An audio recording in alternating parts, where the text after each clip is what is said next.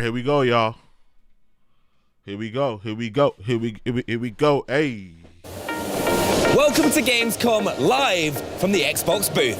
In just a few minutes, the team from Star Wars Outlaws Online stops by to unpack what fans can expect from this latest chapter and show off some game-changing features. Plus, we've got more from Microsoft Flight Simulator, Fallout 76, and Towerborne, not to mention a new sim that literally lets you date everything. Intrigued? Stay tuned to find out more about these and many other titles. But first, it's time to throw it to the latest from Star Wars Outlaws. Okay. K-Vess. Okay, Star Wars Outlaws. New trailer. Okay.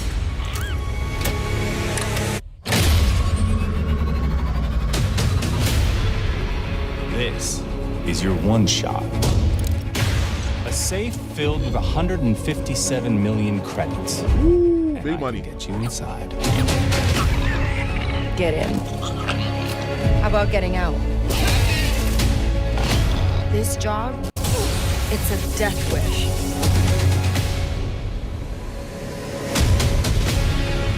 Your lives are over. Your family, friends, gone. There's nowhere in the galaxy you can hide.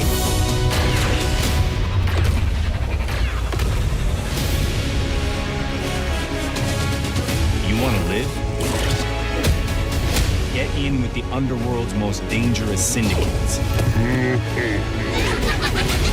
pull off the greatest heist the Outer Rim has ever seen.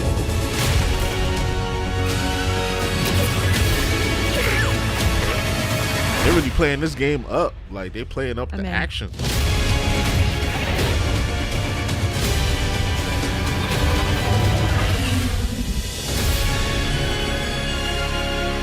Play 3 days early, available August 30th. Oh, I am so in, because that rowdy trailer belongs to Star Wars Outlaws. And joining me now to talk through this very epic space adventure, please welcome creative director Julian Garrity. How you doing? Hello, excited. Yeah, I bet. I mean, that's a hell of a trailer to cut. I mean, You know what? That's the first time I've seen it. No. And it's What do you think? It's awesome. Oh, yeah. The music gets me every time. I love the characters. Yeah. The locations look great. So, from a point of view of somebody who's just discovering it, I'm very happy. Good. I mean, can you set the scene for us a little bit? Because although that did give us a little look at what we're going to be getting up to, what is Star Wars Outlaws exactly? What is Star Wars Outlaws?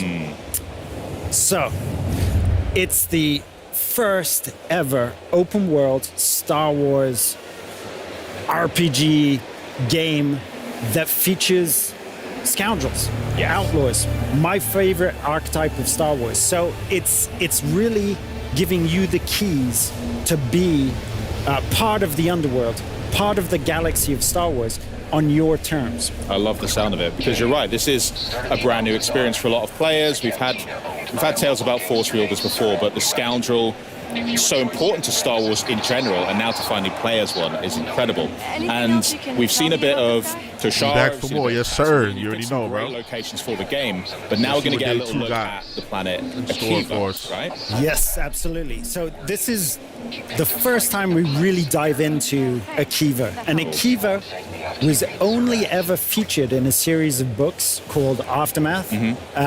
So we're the first to take those words and to transform them into something lush, beautiful, complex. Yeah. And complex not just in scenery, but also in the politics, the dynamics that are happening. You'll be able to see while Kay runs around the streets of Mira, the main city. It's very beautiful. It's gorgeous. Yeah. But it's also corrupt. And you'll see that there's stormtroopers, there's an Empire presence, and the Pikes and the Hutts are also fighting it out. So Empires and Syndicate presence within the city, within the planet as a whole. Well, we'll get onto the Syndicates in just a sec, but as I've heard from you before, speaking about the game, one thing your team's really proud of in particular with Star Wars Outlaws is those hubs of where Kay can get her intel, and that all starts with I want a game cantinas. like this. Now, the but cantinas that being we have Jedi on Akiva. So, I mean, they have very Jedi different to the ones Survivor. we have on Did you play Tatooine. that? Tell me a bit about how you play go the and first designing game? these to make sure they feel like Fallen Star Wars Order? cantinas, but also reflective of the planet or moon that they're on. Fire. Absolutely. So the cantina is this flashpoint of everything that makes Star Wars special. And the approach, the design Survivor dropped philosophy what, this year or last year? we worked Last with, year with Lucasfilm Games really allowed us to understand the simplicity, relatability, and yet difference that all of these locations Open world, though. can Okay. take. So, for example, Is this really open in world, the real though? world, you have jazz bars, Is it like you have semi-open Korean world? barbecues, you have all of these different types of location. So each Well, it's one of Ubisoft, these so it's had probably to open have world. a different type of vibe. Here in Akiva, it's a tropical tiki bar. So that's the vibe that we were going for there. Sounds great, and it's obviously a great place to meet up with these crime syndicates and get some jobs. How do they make an impact on the game? So, of course, this is a game about the underworld of Star Wars. And there are 4 main syndicates. There's maybe more, but there are 4 main syndicates that you'll be dealing with. The Pikes, the Hutts, the Ashiga clan that we created with Lucasfilm Games, and the Crimson Dawn. And you, as an outlaw, are going to be able to work on your reputation with each one of those. Doing jobs for some, betraying others, and building your profile accordingly. So very, very involved in your personal story throughout this adventure. That's incredible. So they will form a general structure that Kay can live out this story in, but how much agency do players have to maybe go off the beaten path, maybe take Kay down some slightly darker routes, or playing the good guy a bit? It 100% up to you. So for example, here, this is the first time we ever show this quest. And it's a quest where you've landed in Akiva, your main focus is to go pick up a droid smith. A droid smith that you need to pull off this heist that we've been talking about. 157 million credits, that's a lot of Not credits. bad, yeah. And to do that, you're going to have to upgrade your equipment, was which good, we're doing there. Yeah. We're making sure that your loadout is the Make sure y'all right follow one. my dog You jump Cardiac on your Arrest speeder, in the chat. and you'll He's be in able Twitch to be chat. distracted by curiosity on the way. So you're speeding off, you're on the way. It's quite a journey, and on that journey, you're going to be able to do jumps, tricks. Finishing work, yo, like, The bike is based on a No, I was about motocross, to say, what you doing so up so it early? feels visceral as well. Right. And you'll be able to Wow. come across different things. Like here we have an Imperial shuttle landing. Do you go and mingle with those people? Do you mess around with the Empire at this point? Or do you save it for a little bit later on? Because guess what? Nah, I'm gonna That go get into the droid smoke. smith, he's going to be located in an Imperial compound. Oh, just our luck. Just our luck. Well, how well equipped can the player be to tackle? That's not a compound, that's a fortress. I mean, what does Kay bring to the table to be able to deal with these kind of scenarios? Well, she's got to have the equipment to be able to do that. And that starts off with things like your binoculars to be able to scope the different opportunities. Binoculars? There's not just one way in, there are several ways in. The love how the they pronounce surest stuff. way to meet a very certain end is to go in guns blazing. Because this is the Empire we're talking Yeah. about. So it's a massive force in front of you. We're going to go stealth. Okay. And binoculars, one thing, blaster, another, Nyx, incredibly important. Let's just have a taste of how Kay uses Nyx. Okay. She's going to be sending me across and attacking, clawing the hell out of that stormtrooper.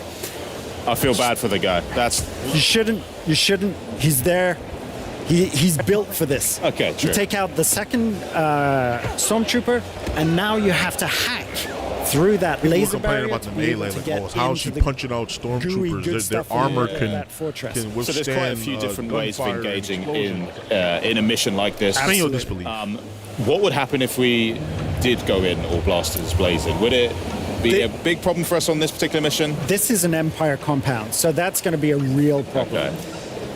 I'll take your advice on One of the conditions is that you don't set off the alarm, because if the alarm sets off, you're going to shut down that compound. Fair enough. You may revisit the compound later on to be able to steal more stuff and to really find all of the treasures. And there, you can do it the way you want. But ATSTs, guarding the door, you've got a blaster and Nyx. Do you really want to put yourself in that sort of situation? I could take my chances, honestly. Earlier on, though, we did see with Kay's using her blaster now, but before that, she was working on it a bit on her workbench. Yes. Inside the Trailblazer. What is that all about? Is that like upgrading? Or? Yeah, that's absolutely upgrading your weapon. Okay. Because we want this to be about a resourceful underdog. And a resourceful underdog, they have one main tool that you can upgrade. You can have a charged blast, which is like a rocket launcher. What? And, plasma, which is the regular blaster, with speed mode to it, so it feels like an automatic weapon. And you have one function, which is the shock function, which we'll see a little bit later on. Nice. I love the way that she even moves around. Like you mentioned before, Scoundrel archetype's one of your favorites, but the movements of Kay, the mannerisms, the swagger really communicates that so well. It's something that we worked on Division 2. Right. And those are trained military agents, civilian agents, but with military training. Here we wanted a resourceful underdog, so you have to have that different movement. But all of those mannerisms and that sort of swagger that you see there, that's Umberly, who brought that to the character, and she'll be able to tell you all about it. Okay, great. I'll make sure to. One thing that I want to point out as well, we did just talk about the blaster a little bit. We're getting to see some of the action over there. Gameplay does look smooth, I'm not going to lie. The sound of it, too. I mean, in Star Wars, there are so many sounds that are iconic. Players, when we listen to them, it makes the hair in our arms If you close your eyes and think TIE Fighter. Yeah, TIE Fighter. I'm thinking like the seismic charge. Yep. Oh, man, yeah. But Kay's blaster also has a really satisfying punch to it. So tell me about the process for making sure that you're designing a weapon sound-wise, the feel of it, the look of it, make sure it's authentically Star Wars, but also brand new, something that you've created. We have to get inspiration from the past, get inspiration from the original trilogy, because this adventure happens in between Empire Strikes Back and Return of the Jedi. Right. So we had access to all of those things. And then the pleasure is looking at that, working with that, and coming up with something that sounds new and that become its own sound. And that extends from the sound design to, the music of the piece, which I think is remarkable. You heard it gorgeous. in the trailer. It's fantastic. Anytime I hear the horns, honestly, I'm goosebumps. It's crazy. So we finally find our droid smith here then, I guess. Yeah, who's not particularly happy to see you. So I'm not going to spoil the story, but the droid smith, Gadik, has a past with you. Okay. And he's ended up working with the Empire, so he's made some really bad decisions. Oh, dear, yeah. It's not great. I mean, he's already got a protocol droid firing a gun at us. I never thought I'd see that. But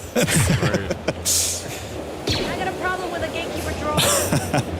now that's wait to caught dig his into the interest. story That's with caught this. his interest. Interesting. There's a real challenge. There's a real opportunity. It's not motivated by the credits, but tinkering around with some new tech.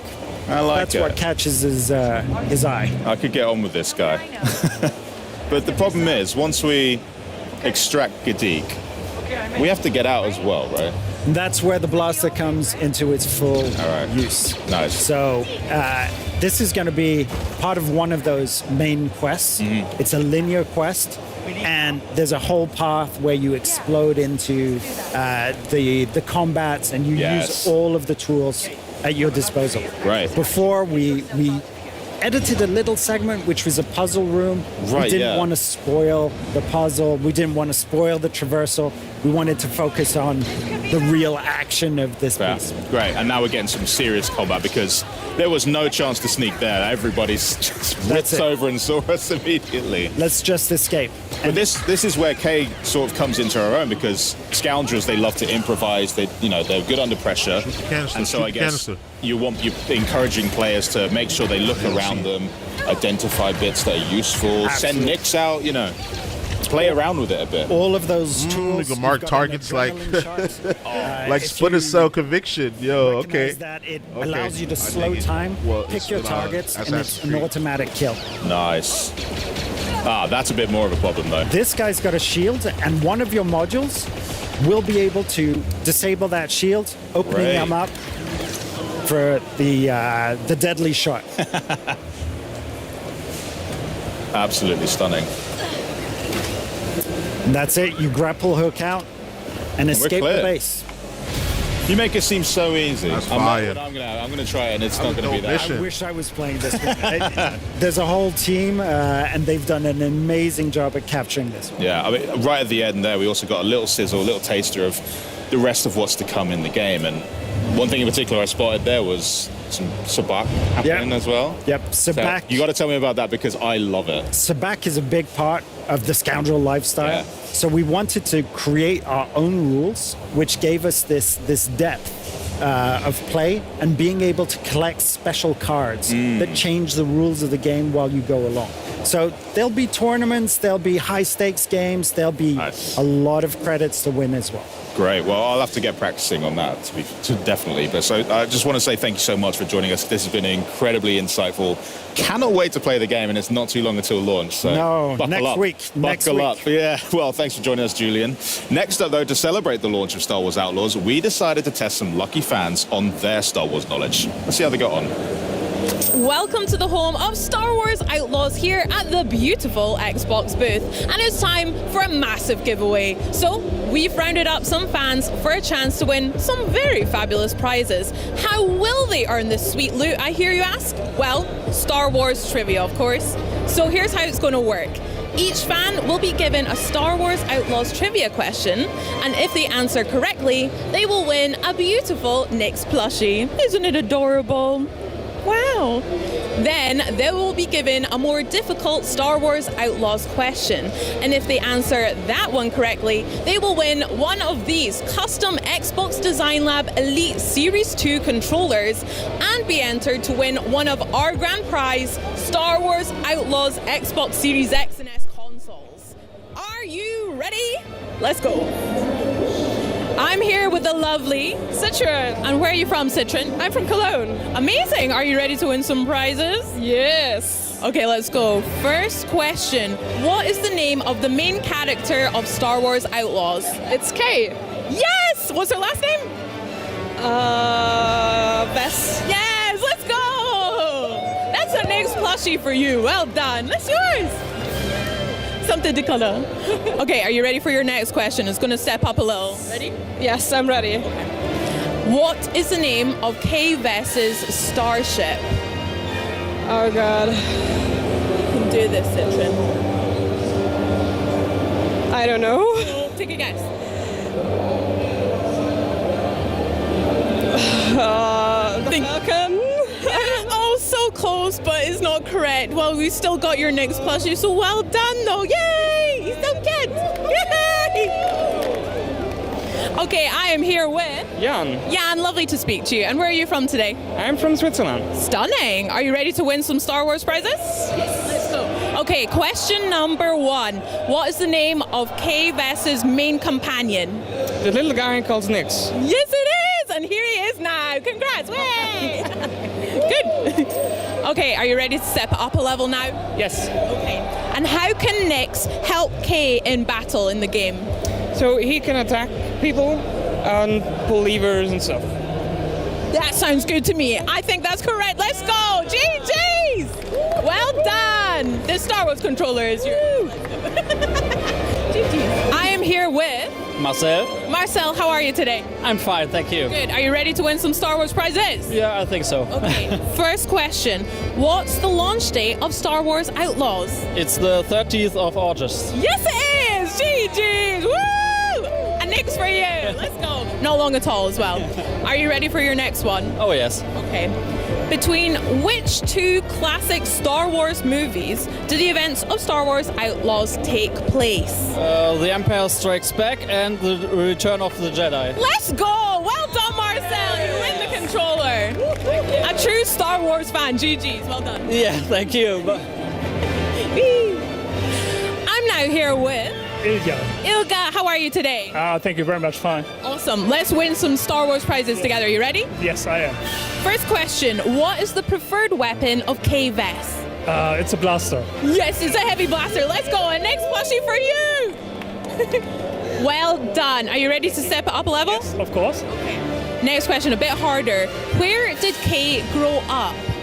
On Tatooine, but I have forgot the exact place. Oh I'm so sorry. It was Cantonica and Canto Bite, but so close. Well done. Enjoy the next plushie. Thank you very much. Thank you. Let's go. Woo.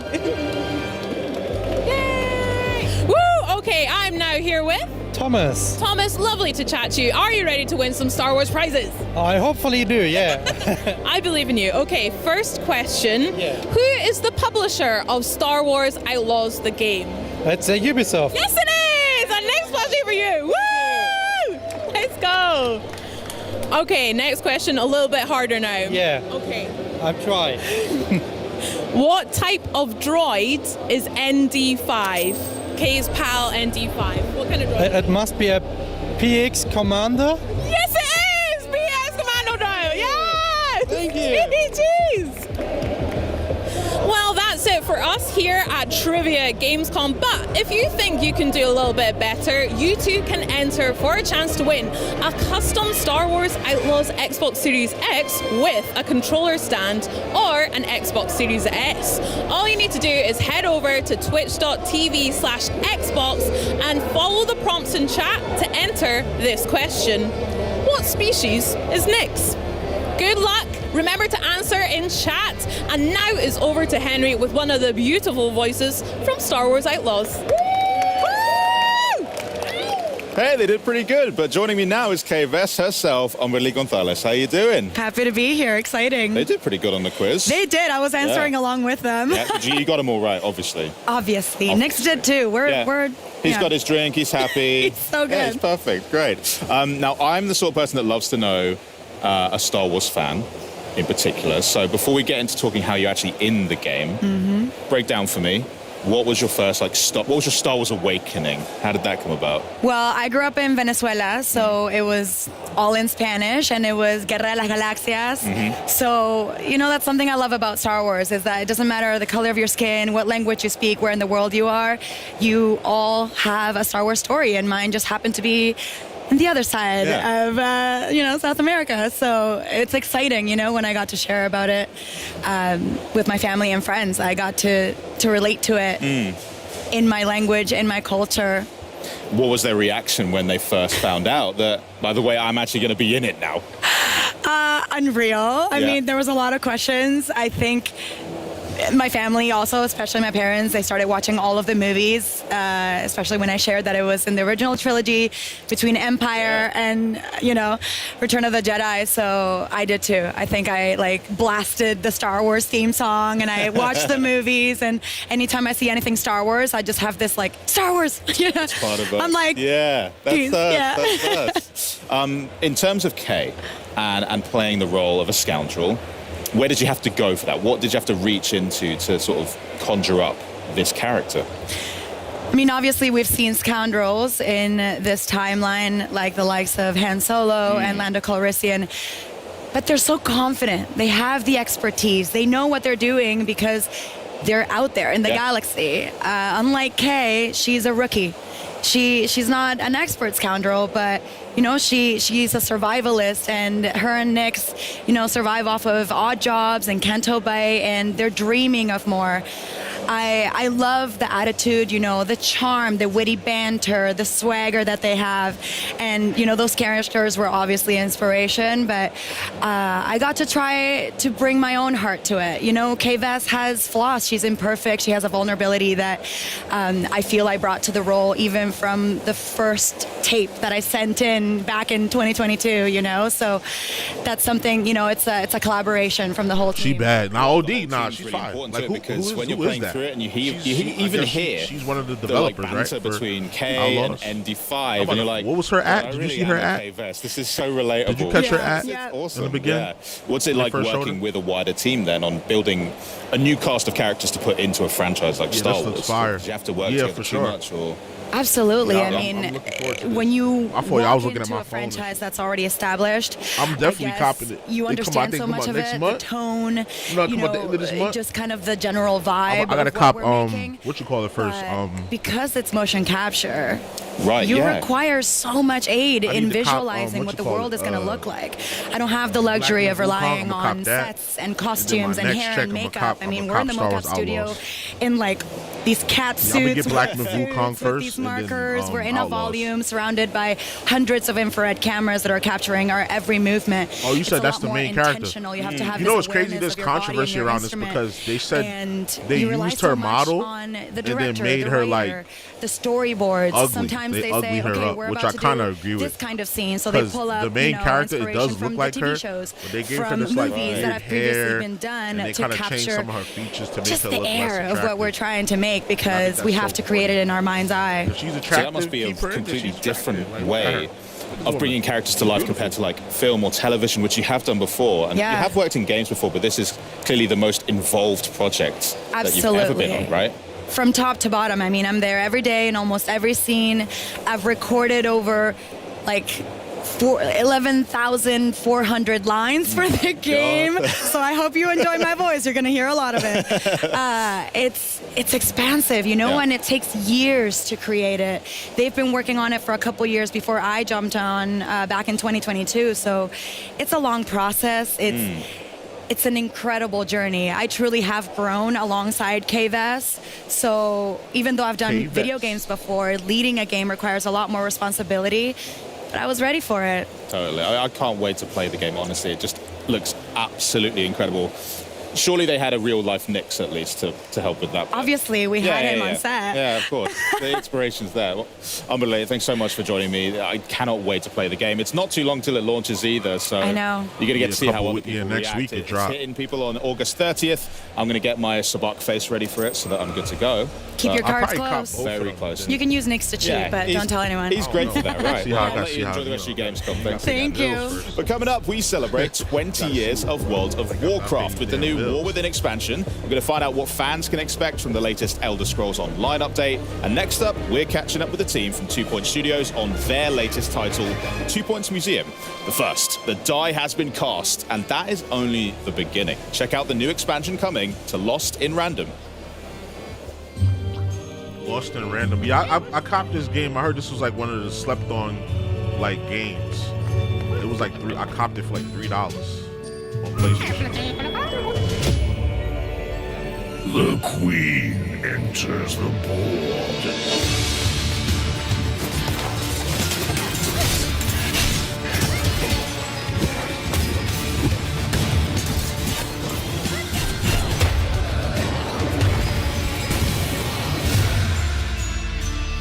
What in random? We're not dead, Fortune. A dice wielder. Oh, luck has finally turned. Anyway, what you having? Let's make this one count.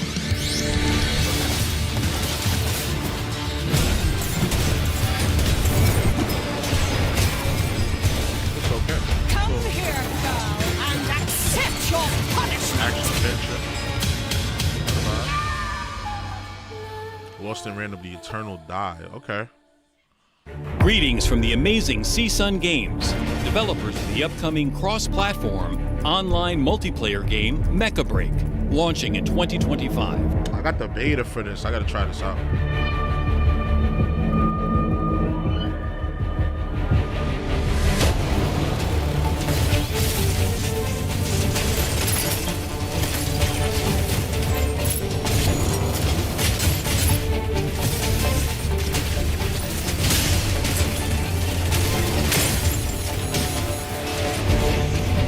Let's showcase some gameplay through Mecha Break's core mode, 6 vs 6 squad missions.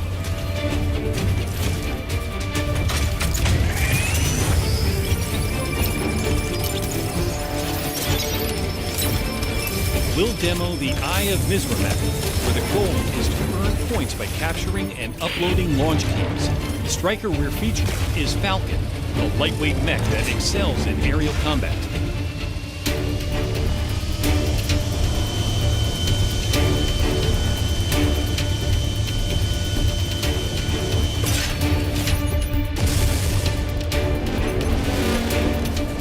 Players can maneuver during their dive into the fight, controlling their landing spot at the match's start to open strategic options that can turn the tide of battle. For example, Falcon excels in aerial strikes and reconnaissance. Pilots must be agile, coordinating hit-and-run tactics with teammates while staying under the radar. We've refined combat to ensure it feels satisfying both in the air and on the ground, with each mech having unique attributes distinct from other shooters. Each striker has unique speeds, inertia handling, and specialized combat capabilities for seamless transitions between aerial and ground attacks.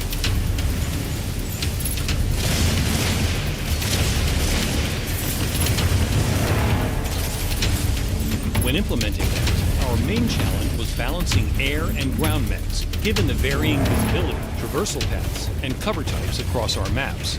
We addressed this by carefully assessing each mech's strengths and weaknesses in multiple scenarios. On the Mercury Shipyards map, the goal is to move a payload to the finish line. Seizing checkpoints along the way speeds up the payload. Brace yourself to face threats from both the air and ground. We gotta come up with some new modes for these shooters, man. Every shooter is the same mode. Gameplay differs, but like Gatling guns. Tricera is a ground-based payload that often serves as a tank for a team, boosting efficiency when pushing the flag. Tricera's Fortress Round features an anti-missile system that uniquely protects the payload or control points. Another powerful ground striker is Stego.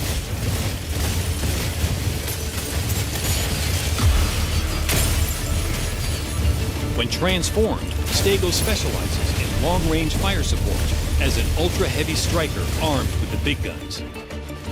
On the Krog sinkhole, they got the beta. I mean, they got the play test right now on Steam. I got the shit downloaded. I just never played it. I'm making a video for it. I want to do a video for it. I'm probably not going to stream it. I'll probably do like an offline video, edit it up, and defense capabilities make it a fearsome opponent in close combat. But Panther isn't the only brawler in Mecha Break. Be prepared to face Elysius and Welcome, two melee machines with unique abilities that can take out enemies both at a distance and up close.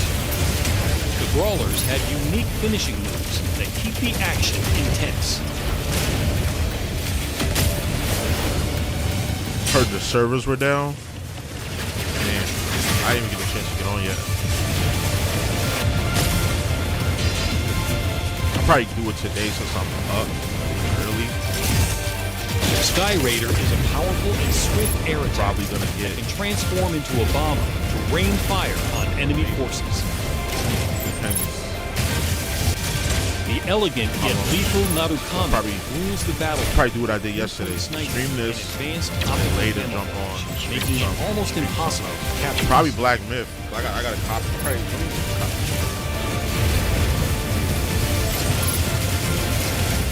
We invite you to join us on this exciting journey with Mecha Break. Stay tuned for its commercial release in 2025. Welcome, esteemed guests, to 2 Point Museum's Coastal Deep Dive. The Marine Life Museum in 2 Point County is, just as you'd expect, situated along the coast and boasts a treasure trove of Wetlandian exhibits. Or at least it will do once you've hired some experts and sent them on perilous expeditions to unearth rare, but sometimes soggy sunken treasures. Discovering and maintaining the happiness of aquatic life is also a big attraction of the Marine Life Museum. And fish have a surprising number of requirements to meet if they're to stay happy and, swimming.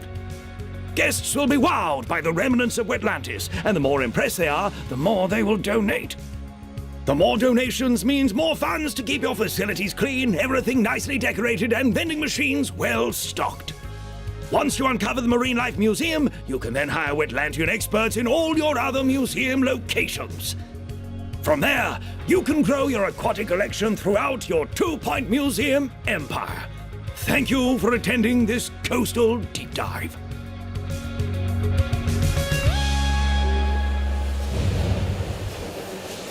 If you've ever dreamed of running your own museum or just really enjoy the 2 Point series of games, then listen up, because our next guests have the game for you. And me, here to tell us all about 2 Point Museum, please welcome 2 Point Studios Design Director Ben Huskins and Executive Producer Joe Kula. Welcome to Gamescom, to Cologne. It's great to be here. Great to be here. How is Germany treating you? Oh, It's wonderful. absolutely love it. Absolutely love it. It's The weather such a is great. good? The atmosphere is incredible. Yeah. It is. A little bit too warm, but that's okay. That's okay. And the halls are cooled, so everything okay. And today's the first consumer day, so we're really excited to have you here. So, 2 Point has taken on education with campus, on medicine with hospitals. So now, Ben, how did you come up with the idea, the theme of museum, and why should fans be excited about this game? Yeah, well, the thing that's great about museums is that they have these amazing collections of completely unique exhibits. And as soon as we started talking about museum as an idea, we got really excited about what if we let players build up their own unique collections of exhibits. And that got us thinking about, well, like, how do the players get these exhibits? They can, they can send their experts off on expeditions around the county. They can basically explore and discover. We really love this idea of getting across this sense of exploration and discovery and anticipation about what might come back when your team comes back from an expedition. And this just got us really excited about, getting these exhibits, and then of course once you've got them, putting them on display in your museums, and actually that whole side of it as a museum manager, you deciding how you lay things out, and you deciding where do you put your most impressive exhibits, where do you want to channel your guests through the museum, and how do you give them the best possible experience? I've got some ideas, but I've also saw in the trailer that you welcome families. I saw a lot of little Not children really my cup of tea. climbing on very precious exhibitions. So what do we need to look out for when we're welcoming those visitors? So we were really excited to introduce children to 2 Point County, and I think it's just felt like such a natural place for them to be. And with children, we've introducing family groups, we've introduced school trips, and all sorts of, they're kind of like little agents of chaos, and they make a right mess of the museum, don't they? But we've also introduced a lot of other character types, like the professor. He's pretty cool. Yeah. So he likes knowledge, doesn't he? Yeah. So when professors come in, you need to focus a bit more on education, because they're going to donate money based on how much they learn about all of your exhibits. And then if you've got frozen items, you'll get the Yetis. I love them. I don't know, these the playing frozen God games exhibits never particularly. really So you always have to maintain cup your of tea. exhibits. So with frozen items, you need to have your freezer cooler, and then you'll get Yetis come to visit. So if I have all these visitors, how do I keep them happy throughout the game? So I particularly love decorating. So for me, I keep my visitors happy by making a beautiful museum. So I look into the customization options, the lighting, decorative items, and try and make a really incredible space for them to enjoy. Yeah, Joe's museums are usually a work of art, whereas my museums, I guess my philosophy is more, fill their minds with wonder, empty their wallets. That's thanks. more my approach. Yeah, that's so straight on. my museums tend to end up being a bit of a hellish labyrinth where visitors have to go through about 5 different gift shops before they can escape the museum.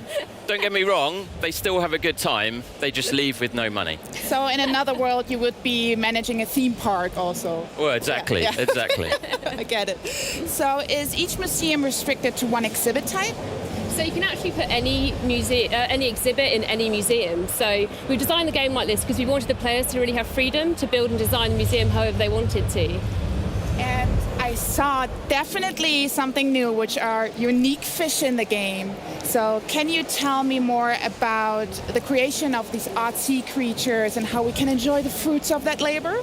So we had lots of fun coming up with the ideas for the fish. I think with the exhibits in our game, sometimes we kind of pull on pop culture references, sometimes it's an idea for an animation, a joke or a pun, but with the fish, we kind of leaned quite heavily on real life reference, but then tried to inject 2 Point humour and charm into it. So, like, for example, we've got the pufferfish.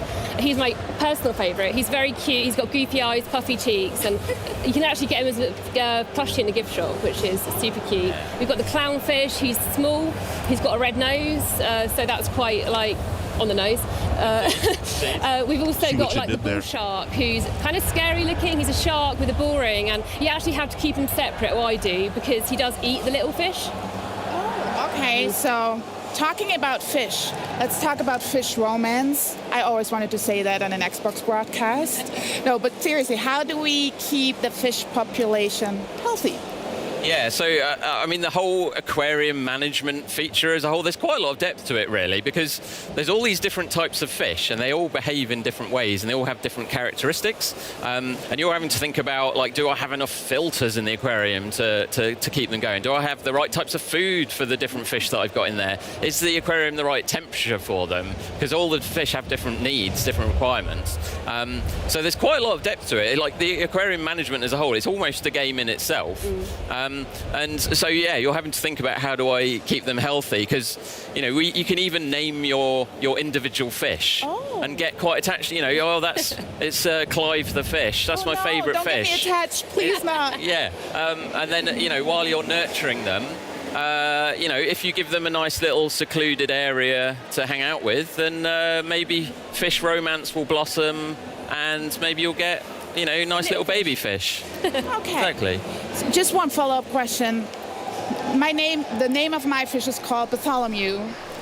If I want to know what he needs as food, what he really likes, where do I find it? Like, is there a fish tab or? Oh yeah. Ah, okay. There's lots of info. Yeah. Lots of information. Yeah. Interesting. And then how do you actually level up the whole museum? Right, yeah, so as you begin to expand your museum, you're going to want to go on more expeditions to find a wider variety of exhibits to have in your museum. And of course, as you get more to add to your collection, you're having to think about where should I put them relative to the things that I've already got? How's it affecting my layout? Maybe I need to reorganize my whole museum layout. And as you get more things, the visitors will want to stay for longer in your museums. You're going to need to put down, you know, cafes and you know, other facilities to keep them happy. Otherwise, the kids will get bored, and then they'll leave, and the parents will be really angry. And so, yeah, you need to build up your collection of exhibits. And just keep those guests staying as long as possible. And the thing we were really keen to do with museum is what we found is people get quite attached to their museums over time, because as you build up that collection, and you're having to look after them, right? Because you don't want your fish to die. Bartholomew. Yeah. You don't want your frozen caveman in ice to melt, because they'll ruin it. Then you get quite attached to your museum, and you know, all of the hours you've spent noodling around laying things out. And so what we do is we keep giving you reasons to come back to each museum, which is great, because I think you do really feel like it's become your own thing. Yeah. Amazing. Well, thank you so much for coming. And everybody who is here at Gamescom can play the game, actually, either at the Xbox booth or at the Sega booth, which is in the same hall, Hall 7. I love that we're neighbors. But then last but not least, I think you can wishlist it at home as well. Thank you so much. Thank you so much. Thank you. Now, to the newest chapter in the Life is Strange saga and the supernatural murder mystery it revolves around. Check out what you can expect from Max Caulfield and the gang in this new gameplay walkthrough. Max Caulfield, the girl who could rewind time, is back. Let's thrash, Shocker Bra. But when one of her new friends, Safi Llewellyn Fayyad, is murdered in the grounds of Caledon University. Oh yeah, this game I was looking forward to. Chaotic this game I was looking forward to. I love now these Max must shift back games. and forth to reveal the truth of her friend's murder in an attempt to save Safi before it's too late. Once Max's new power manifests, she can send a pulse out from her fingertips at any time. While Pulse is active, she can peer through to the other world, seeing the differences between the timelines clearly. People and objects in the other timeline appear as dimensional echoes, allowing Max to avoid watchful eyes when shifting. Good thing I can keep an eye on Alderman from here. Wouldn't want to show up right in front of him. What the hell? While Pulse shimmers around her, she can also see places where the veil between the two timelines is at its thinnest.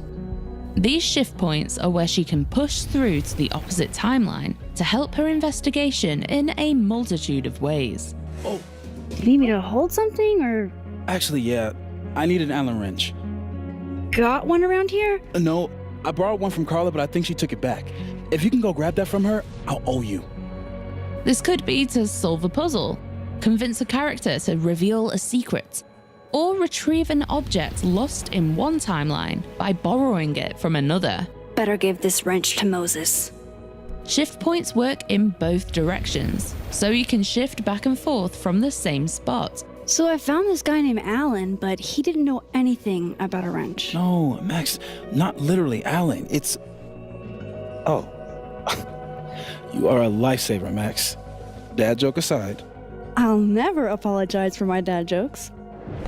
If you're worried about losing track of which timeline you're in, nah, I fuck with the life of shit. You be playing it? You be playing it? I be trying to fuck with it. Like, there's so many games. Like, I want to start from the beginning and play them in order. Crap. The last one I played was in the options, you can toggle a UI Colors? indicator every It was like time an you RPG? shift, confirming the It was an RPG reality type shit? you've just 'Cause, arrived it's in. Square Enix, so, As well as there being they're gonna visual have cues such as cheery Christmas some of the decor in the timeline where Safi is alive. Most importantly to Max's investigation, everyone you meet has an increasingly divergent duplicate in the I seen other the first one, timeline. didn't play it. Nah, the first one is alright. Depending on which The first one is timeline alright. you're in, they'll react to Max and her probing I think Shorty questions could, read very minds. differently. She could read A minds or something grief-sodden conversation in one timeline I played may one, unlock I an played one and unexpected watched heart-to-heart Yeah, I in the watched other. most of them. Grief is hard. But I've played one. The trick is not to let it change your character. No. Everyone at That's Caledon I is played hiding two. something, I played Colors. and The Max rest of is them I the watched. only one with a viewpoint unique enough to unravel those secrets and the determination to reach the truth at all costs. Everybody's talking about her like I'm definitely she copping had a this one. heart I attack might or a stream it. car accident. But she was murdered. Someone murdered her. I don't know how we're expected Yeah, I saw to the just first 20 minutes. It was crazy. be Like, okay with that. she was Max has jumping between never been dimensions and all so that. powerful or And then her in friend so got much murked, danger. The fates of her friends and of two timelines are at Max's fingertips.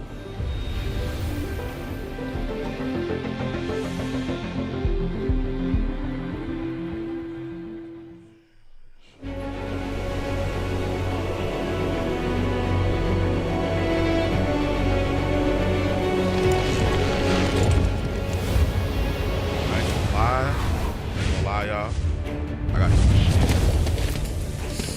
Yeah. I feel like now would be a good time to go. Read the chat on my phone. I don't want to miss like a fire trailer. Like, what should I do? Like, should I just go and risk it for the biscuit? Or should I just hold it? Now, if I hold it, I'll be holding it for hours. If I hold it, I'll be holding it for hours. I might as well just go now, right? If I miss a trailer, fuck it. The trailers that I like, I'm screen recording it. I'm recording it on the side, and then I'm gonna upload it later, so I can get, that's free views. You gotta risk it. You go pull up. Nah, you right. All right, I'll be back. I'll be back. I'll be back. Comments.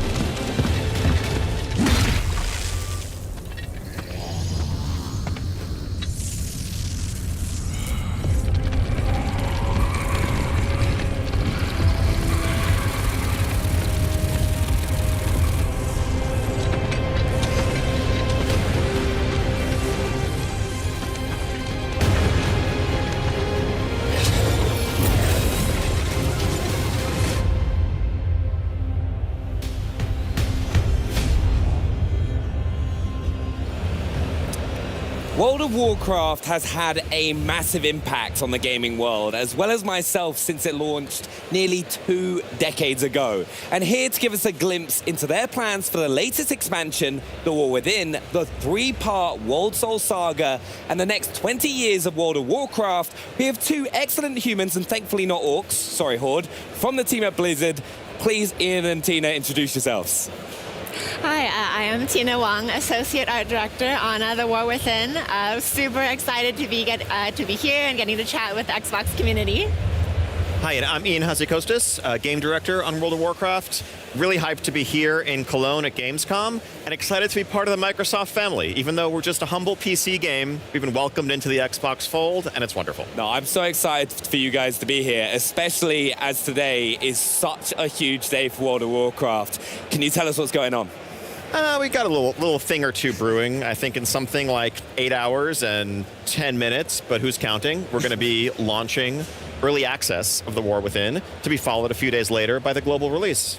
No, I'm so excited for it. And to kind of get it hyped up at Gamescom on the booth over here, we have got one of the coolest experiences I think I've ever had at any gaming booth. It is the Escape from Dalaran, and as like a big WoW fan, it was incredible. Have you had a go? Yeah, it's like, so this is a 4-minute VR experience. You're like, strapped in to this motorized device. You have air jets blowing in your face to simulate air rushing by you. And you are soaring through Dalaran in the middle of a surprise attack launched by the forces of Xal'atath and the Nerubians that very much mirrors what players are going to experience at the start of the War Within in the days to come. Yeah, and you did mention that this is the start of a brand new era for World of Warcraft. Can you tell us the new features and what we can expect with the War Within? Yeah, so the War Within is our 10th expansion, and I'm biased, but it's going to be a banger. It's the beginning of the World Soul Saga, which is the greatest story we've ever tried to tell. And it's a story so big that we needed to make 3 expansions to tell it fully. Insane. And so the way this kicks off, champions and heroes around the world have been seeing these troubling visions, hearing things that sound like the world herself crying out for aid, crying out in pain. And as they investigate the source of this phenomenon, that journey leads them towards a land that is known as Khazalgar, a mysterious island off the coast of Kalimdor, where they may come under a surprise attack and begin to see the face of their foe, and that is one Xal'atath. And so it starts out as a mystery, and that mystery will lead players into the underground of Azeroth, towards the heart of the world itself, into just fantastical environments, and it's just going to be an incredible adventure. No, I can't wait. And Tino, I know you've got a load of brand new features that are going to be coming with the expansion. Can you tell us a little bit more about that? Yeah, Ian mentioned the zones. One of the things that we really love about World of Warcraft is that the world is such like a main character of it, right? So one of the key things coming out is these zones, and they're definitely some of the most ambitious and unique that we've ever created for World of Warcraft. For instance, delving underground, that's a unique challenge. And so while we have zones that meet player expectations with like the ringing deeps, where we have ancient forges and lava and these beautiful caverns, we also have an incredible zone called Hallowfall, where we have this crystalline ceiling and the crystal that shifts from light to dark. And then our deepest zone, Azj-Kahet, this is where you will find Queen Ansarek herself, in partnership with Xal'atath, and you get to see the height of the Nerubian Empire. Yeah, no, and also there's of course, one of the big things with World of Warcraft as well, dungeons. Can you tell us about a few of the new dungeons that we're going to have in the War Within? Oh yeah, so one of the fun ones that you get to experience as part of the story is this one that's the rookery that you find on the Isle of Dorne. And so you get to experience part of the culture of Khazalgar and seeing these riders, these storm riders. So that one is super fun. And then in Hallowfall, another favorite would be one where you're actually on an airship. So you get to fly around, there's epic battles, and you see that glowing crystal just in the backdrop. Is that crystal? Oh, sorry, I was going to say, when we were setting out to build these underground environments, one of the challenges was making sure that it didn't feel claustrophobic, didn't feel oppressive. And, the zone of Hallowfall, it is so vast an underground space that the inhabitants need airships to traverse it. And so it's when you're down there, it's you're in this underground world unto itself. No, and it was really one of the really cool things, we were talking about it a little bit earlier on, was that the crystal changes, doesn't it, to impact the gameplay? Yeah. Which I'm really excited for. What other features do you have coming with the expansion as well? Oh, so one of the things that we've built is Delves, which is a new feature for the expansion. And something that is a priority to us for Delves is that it really caters to a group of our audience that historically has been a little underserved by the end game progression loop that we have for those who maybe raid or do Mythic Plus. So these ones, they're outdoor world players, as we call it, we want them to feel like you're adventuring through the world and you come across just this mysterious location, whether you're diving into a sinkhole or seeing some tracks lead into a dark cave. We want you to be able to encounter these and still increase the difficulty level as you play so that you can progress your item level week to week. So delves are like they're handcrafted experiences. Yeah. There are 13 locations around the zones of the War Within, and they're really meant to be a new alternative to dungeons, raids, and PvP as like a new pillar of endgame progression. Whereas before, as Tina mentioned, if you're someone who's mostly a solo player, you have maybe one or two friends, you don't do the larger group content, you could, enjoy the story, you could quest, but at some point your journey would unfortunately feel like it came to a stopping point. And we want to make sure that all playstyles feel welcome and feel like they have progression. And that's something, as we think about the features that we're offering in our new expansion, a lot of it is about playing the game the way you want to play it, having that flexibility to, that caters to your playstyle. So like, a couple of other major features are warbands, which for once unifies the progression on most facets among your alts. So instead of having every character needing to earn reputation separately or their own currency, all of the characters on your account are now part of a warband. So the first thing you see when you log into World of Warcraft, the War Within, is going to be not just one character standing there stiffly, but multiple characters huddled around a campfire representing your band of adventurers that you're taking into Azeroth. All that grinding, getting all your characters ranked up and leveled up, just seeing them all together would be amazing. It's honestly quite sentimental to see them all hanging out. I have to make sure I do all the transmogs all correctly and just make sure they all look great. Exactly. And we've already seen people taking screenshots and sharing them of this is your lineup. And then we've reimagined the way flying and traversal work in World of Warcraft. There's a dynamic physics-based system called skyriding that's more than double the speed of what flying used to be back in the day.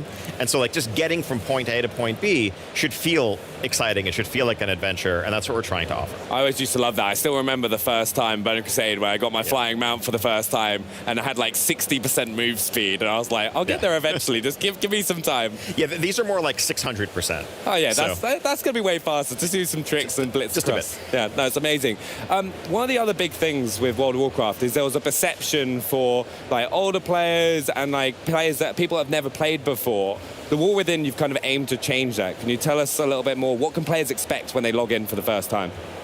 Yeah, really, it's features like what we've just been talking about. It's making sure that there is a deep solo experience if that's what you want. If you only have a little bit of time to spare, those delves take 15 to 20 minutes. Of course, if you want to, if you have hours on a weekend, there's an entire world to explore. We have hardcore raids to challenge, the boldest of adventurers and their friends as they coordinate to overcome these challenges. But I think, World of Warcraft is a game that can be played in so many different ways today to suit your, preferred content, play style, available time, and that's something that we really want to just keep doubling down on. Yeah. A lot of people, when they think about World of Warcraft, they think, oh, it's too big, there's too much stuff to do, but really it's it's a world and that everyone can play the way that is fulfilling to them. Yeah, and there's also opportunities just to hop straight into the new content as well. It's one of the things I've always liked. Our whole Xbox One team, when Classic came back out, we all hopped back in for one of those reasons. Exactly. And I think as any WoW player knows, a new expansion is the perfect time to come back to WoW. I think the War Within in particular, because of the fact that, it's kicking off this brand new story arc, we've also revamped the new player experience, the level up experience from 10 to 70 that gets you to the War Within to be our latest expansion, Dragonflight. Yeah. So if you're coming back or you're coming in for the first time, you're playing the latest, newest content WoW has to offer, learning the ropes, and joining the rest of the world in the War Within. No, I'm really excited. And also, World of Warcraft, I can't believe I'm saying this, is coming up to its 20th anniversary. What does that feel like being a part of the WoW team and for all the players? It is humbling, truly. I've been playing the game for all 20 of those years. I've been on the development team for 16 years now. The large majority of my adult life has really been shaped and formed by this game, and it's an honor. And I think I'm so excited to celebrate that 20th anniversary coming up, but also kick off many, many years to come. Yeah.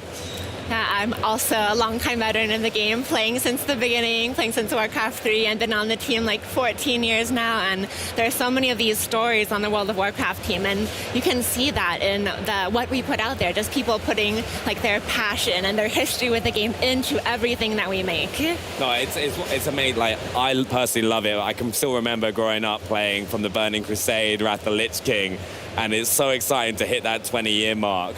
But for players that are looking to get involved in World of Warcraft for the first time and become part of the community, what can they do right now? Yeah, I mean, so, we're talking about an expansion, but the basic World of Warcraft experience, you can play for free in our starter edition. You can level up to 20. You can experience the start of Dragonflight. And, just go to worldofwarcraft.com, download Battle.net, install it, jump in and check it out. No, I'd really recommend it. It's one of my favorite games of all time, and it's no surprise it's coming up to the 20-year anniversary. Do you have any final thoughts that you'd like to share with the fans?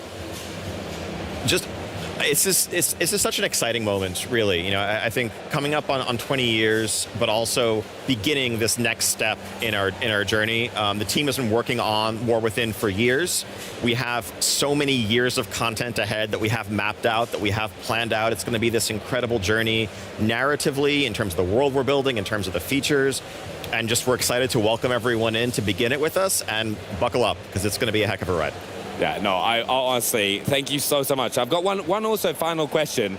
Horde or Alliance? Depends on my mood that day. Safe answer. That is a safe. What about you, Tuna? My mood is more often Horde. Put it that way. It's shifted over time. Currently, I'm more playing Alliance. See, that's what I like. Always the Alliance. I've been Alliance since day one. Right, and I will stick to that with the War Within. But honestly, thank you so much for joining us. I really appreciate it, you taking us through the War Within. But here, also, just a pro tip to avoid your own War Within. Please check out World of Warcraft, the War Within expansion, when it launches August 26th. Also, coming up, we'll give you a tour of the Xbox booth right here at Gamescom. Check out what studios have in store for fans here. And also, we celebrate a decade of Elder Scrolls Online with a look at the latest chapter, Gold Road. We also unveil the real name of Project Birdseye, but first, it's time for a cinematic horror experience. This is the casting of Frank Stone. This place is like super duper creep town, right? Everything's still so fuzzy about what happened, but there's one thing that always just stuck in my mind.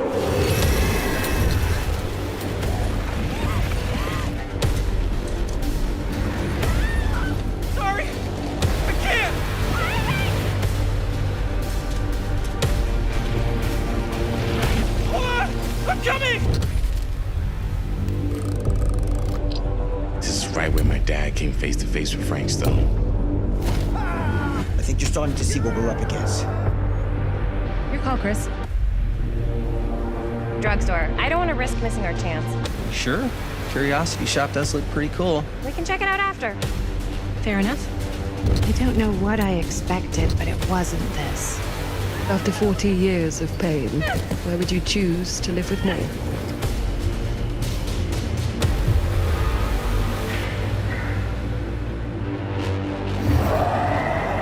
Okay, are you? I'm sleepwalking through a nightmare and I just can't seem to wake up. There's no reward for me when I've done what I've got to do.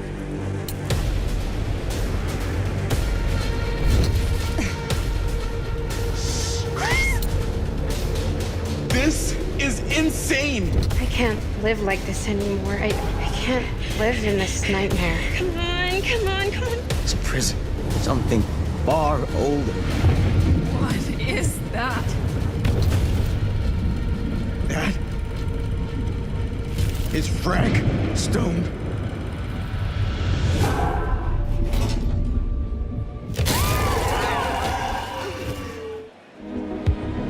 Welcome everybody to the Xbox booth. This is our home for Gamescom 2024. There is so much to do here. There's so many experiences. We've got Xbox, Bethesda, Blizzard, and Activision all under one roof. We have so much to see, so I think we should just split up. Sounds good. Okay. All right. Over here at the Age of Mythology Retold section, you can get your photo taken with some certified gods and goddesses. But over here's something even cooler, because we've actually got some game stations set up where you can play test the game right here at Gamescom. Behind these walls, fans are experiencing, I think, the most anticipated expansion of this year, Diablo 4 Vessel of Hatred.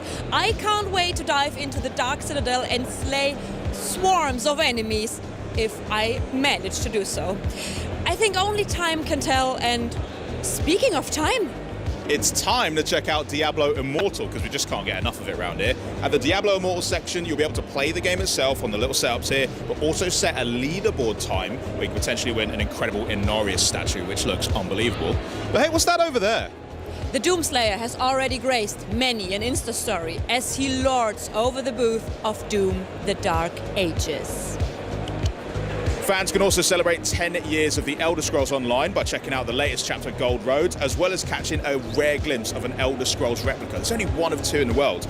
If you're feeling brave enough, you can even grab a photo with Athelia herself. World of Warcraft, the war within, takes on new meaning when you strap yourself into one of these ultra-immersive devices. Let me tell you, it's my third ride in a row and I'm really baffled by this experience. So make sure to check this out and check out the expansion. And of course, it just wouldn't be Gamescom without the Xbox Game Pass and PC Game Pass experience, where here our attendees can actually win themselves some prizes by slapping that big green button, which I think I'm going to have a go on while you guys enjoy the rest of the show. Come on.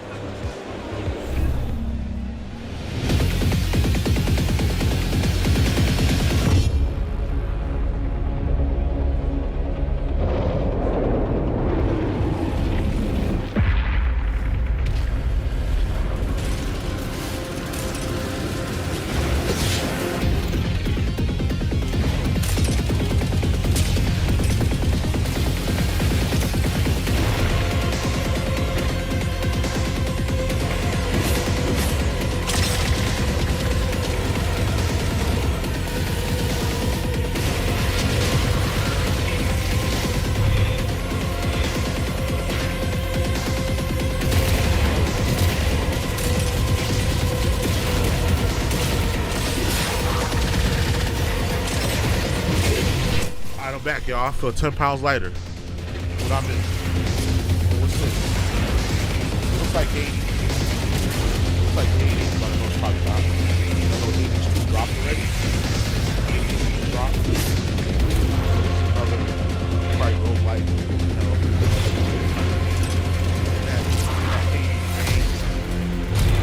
It looks fire though. This looks fire. Right on my house.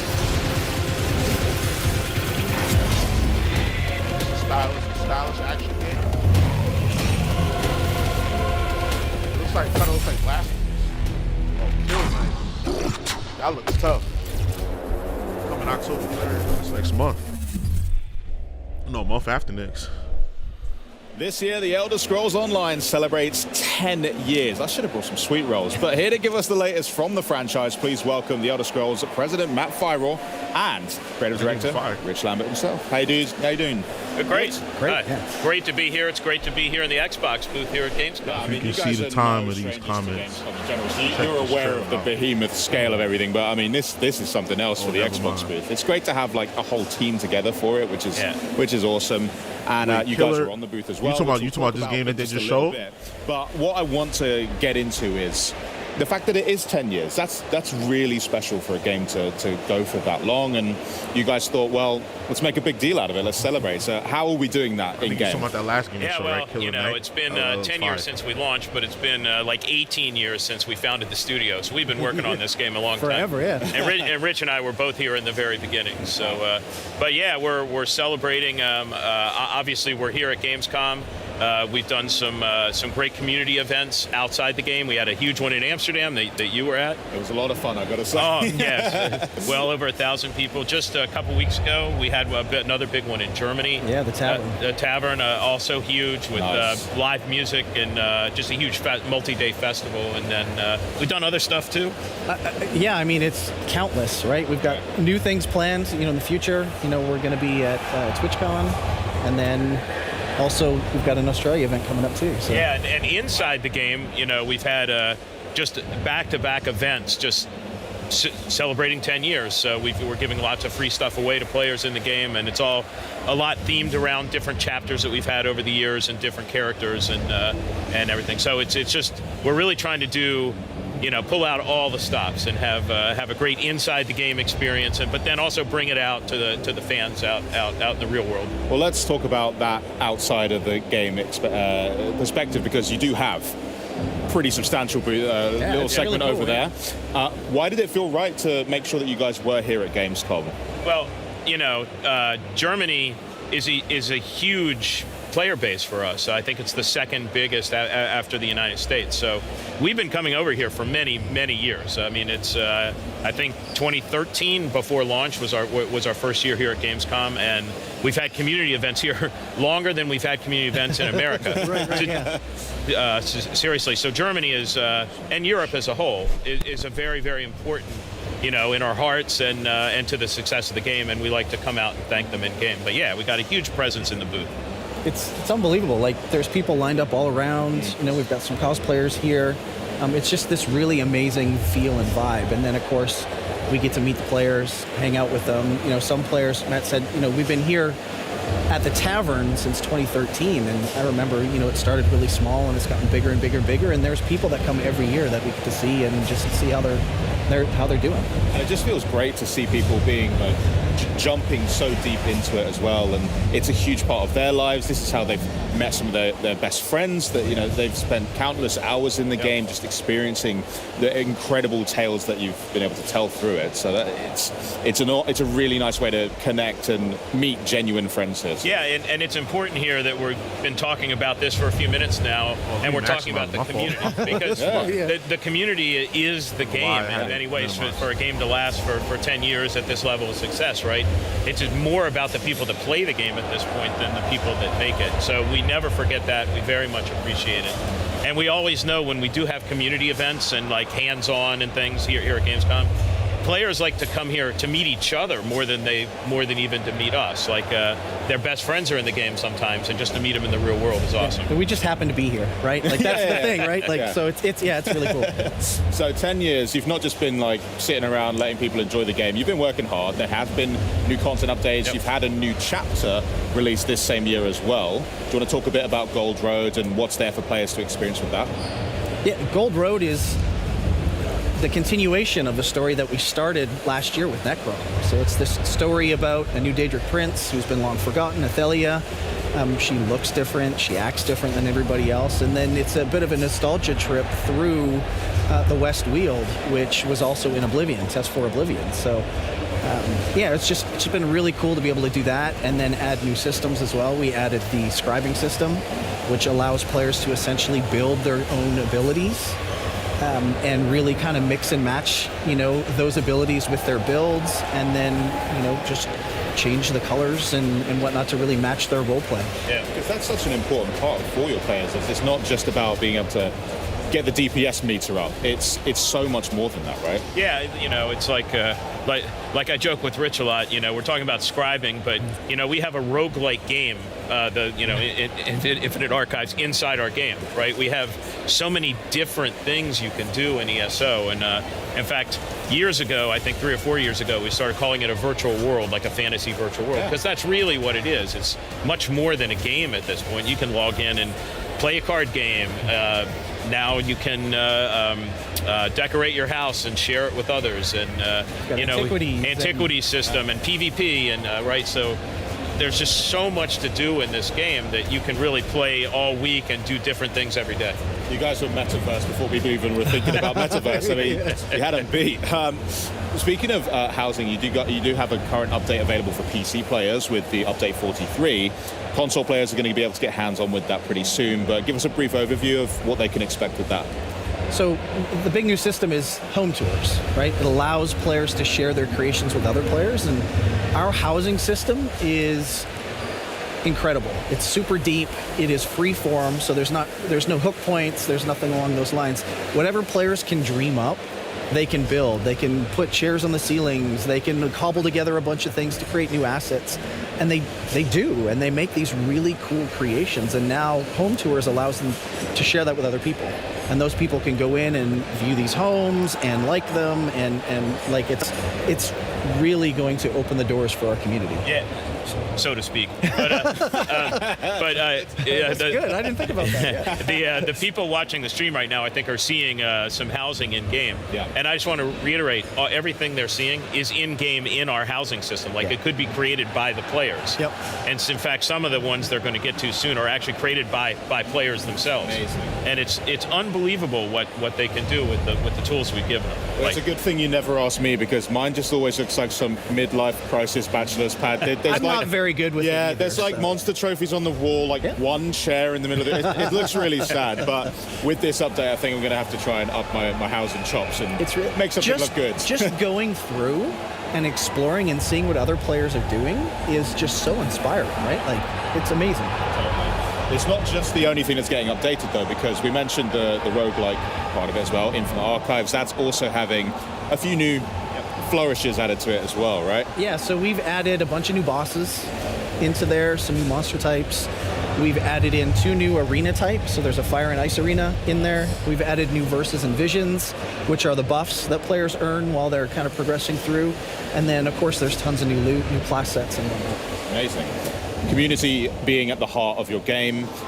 We know that they can also be vocal too, which is a good thing, because that's passionate. I like it, and that's the way that we can make great games even greater. So there must be some improvements on the way, some feedback you've had lately that you're looking to include in the game pretty soon. Yeah, we ship updates to ESO every 12 weeks, and we've been doing that since 2015. So, and every one of those has had a fix, a bug fix, or balance tweaks, or some kind of quality of life fix based on feedback we've gotten from the community. And we can't get to everything quite as fast as the community would like us to, I am sure. Yeah. But we were responsive, and we would not be here right now if we didn't take the feedback the community gave us and acted on it. And so things like home tours. Yeah. Right. There's a huge segment of ESO now of the player base which really does primarily housing. So we gotten some feedback from the other players in the game, like, why are you doing a housing feature? I see people say housing is end game. Like that is the end goal. It's fashion and housing, right? Like that's what you hear a lot. And to Matt's point, sometimes they're not big things. Sometimes they're just small things. Like one of the, I think is a big thing that's coming in is probably one of the smallest things. And we now remember the last guild you posted in for the guild stores. So now you can be in 5 guilds in ESO. And what oftentimes would happen is it would reset back to like that first guild that you joined. So you're posting stuff to the guild store in the wrong guild, and so that's just a pain point, and we were finally able to get around to fixing that. Awesome. I do want to make sure that I give you guys a shout out for possibly one of the most memorable trailers from Showcase, because your 10-year one was absolutely incredible. Yeah. Oh, that was so good. Like, we were all watching it, doing a little mini watch party in the Xbox On studio, and we were like, this is great stuff. And I think over the years, this is an Elder Scrolls game, right? A lot of the videos we've done are a lot about combat and fighting giant, monsters and huge, demon Daedric princes. Yeah. Right? But that video, the We Belong video, is more about the heart of the game. And that's from what the players experience, that's much more what the game is to them than just going on quests. Because, of course, we have that, but you're doing it with friends, right? You're doing it with people that you meet in the game, and you're starting out, and you can't do much, and then you get really powerful, right? That's the heart of the game right there in that video. Amazing. Well, when Update 43 drops on console, I'll make sure to spruce up my home. Maybe you could tour it, see what you think. But thank you. Thank you guys so much for joining us. I hope you enjoy the rest of your Gamescom. The Elder Scrolls Online Update 43 is launching September 4th, 2024, so pretty soon. For details on that update, the 10th anniversary plans, and more, make sure that you do tune into the ESO Gamescom live stream, which is kicking off in just over an hour at 6 p.m. CEST, 12 p.m. EDT at twitch.tv/Bethesda. Now for a refreshing change of pace for the hero shooter. That was a mouthful he said right That there. is false, by the way. Here now, enjoy the wildly colorful and furious world of FragPunk. This game looks alright, FragPunk. I think I'm gonna try this out. FragPunk's here to spice them up. We're the 5v5 FPS that lets you bend the rules with cards. Cards can literally do anything. They can beef you up. They can change the weather.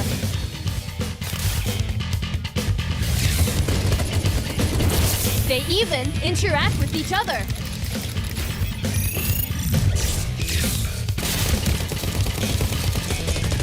blast people up even more. Or find foes when they try to be sneaky.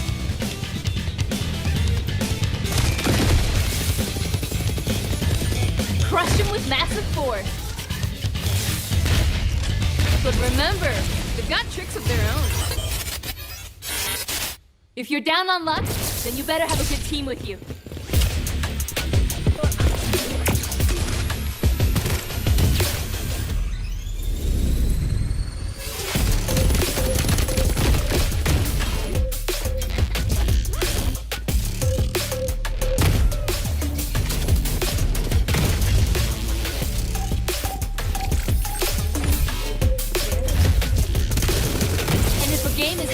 Close to call, then be ready to duke it out one-on-one till the last one stands.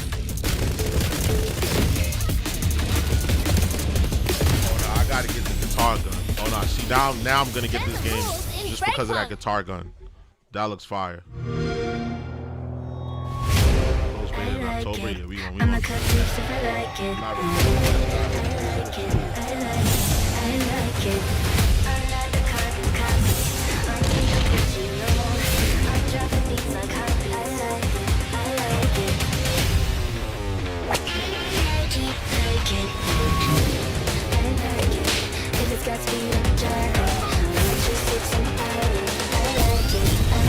like it. Another prison guard.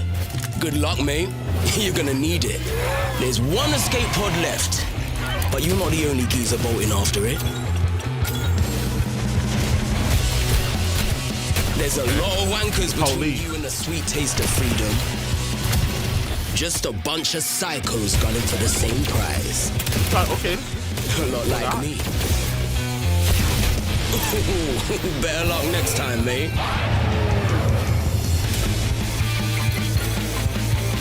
You might make it farther than the last pig I murked.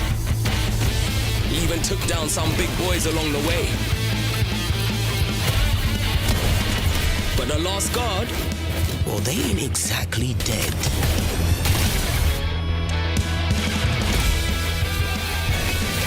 Looks like one of you guards finally put some big boy pants on. Brilliant. 'Cause it's just getting started.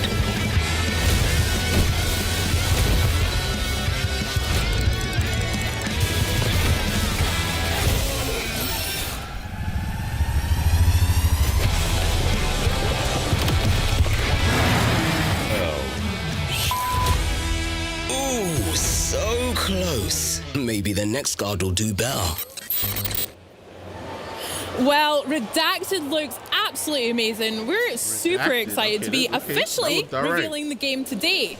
It's from the minds behind the Callisto Protocol, and it's a frenetic roguelike with a darkly comic twist. Here to tell us more, please welcome the head of Striking Distance Studios, Steve Papoutsis, and creative director Ben Walker. Guys, welcome to Germany. How are you? Thank you so much for having us today. It's great to be here. Awesome. This isn't the first time that we've actually seen the trailer. We've seen it where it was under the code name Project Birdseye. Can you tell us a little bit about the secrecy and about Redacted now? Sure. So when we first started thinking about this project, we started prototyping from the controller out. We were really interested in creating fast, responsive controls that worked for melee and shooting and our energy mechanic. And so as we were developing that, we then talked about the types of games we liked, and we found ourselves playing a lot of roguelikes. What we liked about that particular style of game was the replayability and the experimentation that occurs. So you have strategic and tactical choices. So all of those things kind of came together, and as we were prototyping it, we thought, well, let's see what people think of this. So we released that trailer that you mentioned for Project Birdseye, and that was met with positive reception. So we're here today with you, thank you, to announce the official name of the game, which is Redacted. No, it's amazing to see it, and I know we're going to be going through a load of gameplay as well for viewers to be able to check out. But it looks amazing. So good. I mean, you guys mentioned it there. It sounds like you had a lot of fun making the game, and certainly it's a wee bit of a departure from the Callisto protocol and what players might expect from you guys. But as we look at some of the gameplay, can you tell us a bit more about Redacted, and then what can we expect to look forward to? Sure, absolutely. So again, it's a roguelike style game, and it's focused in a prison. So one of the things that we thought would be really fun was developing the story around what it would be like when a zombie outbreak occurred in a prison. So not only are there workers at the prison, but there's also inmates. So we thought that was an interesting idea, so we started developing along those lines. And we also included some of those key elements of roguelikes that I mentioned, which are the experiments that we have, which are our upgrades, and the various skills and meta currencies that you can use in-game to really change your play styles as you go through the experience. You mentioned a load of the prisoners. They're called rivals in the game, aren't they? Can you explain to us what rivals are and how that's going to affect the gameplay? Absolutely. So the idea, again, with the rivals was, hey, you know, there's other people in this prison, so what would they be doing during this outbreak, right? So we thought it would be interesting if there was a race to one escape pod. So not only are you racing against the rivals, but you're also having to deal with them. So they can do things like have room modifier attacks where they can slow you down or impede your progress. But you can also counter back to them, and you can use your own environmental control attacks and try to slow them down and impede their progress. Not only that, but then you can also square off against them in one-on-one fights. So think of them as like bosses as you go through the experience. And so not only do you have the challenge of the various monsters within this game, but you also have to deal with these rivals who are trying to escape. Yeah, and you can kind of see their progress along the bottom of the screen on the gameplay, can't you? Yeah. And like if they're still standing and what's kind of happening to them. Absolutely, yeah. Catch up as well. Nice. I mean, going back a little bit, I understand it's a roguelike, and when I think of that, I think permadeath, but maybe, Ben, you could show us how that's going to be quite a core part of the gameplay in Redacted. Sure. So this is actually the area where you start when you die and you come back. And on the team, we like to say death is the opportunity to come back stronger. Nice. And so, you know, we have our punching bag here. As you can see, these are all our terminals where you buy your permanent upgrades. On the right, we have all of our currencies. The top one is the credits, which is only spendable and remain used inside the game.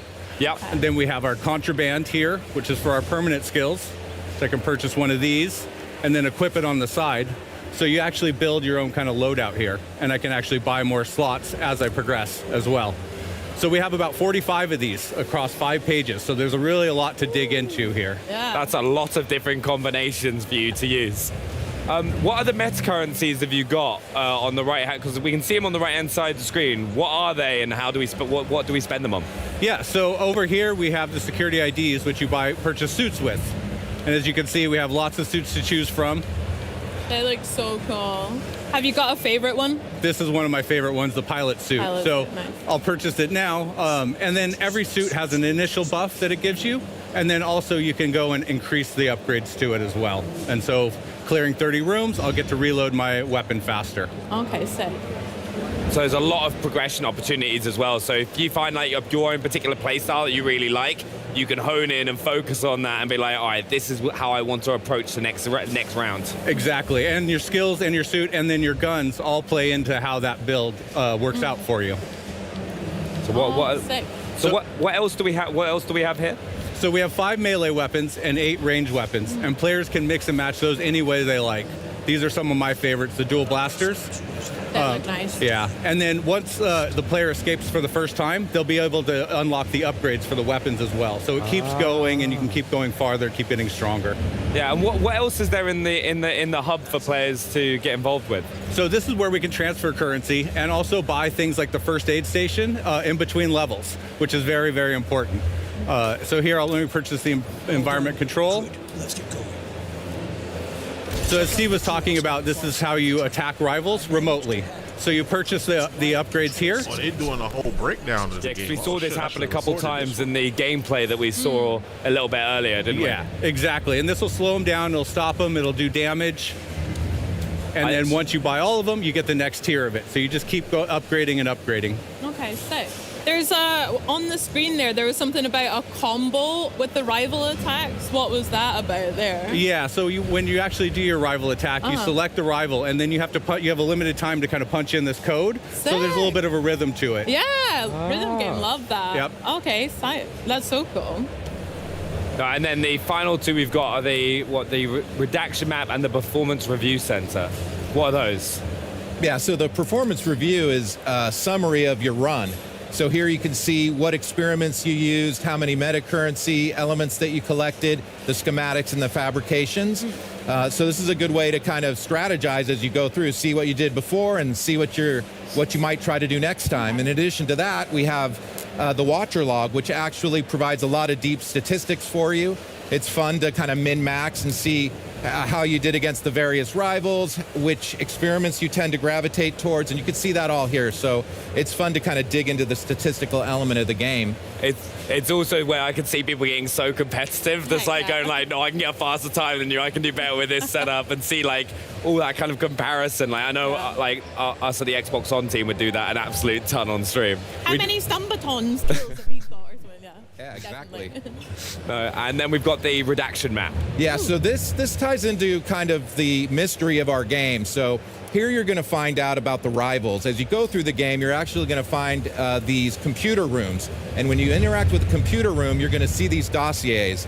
And as you go through and unredact the information here, you'll actually be gaining positive buffs for yourself. So you're going to be increasing the damage you do against the enemies. You're going to be creating vulnerabilities for them. And so you'll also be doing all that. And in addition to that, you're going to find out more about the rivals and a little bit of their backstory. So it's a key component to really being able to deal with and handle the rivals. Oh, that's awesome.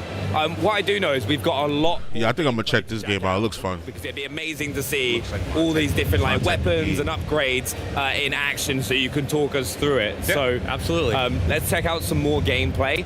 But honestly, one of the things I love so much about games is when there are so many options for you as a player. Yeah, I give it a try. Yeah, it looks cool. It looks cool. To progress and improve. I like the concept. I like the art. I So like the, Bex, I what like do you the, think as well? I mean, yeah, I'm really enjoying this kind of like secret element to the dossiers and these rivals. Feels like and old I Xbox really like 360 some of these arcade. headings Yeah, that facts. we've Yeah, got. that's There's some exactly the interesting vibes I'm getting from this game. That I'm excited Xbox to arcade type explore game. later. Oh, who's this guy? All right. Got a little outline here. Yeah, so this is a mysterious figure that we call Mr. Green. I wonder what's He's a bit of a cleaner, and he's at the prison. We don't know why. Hopefully players are going to find out. But he'll be interacting with you. I'll take it even further. I even take you further back than the Xbox 360. I'll take it back to and so, yeah, I don't want to give away too much. PS2 days playing Marvel Alliance. Green is a shadowy figure. Top-down multiplayer Seems like action game. Seems like we can trust him right now, but given all of the rivals and all of the other people that you've told us about so far, I'm not too convinced I don't know if you can ever trust the shadowy figure. Marvel Alliance. I got Marvel Alliance 3 on. That just doesn't seem to on work. The Switch. Shit fire. But because there's so many options of how to play the game, can you kind of run us through some of your favorite builds? I think this is us going up against one of your rivals right now, isn't it? Yep, absolutely. Like Steve mentioned, we call our upgrade trees experiments. Yeah. And so we have a total of 115 of those in the game, split up against across 7 categories. A couple of my favorites are the biotech and mixing that with the electricity or the energy build. Speeds up rates of fire, and then biotech has a great skill called Rot, which enables enemies to explode on death. Nice. So you can see we're using it right here on his main fire.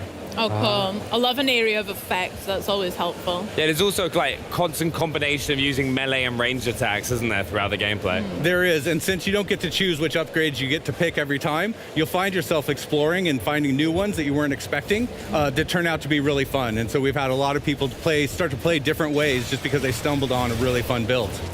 Yeah, it's always going to be one of the funny bits. It's like you got to go, no, I'm going to go use these guns because this is what I want to use. I love them. And then you'll be like, wait, no, that's like the most powerful melee weapon in the game. I'm just going to go melee build or something like that. Yeah. I like it. So So Ben, yeah, you're much more of a corrosive kind of area of effect, rapid fire build. I like that. That's Absolutely. cool. I'd probably go for something like that over like a strength build I like or the variety in the close characters, combat everybody got to see them. kind of build or whatever. What do you think you would do? See, I've always been, right? Because a I'd lot like of time with keep a lot of it these distance, games, like, I it'd be play the- as, like, if you yeah, have, no, like, I was always same like an assault character rifle player and like FPSs. I was over like and kind over, of keep a but it's distance, like kind of these like characters kite have, like, people. But one thing I want to point out here is there is a glowing corpse which you see throughout the game. They pop up in certain locations. Can you tell us a little bit more about that? Yeah, so that's actually your last corpse, exactly where you died on your last run. And he has the exact same build you do. So at the end, once combat's over, you can choose to fight him and get back one of your skills, but at an increased power level. So, but it's always risky, right? Because if you had a really good build before, it might be a hard fight to win. So you got to kind of pick and choose your battles. But it is a way for you to get something back that you had on your last run that you really liked. Yeah. No, I can just imagine though. I just Bex is never going to see the glowing corpse. I know. That's like the nicest thing you've ever said to me. Oh, What do you thanks, mean? Penny. I mean, yeah, the glowing corpse sounds great. I love that element of, it's almost like Soulsy. You get that reward for going back to the same place, and especially in roguelike atmosphere. I love that as well. I mean, we're seeing so many sick-looking visuals here. I can notice some of the symbols from your game's Callisto Protocol and lots of this new art style that we can enjoy as well with our eyeballs, which is great. But what was your philosophy behind this, and like, I guess kind of moving away from Callisto Protocol too? Right, so we wanted to create something that was different and lean into things that we really enjoy. So we're big fans of comic books, graphic novels, and we also wanted to have more of an irreverent, fun tone to this game. So we gravitated towards the style and look that you see in the game. It's a little bit more vibrant, colorful. It's gorgeous. And it allowed us to really experiment and play around with the variety of enemies. I think we have over 34 enemies in the game. So we really wanted to just kind of go all out with the colors and everything. So that really worked well for us, and we think it definitely looks different than the previous game. And the other thing that we really liked about this particular game this time was we partnered with a group called Mutato Musica. Okay. And we wanted to create our own unique music for the game. So we came up with this idea for future punk. So the soundtrack is kind of got this arcadey punk kind of vibe going on. And we really enjoy it, so we're pretty excited about that. Yeah. I love that. Yeah, no, Future Punk is definitely something I think I could get into as well, and I love the art style. But Ben and Steve, like, big thank you for joining as well. But have you got any last words for everyone watching about Redacted? Well, we hope everyone enjoys playing it as much as we enjoyed making it. The team had a great time doing that. Yeah, and I'd like to say thank you very much for allowing us to reveal the game name today with you. And I want to thank the team at Striking Distance for all the wonderful work they did for this project. Thank you. Heck yeah. I mean, yeah, thank you for letting us be included in this honor as well. We'll definitely be watching out for more Redacted. I cannot wait to get my hands on it when it comes out on October 31st. Very scary. Pre-orders are open right now. So coming up, we've got a sim that is unlike any other sim we've seen before. But first, fans of the first Descendant have been not so patiently waiting for more on Season 1. Well, guys, the wait is over. Let's have a look. Turn the ship around. We'll put it back. We managed to fend off our enemy's large-scale attack, but the war is far from over. The Colossus still threatens us, and our enemies are plotting new strategies. Can Ingress ever find true peace? Has Corel really given up on the war? After Corel's fleet disappeared, the Vulgus began moving from deep within the dungeon to raid the Ancestors' facilities in Ingress and reclaim the outpost. Detecting this, Ingress immediately dispatched a scout. That scout's name is Haley. Haley, who rose from a supply soldier in the guerrilla unit to a legendary sniper, is now a newcomer in the Descendant Corps.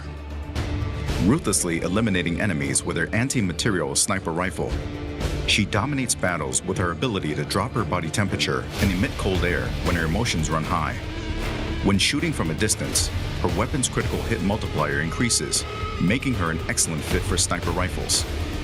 She possesses sub-zero bullets that fire multiple shots in an instant, and a storm snare that pushes back and rapidly cools down enemies in front. Above all, Haley's specialty is switching to her anti-material sniper rifle and firing a single incredibly powerful shot, stronger than any other attack. In Season 1, the Vulgus launches a new strategy, the Invasion. First Descendant. Invasions occur randomly in 2 dungeons of the hard difficulty infiltration operations. Without friends. Players can choose to enter between the existing operations or the invasions. Invasion dungeons are only available for solo play, testing the strength of the Descendants. 3 Vulgus legions will block the Descendants with different defense mechanisms. The quantum field creates an immortal state, impervious to physical attacks.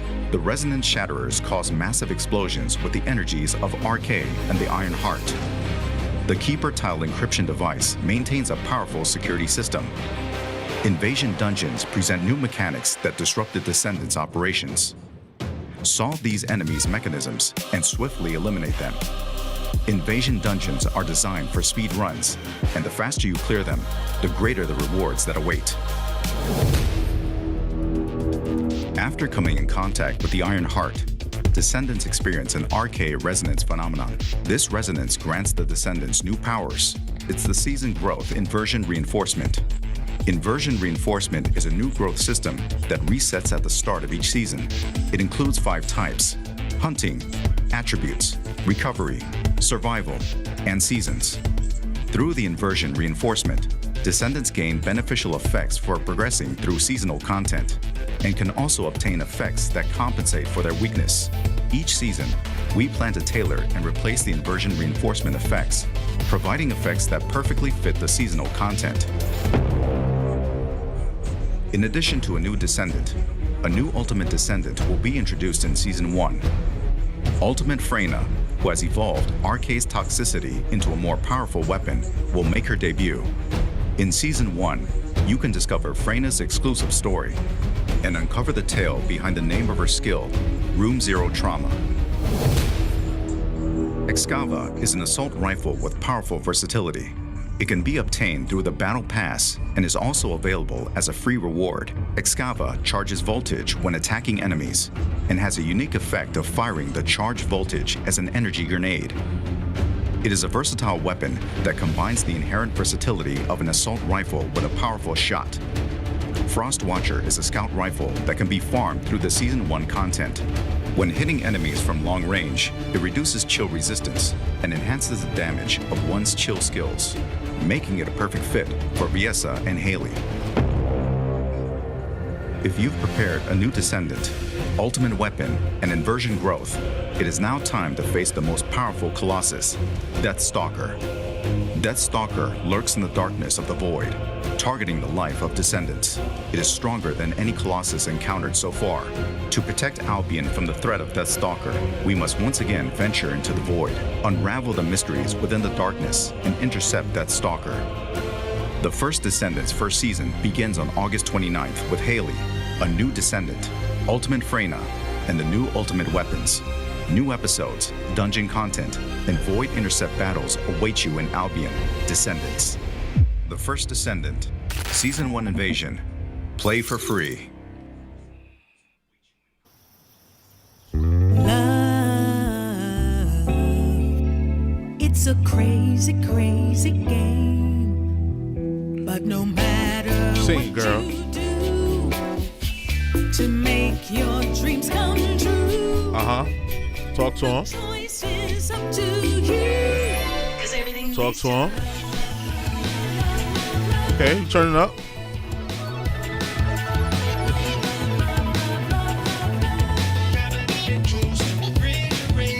Everything is love. Everything is love.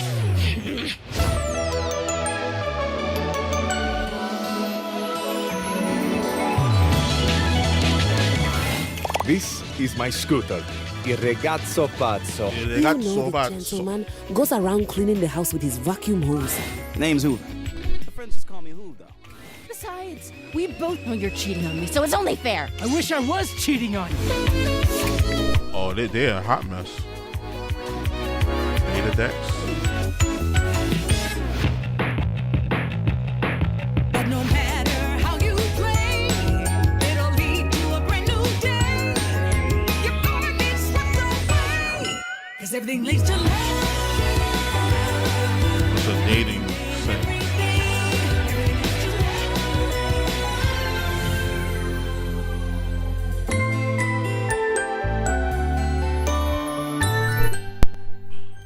Date everything. No, I'm good on that. I will not date everything. I like women's.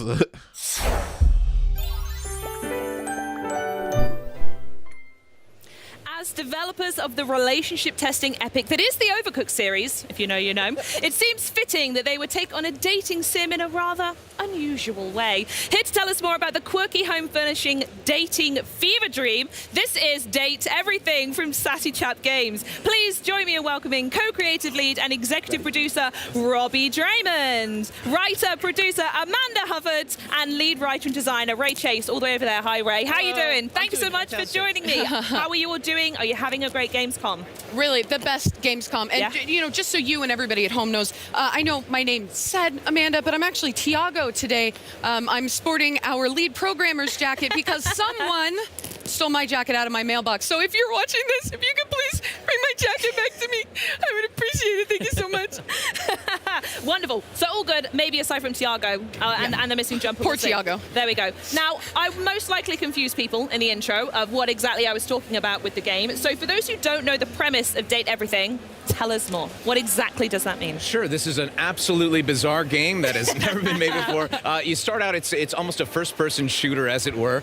You get a job as a customer service agent doing some remote work. You are immediately on your first day replaced by AI, but there's nothing to fear because your entire existence will be changed when a mysterious package comes to your front door, which holds these glasses called the Dateviators, which allow you to directly acknowledge a thing's existence or date everything in front of you. Because that's the first thing I would want to do if I put special glasses on, is like, who do I want to date? Exactly. It's very intuitive. Absolutely, yeah. I feel like you've made the game of my dreams. What about any other things to add, or is Ray basically just nailed that? No, Ray's our lead designer, hit the nail on the head. Yeah, sure, yeah. It's perfect, yeah.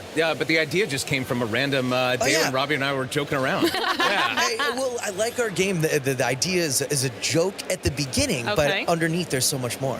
And yeah, we just pitched it out during a voiceover session we're doing together, and then a couple days later, Ray came to me and says, I think I want to make this a thing. There's something here. And the next thing we knew, we were filling out contracts to start a video game company, and here we are 6 years later. It's wild. Wonderful. Okay, well, we can't talk about a dating simulator without asking what we're dating. You see where I'm going here. So tell me a little bit more about who it is we're going to be interacting with. Ooh, yes, absolutely. Well, it's everything. It's the name of the game. It's literally Finish the segment. That's the game. Thanks so much, everybody. Really appreciate you. Bye-bye. We put the trailer out in the world a couple of weeks ago, and one of the most fun parts is like going to the comments and seeing like the people guessing who is going to be out there, and almost always would go, yeah, you can date. It's the name of the game. Yeah, but I think we all have our favorites too. Definitely, for sure. Yeah. Oh, I mean, do you want to talk about your favorites now? Sure. Yeah. Do each of you have anyone in mind? Oh, so many. I looked out of the bag on Twitter a couple of weeks ago when we got to reveal Ben Starr as Dorian the Door. Massive fan of his work, and what an interesting character. This is a character. In this game, you can get love endings, friend endings, or hate endings with every one of the characters. And Dorian stands up for those who are looking to just be friends. For that playthrough that's a middle of the road, not really looking to date everyone, and he's an absolute champion of friendship more than anything. We should say that for the people that don't know, because it's not directly revealed in the announcement, is that every character has 3 different relationship statuses that you can get an ending with. Interesting. Yeah, it is date everything, but you can also befriend everything, and you might just hate them too. Hate everything is my kind of game. Maybe there's a way to play it as hate everything. We'd be remiss if we didn't do it. Oh, I love it. Yeah. I was going to say Tiago then, but that's... Yeah. Tiago, if you could jump up here. I'd have to go with, I think, Vod Trap. Hilarious character, and probably one of my favorite sessions that we did. It's so funny. You can't go through Von Trapp's story without laughing, crying, sobbing. It's so good. We had an amazing writing team of about 30 individuals, and they all put their unique perspective on it. And then the voice actors came in and added another layer, right? And when you're talking about a character like Von Trapp, which is Dana Snyder, who you might know from Aqua Teen Hunger Force, Master Shake, a ton of other comedic stuff, he just kind of went wild. And Tiago, our poor programmer, had to deal with all the changes. The real Tiago. Oh, okay, of course. Yeah, yeah. Yes. And it is such it's a great character. My favorite is kind of our mascot, Skylar Specs. She's plays the actual Aviators themselves. And though they're a mechanics character that sort of show you how to play the game, the writing is, she's so lovely, so fun, so... The writing is so good. Please, the writing. Well, okay. Falling in love with me, I guess. That has been the nature of our friendship for the last 10 years, pretty much. I can't resist a good beard.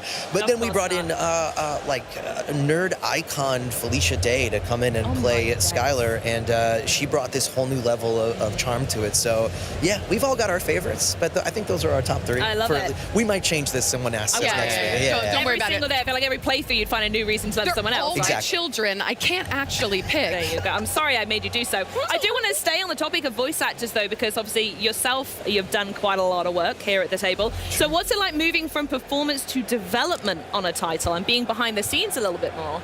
Oh, absolutely. We were unprepared for the amount of work that is to make video games. One of those things that looks is like so much fun on the outside, and yes, obviously we had a blast, but way more spreadsheets than you ever thought possible. But we've all learned a ton of lessons. We've all upped the amount of hats that we wear making this game, and it's something that's absolutely the high point of my life. I'm so proud of our team and where this game has come from the original inception to actually being able to make 100 characters that all are different, that all have different playthroughs and styles, that you can really play this game for a really long time. I can't believe that we actually achieved that. Yeah, as actors, we're in a really unique position because what we do is very forward-facing, but it's very low man on the totem pole when it comes to actually being the creative force driving whatever you're making. So for us to come together and be able to make something of our own and then put it out into the world, not only is one of the most rewarding experiences, it's also terrifying.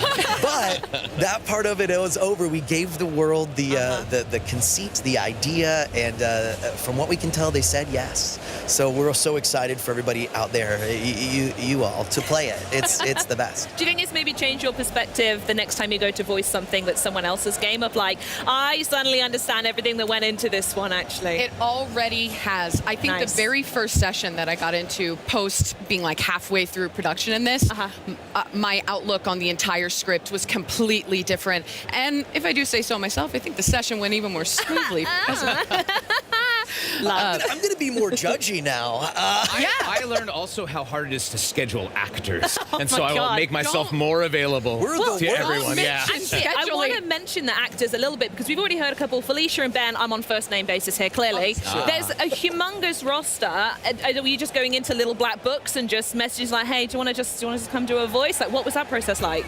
For us, diversity has been a key part of this, not just in the stories that we're told in the appearance of the and the background of our characters, but also in like the level and the background of our actors too. We have a lot of AAA names, household names that everybody knows. We have a lot of up-and-comers that we really like and wanted to give them a broader stage. We have non-traditional actors who are coming in and doing roles. We got to run the gamut on our casting. We have film and television actors. We've got video game staples. We've got people who did we've got Broadway actors who did one of my good buddies did his first ever video game ever. I bet that's a fantastic performance as well for Broadway. He might sing a little bit. That'd be a big one. Yes.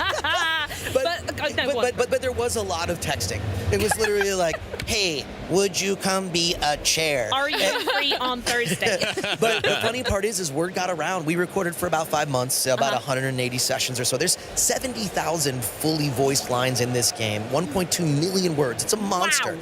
But word started to get around that the sessions were fun. And then it went from less of a, will you please be a chair, to be like, can I be a lamp? I'll be a carpet. Just let me in. A coffin? A carpet. I thought you said a coffin. No, that's the mortuary DLC. Spooky DLC. Halloween update. Yeah. I'll do that one. Yeah. Anyway, yeah, wonderful. Right, we're going to go down the bench here. Okay. I want to know who you are in the game, because it's worth mentioning that you're going to write the theme tune, sing the theme tune, like you're in it. You're all over it. Just so you know, this is an Xbox exclusive then, right? Because we have not revealed who we play in the game. Okay. Okay, I'll go first. Yeah, go ahead. I actually play 5 roles in one. I played the Hanks. And the Hanks are all of the hangers in your closet. Yep. And they're like just 5 adventure sports loving dudes, but they're all me just doing a slightly different voice. So if you love me, you're gonna love this. If you hate me, it's gonna be painful. But I love the Hanks. They are just... Oh no! Yeah, of course. Can I get a live oh no? Oh no! I don't have an Australian accent. Immaculate. But the Hanks are. We had one of somebody play through it today, and they had such a blast. I love them. I hope you guys love them too. Yeah. Yo, baby. Who are you? Me, I play Rebel, the rubber ducky. Rebel is very edgy, has a bad attitude, doesn't want to hang out with anybody, really don't understand why you keep talking to me, but secretly underneath, Rebel might have a little bit more heart than that. Maybe, probably not. But definitely can't reveal that. You got to work to get there, though, for sure. You really have to put in some effort. Although already, Rebel is winning the fan art contest, right? Yeah. It's a popular character design. There has been already dozens of images of Rebel populating the internet in the best, most fantastic way. I was not expecting that. I'm so glad people love them. All right, illustrious leader, who do you play? I play one of my favorite characters. I wrote his theme song. I got to voice him. I wrote all the things he said. He is the Scandelabra, one of the first characters that we came up with in this. He's like an 18th century courtier. Look at him. And while everybody else loves the fact that you're going around and being very polyamorous and doing it, for him it's all scandal. And he keeps track of all the love endings that you have and berates you for it. But in the end, maybe he loves it on the inside. I have to ask, actually, specifically on that, with the names being pun-based, as a Brit, I adore that. What comes first? Do you come up with a Scandelabra or a scandal, and then you try to fit that into an object? We've had this question before. Yeah. Oh, well, some are non-negotiable. Every house has a table or chair. That we knew. Fair. Yeah. And then sometimes the pun comes along with the casting too. So our friend Jeremy Lee, who's one of the best voice actresses ever, we're like, well, we have to make her the chair, right? And call him Jeremy. So sometimes it's a different formula, but it's unpredictable. Yeah, sometimes the name comes first and the quirky little game we got here. Sometimes we have something where we're like, well, we have a floor. What do we do with this character? And we start to work on it. What might it be?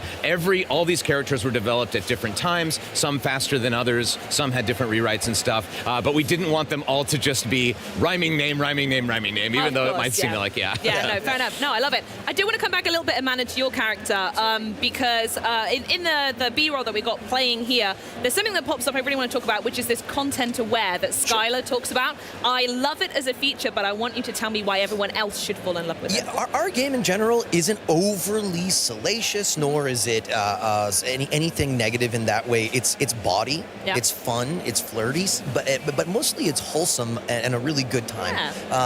But we do have characters that we wrote. There's 100 different ones, and it's not all jokes and funny stuff. Of course. We really like to dip into some serious stuff. I mean, that's the idea of the concept, right? And then we deliver something more earnest, and some of the characters Ray figured out we have to talk about. We had a unique opportunity here because it's a sandbox. You can date them in any order, so it meant that like some of our characters, Rebel, for example, who is quite vulgar, let's just say. Skylar says, I've never seen my content aware go off like this. But you have the opportunity to have this content aware feature on, and anything that might be triggering, Skylar is able to like call you out, say what it is this something you're comfortable with, and if not, there's no judgment from us as developers. You can skip that character at absolutely no expense to your playthrough. You still get any ending that you want with them, and you can take out that triggering content. And if you're open for everything, you can turn off content aware right at the beginning, and it never comes up. Yeah, it's a really a small percentage of when that content aware pops up. But if you see it the first time and you don't want to deal with it, gone forever, and then you can turn it back on whenever you'd like. Exactly, Amazing. Wonderful. Well, thank you so much for telling us about that. I love it. Thanks for asking. You're so welcome. We want people to have the best possible experience with this. And we always say this is a game, even though it's a dating sim, it's never a game that you would be embarrassed to have someone walk in on you playing. Yes. You know? While you're chirping up the candelabra. Yeah, exactly. Yeah. You're like, oh God, don't look. Of course. So with it being a dating simulator, and you said there's 100 characters in there. Are there any pre-existing relationships in the house? Are the players going to meet other complications along the way? Ooh, yeah, quite a bit. I mean, all of these characters, when the game starts, they have a rich pre-existing life that the player then kind of gets to pull apart and unfold. Some of them interact a little bit more, some are maybe a little bit more siloed, but that's all stuff that the player gets to discover as they go through. Yeah, I mean, we have two characters that debuted in the trailer, Harper and Dirk, and when you first encounter them, they're kind of intertwined. They're mixed up, and I won't say how to give away too much, but they're mixed up in not the world's. They have a content-aware warning because their relationship could be viewed as toxic to some, and you have a choice. You can do whatever you want. You can get them back together. You can break them apart depending on what you think is best. You can become friends. You can romance them separately, together. You can get them to hate you. And it's all whatever you feel as a player is the right pathway for you. It's been the best part of Gamescom is watching people play and getting to see how they react. And we had some people go, oh no, what does this say about me? And we went, oh yes, what does this say about you? That's the point. Yeah. So yeah, it's the idea. Yeah, wonderful. And I think we'd also be remiss not to mention it's set in the house. There's loads of rooms. The environment itself is a little bit of a character. So I wonder if there's anything you can share about the system in the game or the locations. Yeah, well, we have secrets in the game. Oh, absolutely. We have. Do you want to tell me them all now? We absolutely. All right, number 78 is. No, we have lots of. We have a house that you're walking in, and there's obviously a design challenge. How do you make this house interesting? The house changes based on what relationships you have with everybody, and there's little secret characters here and there that you might walk past 100 times, then realize through this system that we were talking about backstage, Rumors, which is a way spelled ROOMERS. Had to get another pun in there. Absolutely, but Maggie the Magnifying Glass helps you discover some of these clues to find these more secret characters. Yeah, and they all exist in different states. Some obviously what you would think the kitchen characters are more connected than others, but you got the secret areas. But we also wanted this is our story delivery system, this house. And we don't want to get too far into it, but it changes and adapts depending on how you play the game. So what you do in the stories will affect the environment. But you're right, we want it to feel homey, we want it to feel cozy. Shout out to my dad, who's a home designer who actually I was gonna say, where was this going? Just I know. shout out to Dad. I know. Shout out to my dad who designed the home based off a classic like mid-century house. So it feels like a real house that you live in as your player. But how you start your life, that's up to you. Maybe totally it's up not to enough. you. Love it. Well, it's also described a little bit more of like a sandbox type game where, as you've said before, Ray, that you can date anyone, anytime, in any order. So I assume that there'll be some surprises along the way for the player. I know you're not going to tell me all the secrets, but is there anything you could tease for everyone at home?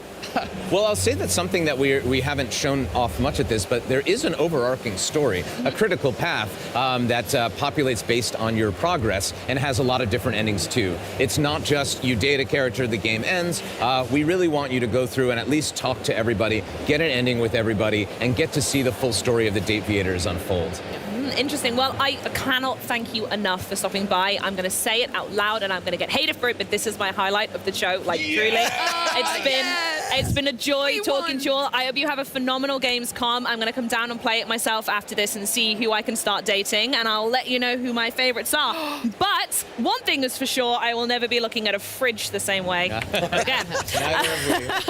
Coming up, we're going to take to the skies with the latest map and join new planes to join Microsoft Flight Simulator. Then it's back down to earth with the latest updates coming to Fallout 76. But now it's time to don the role of Khazan as he survives exile, waves of Imperial forces, and relearns the forgotten skills of battle that once helped him save an empire. Check out this deep dive into the First Berserker, Khazan.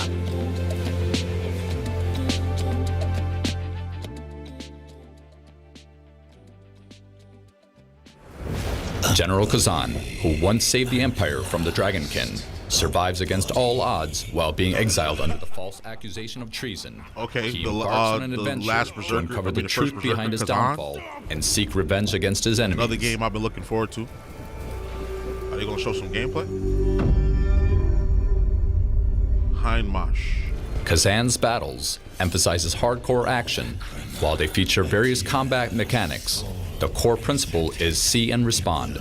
We've put significant effort into creating precise and vivid combat experiences based on this concept.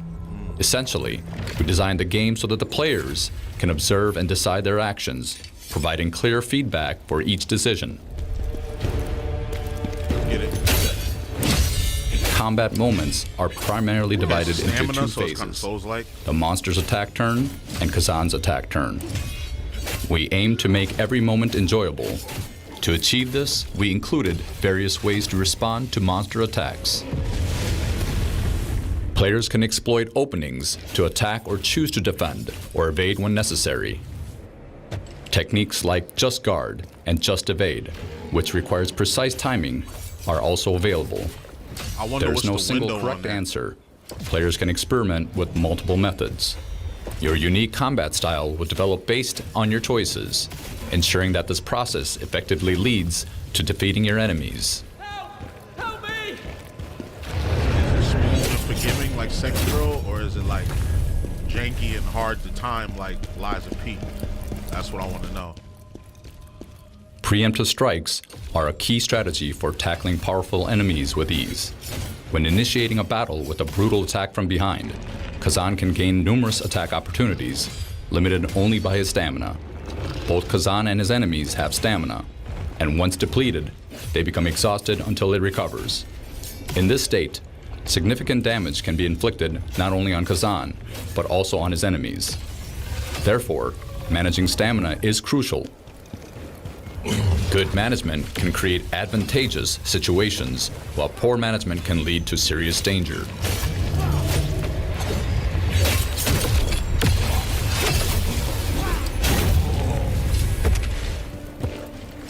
First thing I'm doing In is battles expanding my against stamina. strong enemies, including boss fights, using stamina strategically is particularly crucial. Inducing stamina consumption or successfully landing carry high that? stamina damage attacks to cause exhaustion is key. Once in an exhausted state, dealing maximum damage through various methods become the core strategy for overcoming bosses. Additionally, targeting and destroying weak points can inflict significant damage and provide extra attack opportunities. Khazan is a skilled warrior who can proficiently wield various weapons, allowing you to experience different combat styles that maximizes each weapon's advantages.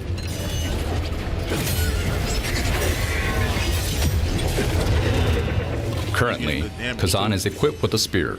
Although its attack power is somewhat lower, it features long reach, wide range, and impressive combo attacks, making it particularly advantageous in stamina-based combat. PTSD. Give you that damage over time. This weapon excels at efficiently draining the enemy's stamina and delivering additional damage to exhausted enemies through various methods and combos.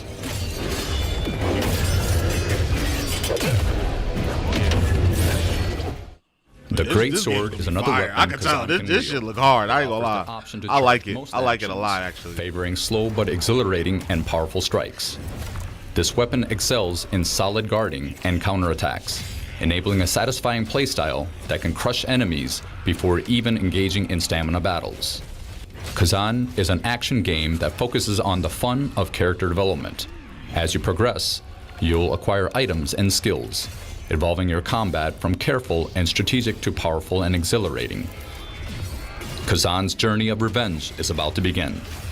Don't miss out on the chance to experience the hardcore action of the First Berserker, Khazan in the technical closed beta test, starting on October 11th. We on that. Xbox players can join through the Insider program.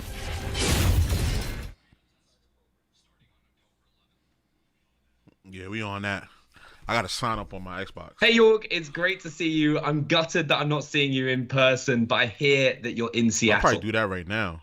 Yes, it's like the first time in at least 4 or 5 years that I'm not going to make it to Gamescom in person, which is a huge bummer because I love the show, I love the people, I love the vibe, the gamers. So yeah, but plus we always have a community event where we meet with the hardest core flight sim enthusiasts. But honestly, we're 13 weeks away from the launch of Microsoft Flight Simulator 2024. And, you know, there's almost so much to do to make sure that everything is perfect that I'm just going to have to stay home and work on the new set.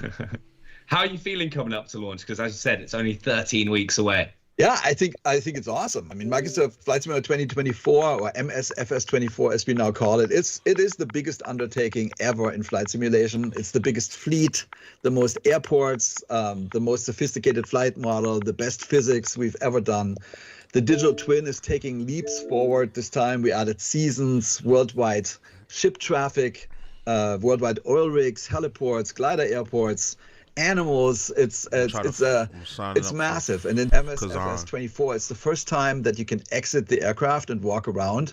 So we added tons of detail everywhere on Earth. So it's just huge. Oh, yeah. And on top of that, we've added an all-new career system where you can pick from dozens of authentic aviation activities in a career, and that adds a completely new dimension to the sim. I mean, I'll try Power Word. And so you can be like a firefighter, or a firefighter pilot, or a cargo pilot, or a crop duster pilot, or just a passenger airliner pilot.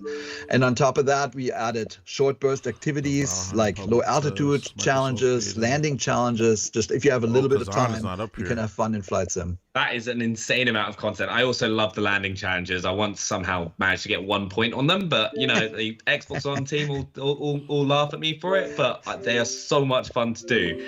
But you may not be in Cologne in person this year, but I know you are very keen to share some goodies with the community. Can you tell us what? Yeah, it's actually one of my greatest joys every year to come to Cologne and to bring something to the community that has local relevance. So I don't know if you remember last year, we did EDDK, which is the Cologne-Bonn airport, and we launched it alongside some European cities and a German plane called the DO-X, big flying boat. The year before, we had City Update 1, where we actually had scanned the city of Cologne and Bonn and Düsseldorf and Dortmund and Hanover, so really local cities. And we had launched the Junkers F-13, the first all-metal airliner in the world. And this year, we went all in. So I'm happy to announce we're launching World Update 18, which is the DACH region, so Germany, Austria, and Switzerland. And we have assembled a huge amount of data for this. So we are launching all new aerials. So these are basically the satellite and aerial imagery that we use for textures of the landscape. And we're actually using the ones that we're going to launch in the next simulator in November. But we wanted to give a preview to the community. And then we have all new digital elevation maps. They're called DEM. And on the top of that, we have photogrammetry cities. So these are the 3D cities that are shown in Flight Simulator. And we have Frankfurt am Main, so Hanau. And then we have Berlin, Potsdam, and Karo, so sort of northeast. And then in Austria, we have Linz, Vienna, and Salzburg. And in Switzerland, we have Bern and Zurich. And on top of that, we have 116, which we call POIs, or places of interest, or points of interest, so famous places. And we made 9 more new missions that showcase sort of the environment and the region. It's one of the biggest updates we've ever done, and I can't wait to share it with the community.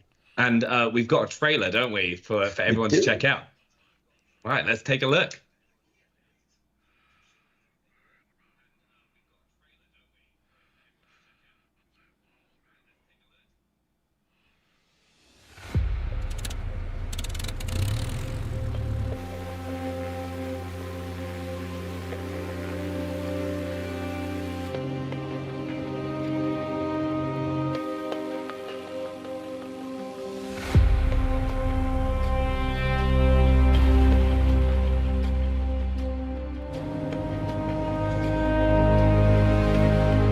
Sim?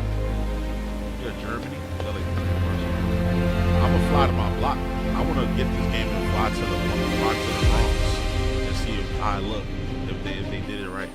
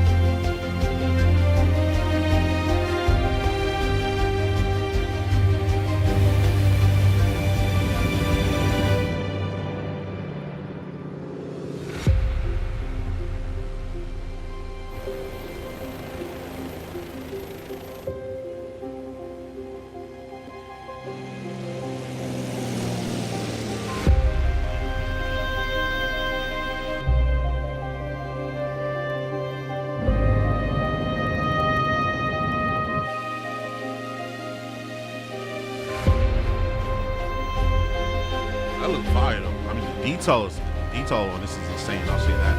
And then it's a free game. It's on Game Pass. I guarantee this is probably one of Microsoft's top selling games. I'm sure some people still buy this. They don't have an Xbox. People still buy it. Because every time I look at like the top games, like this is near the top. Like most played, and most purchased. Like this game is always near the top. Flight Simulator, Microsoft Flight Simulator. Always. Every year. Every time they update it.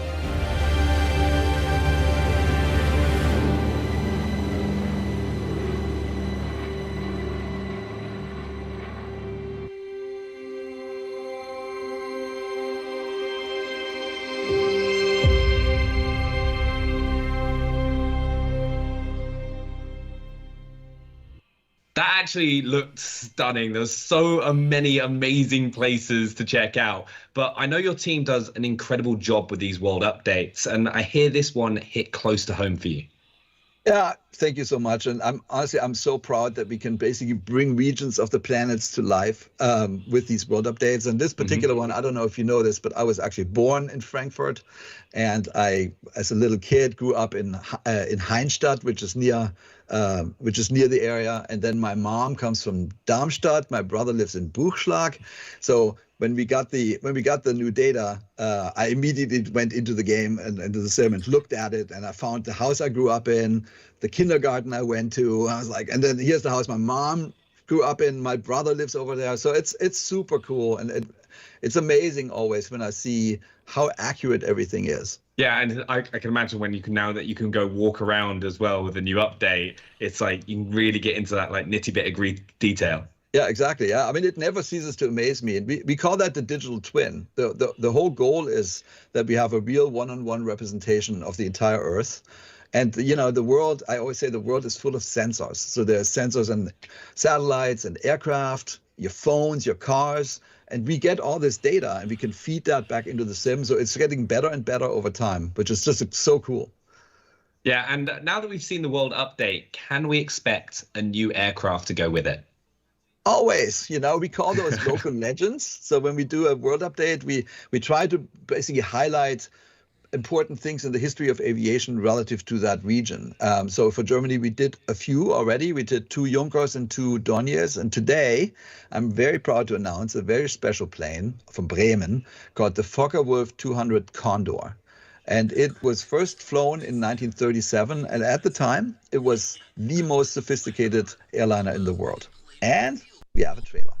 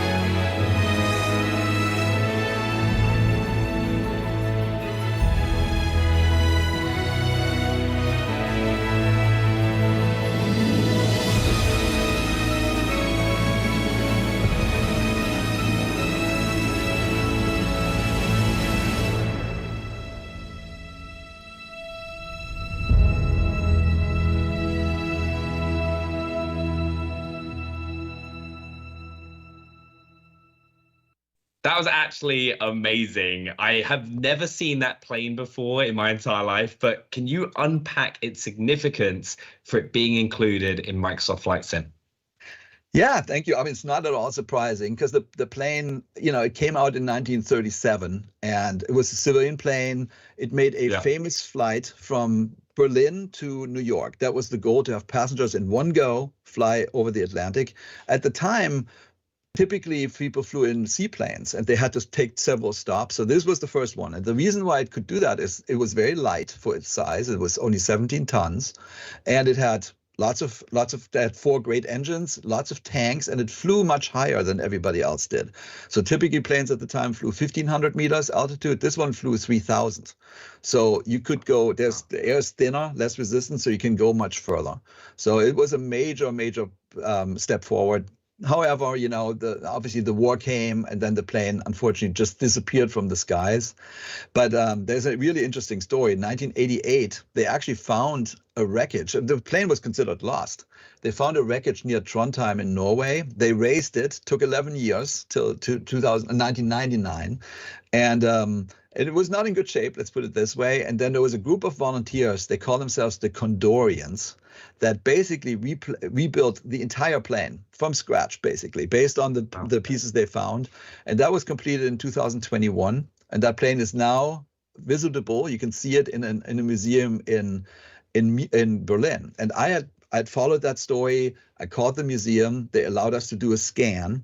And then we typically try to give something back, right, when we do these collaborations with museums. So I asked them, is there anything we can do to help you guys? And they said, hey, Jörg, there's a Swiss collector who spent his entire life collecting all the instruments for the Condor. And he had sort of built in his house a dashboard of the Condor. But the man was at a point in his life where he wanted to part with his collection. So Microsoft actually bought the collection from the collector, gave it to the museum in Berlin, and they integrated it into the Condor. So, we call it digital preservation, what we do in flight sim, right? And when we can connect that to the real world, where people do the real world preservation of planes, it's just one of the most awesome things, really, for us.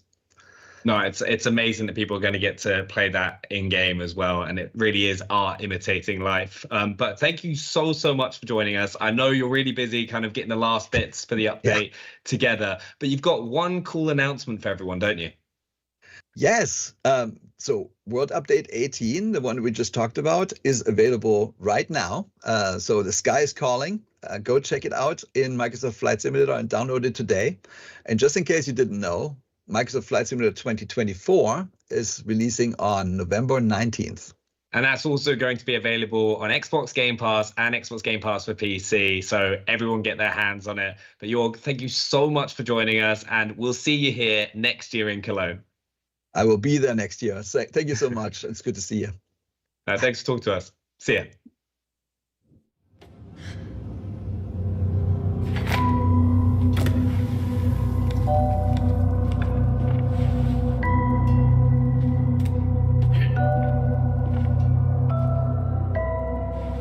Hi, I'm Coralie Fegnino, producer of Little Nightmares 3.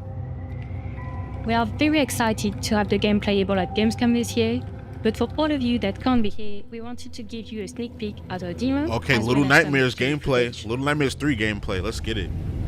Yeah, I hope you get a whole level. Little Nightmares 3 tells the story of Flo and Alone, two friends trapped within the spiral, a cluster of disturbing places.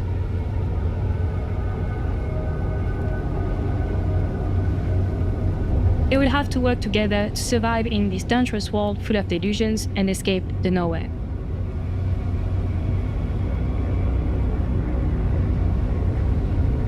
While Little Nightmares 3 is still playable in solo with an AI, you'll also be able to play with a friend in online co-op and face your childhood fears together.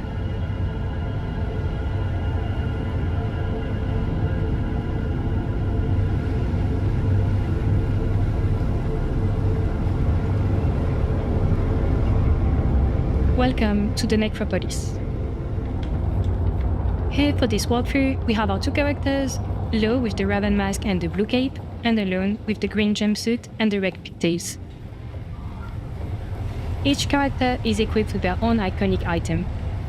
Alone has a wrench that will have a variety of usages, like for example, activating mechanisms. I didn't know that the characters from each game was different until yesterday. I thought it was all the same characters. Lo's iconic item is a bow. It can be used to solve puzzles and make new paths when the road seems blocked. To survive in this dangerous world, teamwork would be essential, as Lo and Alone will have to work together to keep moving forward. I love Little Nightmares. Yeah, these games are cool. These games are cool. During the I love game, the horror. our two friends I will love find the new items side-scrolling to help them progress. platforming.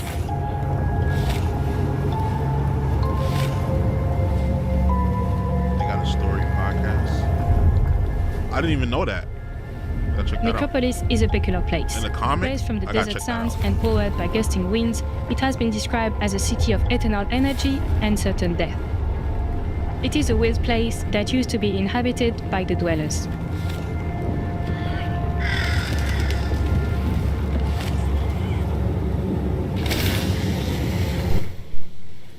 As you can see, the ancient metropolis is now more of a ghost town, and it is unclear what happened to its inhabitants.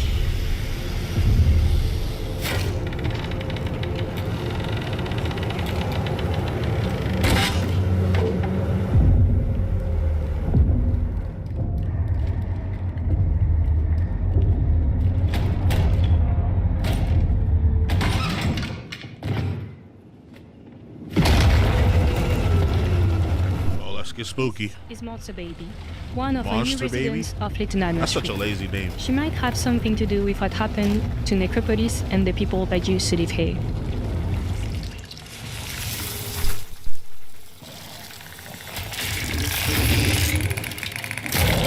It seems that crows are not the only living inhabitants left.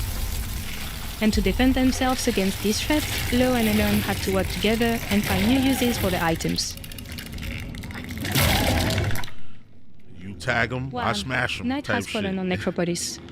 It's the first time ever that we show this part of the game.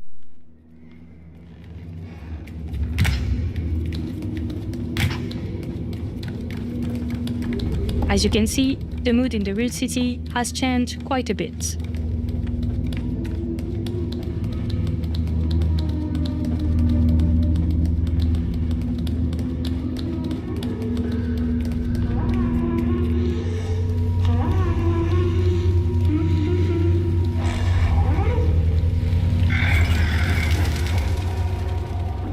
Apparently, Monster Baby doesn't sleep through the night. This part was in the trailer. We want to become one of her toys. We should probably avoid her gaze and play hide and seek behind the blocks.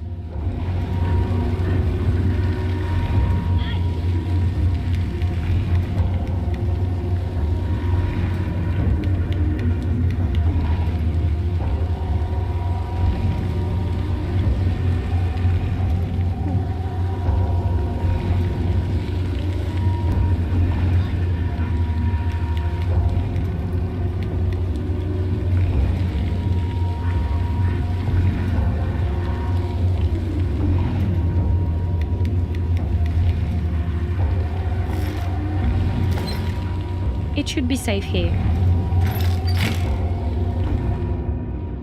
That's it for now. Thank you all for watching this gameplay walkthrough. We can't wait to show you more about the game.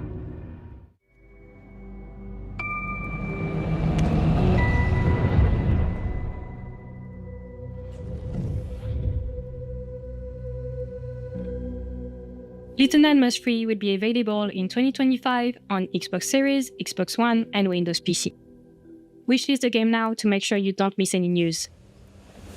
Well, that was a spooky new look at Little Nightmares 3, which is coming to Xbox in 2025. So now it's time to go to the vault with Skyline Valley out. Then again, they're not going to promote Milepost Zero PlayStation on a. Well, they did do that yesterday with Indiana Jones. They said it's coming to PlayStation. Here to give us more on the latest later from on. Fallout 76, please welcome Milepost Zero Creative Director John Rush. John, Awesome. Thank you so much for joining me. How are you today? Oh, great. Thank you for having me. This is awesome. Heck yeah, let's talk some Fallout, shall we? Let's do it. So first up, a huge part of the Fallout franchise and also Bethesda as a whole is community involvement and the impact that they actually have on yourselves, if that's fair to say. Can you tell me a little bit more about what that impacts your development timeline from the community involvement? Sure. Yeah, that's a great question. I've said it I've said it before, Bethesda Game Studios has the best community in gaming. They're so great at giving feedback, saying what's not working, saying what they'd like to see. So the team always makes sure to stay on top of all that feedback, whether it's on Reddit or Discord or whatnot. And what we do is we kind of boil it down to large strokes, bigger trends, right? And what features can we make to satisfy these things that players want, and how do they fit across a timeline while satisfying our builders and our adventurers alike. Nice. I mean, you mentioned Reddit just there, and I'm really curious how you actually use those sites or maybe other corners of the internet to actually take the feedback from the community and then put that in the game. What does that look like for you and the team? Well, I'd like to outline some sort of really cryptic process, but it's really just me on my phone going down the posts and remembering, oh yeah, somebody said that. But you know, it's more than just reading the feedback. It's also being able to look at that feedback through the lens of a player. So we all play the game on the team. I, speaking for myself, have multiple high-level characters I've gone through the game with to try different things. Multiple new characters fresh out of the vault to try different things. So looking at that feedback that we get from players through the lens of players ourselves and kind of trusting ourselves to make the right choices for the game. Nice. Showing off with quite a few high-level characters there. I see you. And by the way, I made those myself. I wasn't giving them. Thank you. No, that's very good. We were chatting before about one of your latest characters, your ventures. Care to tell us or share with the viewers about the captain? Oh yes, the latest character sometimes shows up on the socials, and that's Captain Nuke McCloud. Nice. And Captain Nuke McCloud lives up to his name and loves to drop nukes. So we get the community together and they follow me around while I drop nukes, and we just have a lot of fun. I'll stay out of the way of those servers. That's avoid the nukes. Yep. What is the reaction from the community that you see when you do take those comments, that feedback, and actually put it in the game? What's it like seeing the reaction to those from the community? I think it's great. It's the type of feedback that we kind of get over time, right? Because it's not so much taking a specific thing like I want a neon green wig or something like that. It's looking at, hey, I'm looking for more things to do at the end of the game. I want more challenging experiences. So as those features kind of come out further down the road, we see that positivity from players reflected back at us through comments and feedback. That's really cool. I mean, yeah, I love some character creator options as well. So maybe a neon green wig would be great, but that can wait as well. We've got plenty to do in Skyline Valley at the moment as well. And with that came the first new map expansion for the base game. Can you tell me what that means to you and the team and to the game itself about having that map expansion? Absolutely. So I've been referring to it as a map mutation. Nice. Kind of keeping it within the vein of Fallout. But what I've come to learn over the years is that players really love to play on the Appalachia map. Appalachia in our game is really kind of the main character, and we were introduced to Appalachia when the game first came out, and it's really changed since then, and all the updates that we've had. So knowing that players really like to stay in Appalachia and experience that, we wanted to give them opportunities to continue telling their own stories. So using Skyline Valley as a reference, they have more places to build, more places to adventure, and also using Skyline Valley for a way to further the story of Appalachia itself, telling our own stories for the players to experience. So the idea for Skyline Valley came from Vault 63. It was really mysterious what was going on there. So we were thinking, what should this new region look like? Well, it's about Vault 63, and that's dark and mysterious. So let's make this region dark and mysterious. And so that's kind of where the tone of the new space came from and the thought behind it. Yeah, I mean, I think it's the mission, the pre-update mission that you do, and you go to that massive big manor house and like literally just looks like hellfire everywhere around, and it is very much dark and mysterious, but also very fun to explore. What other things in Skyline Valley, what other game features were added with this new update, the latest one? Game features added with Skyline, well, there's a new horrible creature walking around called the Thrasher, which is just awful. Yeah. this big turkey abomination, which is a lot of fun to see.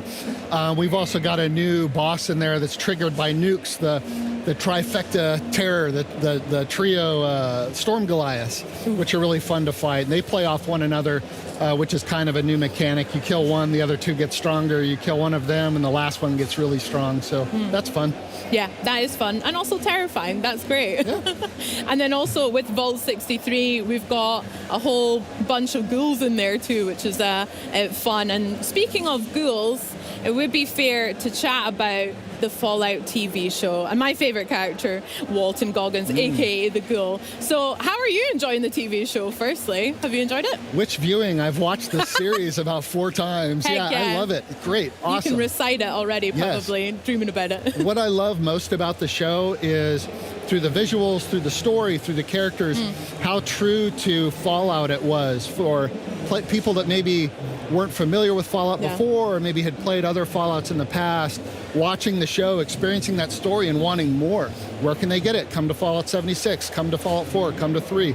So it's been great seeing that influx of players coming in, having fresh new Fallout experiences to them. Yeah, that's such a good point. You're so right. I think I was a massive Fallout fan before the TV show, but again, just watching that and immediately feeling that same feeling that I had playing Fallout 4 when that first launched. I mean, I used to fall asleep, this is really sad, but I used to fall asleep listening to Diamond City Radio at nighttime. But yeah, the TV show just encapsulates everything. You're so right. And with that success, how has that been reflected in Fallout 76 as well? We've seen some maybe some new jumpsuits added, vault suits. What other parts has influenced the game? Sure. So with the show, we made very specific offerings that had specific ties to the show, like Lucy's backpack or the cowboy duster, which players really love, and they're very Fallout, thematic to Fallout. So it was great to add those. I would say, from the reception the show has gotten, it's really sort of emboldened us to continue taking the game in the direction we have been. It's sort of fortified in our brains the decisions that we've been making that are, very, very true to Fallout, and it's really got us pumped for what's coming up down the road. Heck yeah. Can you tell me your favorite character? From the show? Yeah. It's got to be Thaddeus. Hell. Why aren't I dead? Yeah, it's great. So funny. Thaddeus is great. Thaddeus is good. I like all the characters, but Thaddeus had me laughing, yeah. Stunning. Now, we've mentioned a wee bit about Skyline Valley, but obviously we have Milepost Zero coming up very soon. What can players look forward to in this new update coming? Milepost Zero is a really exciting update. Of course, we've got the caravans that we've been talking about that I was watching players play just back there, which was a lot of fun. Caravans is awesome. We've also got a new legendary crafting system, which gives players a lot more agency into making specific gear they want for their builds, gives them a bit more control.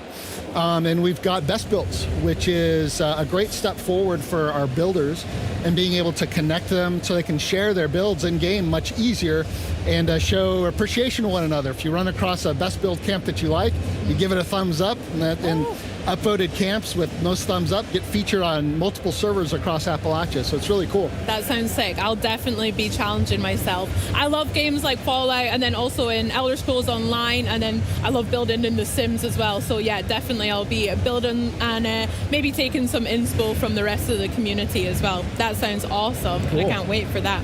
Now, you mentioned as well you've seen some of the fans playing it here on the booth at Gamescom, and then also in the public test server just now. How have you found the reaction? Are people happy with it? Are you excited? Have you been taking notes as well? It's great. I think overall they're really excited. Again, it goes back to giving our players the tools and the agency to make their own stories in the game. So what better stories are you going to come up with than running the perilous route of Skyline Drive while being assaulted by giant thrasher turkeys and raiders, doing caravans with your friends? It's just super cool. Yeah. There's some many new adventures to look forward to. That's so sick. Now, can't wait for Milepost Zero, but John, is there anything else that you want to share with me today, maybe? Maybe there is. We've talked about Milepost Zero quite a bit. Yes. Milepost Zero is awesome. We know that's coming out pretty soon, September 3rd. We've got Ghouls coming out early next year. What's in between? we've got an exciting update coming out this December. This December, players get to experience the Gleaming Depths. Heck yeah. Raids the Gleaming Depths. This is an in-game experience for our most hardcore adventurers, full of nasty bosses that are tough to take down, big challenges, teamwork. It's great. And once players get to the end of it, if they live to tell the tale, they get a chance at getting 4-star legendary weapons, power armor, and gear. Sick. I love that exclusive. Let's go. Gleaming Depths. I cannot wait to try that out. I'll have a lot of grinding to do, but yeah, maybe the captain can come in and help me out level my character up. Love that so much. John, I've got one more question that I'd love to know the answer for. Would you rather eat a fried rad roach or some glowing fungus stew? So I'm not going to get into specifics, but I kind of already have a preference from past experience. I have had glowing rad roach before.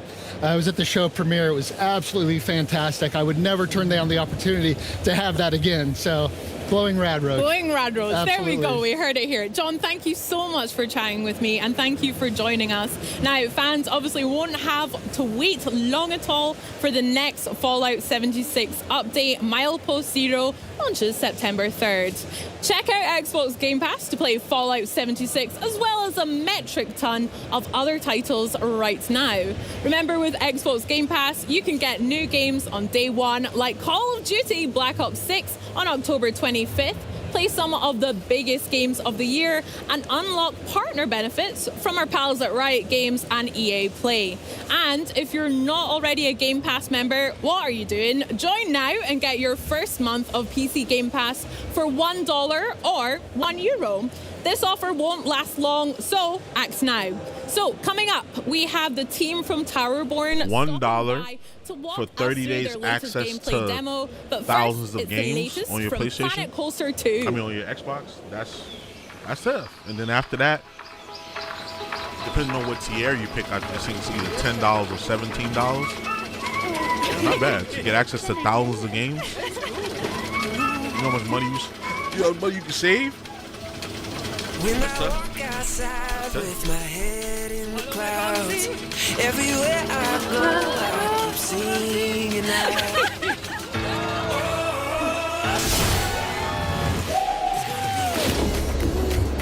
Good day. I'm gonna sing all my blues away. Everything's alright when I got you by my side. It's gonna be a good day.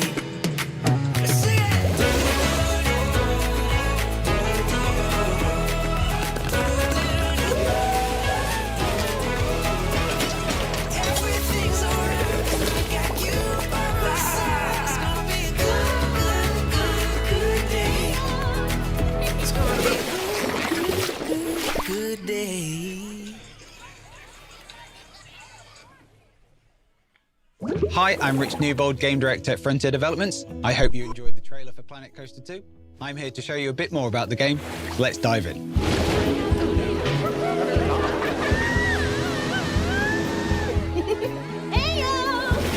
Planet Coaster is a creative management simulation game where players can build their dream coaster park, manage that park, and then share their creations with others.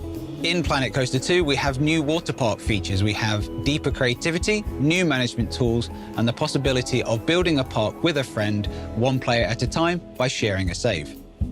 To celebrate our new water park features and new creative tools, we're going to be adding a new flume to this pool area of our park for our guests to enjoy. We're going to be doing that by going down to our flume section, and we're going to be adding a brand new flume. We have a number of different flumes or slides that you'll be able to build in the game, one of which will be our body flume, which is what we're going to place in our pool area. Before we build the flume itself, we're going to need to build a flume platform for our guests to enter the flume from. So we're going to build our platform, and then we have a number of different start pieces that our guests will use to enter the flume. We have our kind of standard open flume piece, as well as different special types of pieces. We have a flume vertical start piece for our guests to enjoy, which is a trapdoor piece where our guests will get in, and then the trapdoor will open up and they will drop through into the flume. As we're building our flumes, we can see that our test dummy is coming as well. It will follow the flume pieces as we're adding them, and then give us the excitement, fear, and nausea rating of our flume, and then give us feedback on whether this is going to be an enjoyable experience for our guests. And for this flume, we have a number of different flume pieces. We have open pieces and we have enclosed pieces. So we're going to add an enclosed piece to this flume. We also have different types of pieces, one of which is our transparent piece. So we're going to add a transparent piece to our flume so we can see our guests as they come down these flumes for them to enjoy. We also have a number of end pieces that you can put on your flume, including run-out lanes. But for the end of this body flume, I think we'll be adding one of our plug hole pieces, which is one of our special end pieces. So we're going to place that down, and now that's in place, we're going to edit the way that our flume looks. So we can go to our customization tab and change the different color options on our flumes. Flumes in real life have a very striking stripy pattern, and what we can do here is adjust the colors of each one of those segments on our flume. So we can change our flume special pieces and start pieces to be a nice green for our guests to enjoy. We can change the color of our second segment of our flume to be a complementary green. We can change this purple area to be yellow. And then finally change the last segment of this flume to be a nice black as well. At the moment, our flume does look good, but I think we can make it even better and more attractive for our guests by adding scenery to the platform around it. So let's add a few rubber rings to really make it thematic to the experience that our guests will be having as they enjoy this flume. Now that's in place, we need to add an entrance to our flume for our guests to get onto the platform. So we're going to add our flume stair piece so that our guests can get up onto the platform and enjoy the flume.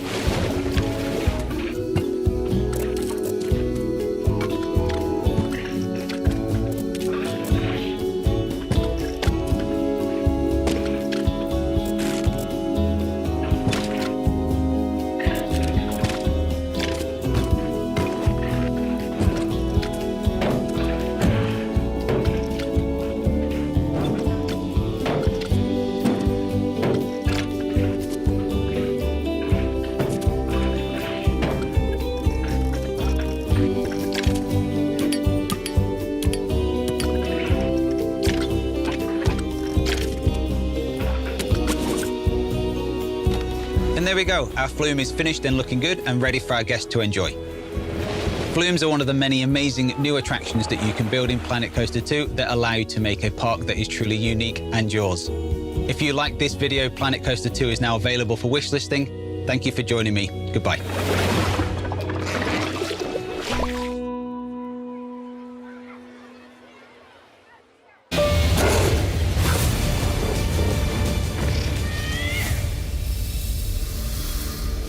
Hello, I'm Mike Laidlaw, Chief Creative Officer at Yellow Brick Games, and welcome to the world of Eternal Strands, a new fantasy action-adventure game where the world around you is your weapon.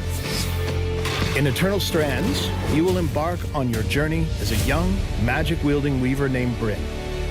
She seeks to unravel the secrets of the Enclave, a once thriving center of magic now left in ruins. At your base camp, you'll forge bonds with members of your Weaver Band, who will support you in your expeditions with their various skills. You've worked hard for this, and I have faith in you. Select your next quest and customize your gear before venturing out through the Loom Gate, on your way to discover the fate of these shattered lands. In the Enclave, you can climb and interact with nearly everything you see. The mantle, the magical cloak on your back, grants you control over frost, flame, and kinetic magic. Combine these elements in creative ways to manipulate the environment to your advantage and defeat your foes. But the Enclave's foes come in all sizes. Behold, an Ark. This colossal 25-meter construct wields immense power. Is she really ready to fight that thing? Pick your battles. Rather than risking your loot, return to base camp. A day has passed. Reforge your gear with your hard-earned resources to even the odds against the mighty epics. No two battles are the same, as epics roam freely between maps, and extreme weather alters the battlefield in this true physics playground. Harvesting strands from these formidable adversaries allows you to weave new abilities into your mantle. With new powers at your command, and the world as your weapon, you hold the key to uncovering the mysteries of the Enclave. Take up the mantle in Eternal Strands.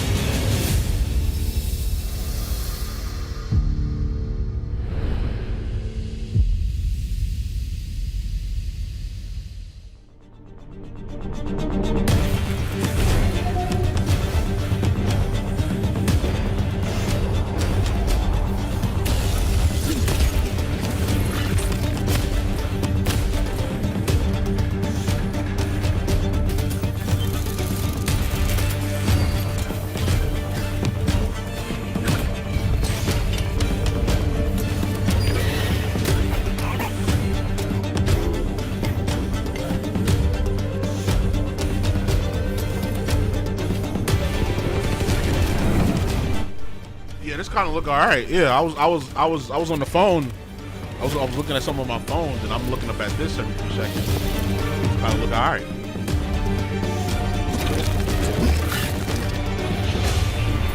This could have been some content. I ain't seen nothing or hear nothing about this game. It's new to me. All aboard. Void Train. Fall 2024. Oh yeah. Another game I don't gotta spend money on. I love it.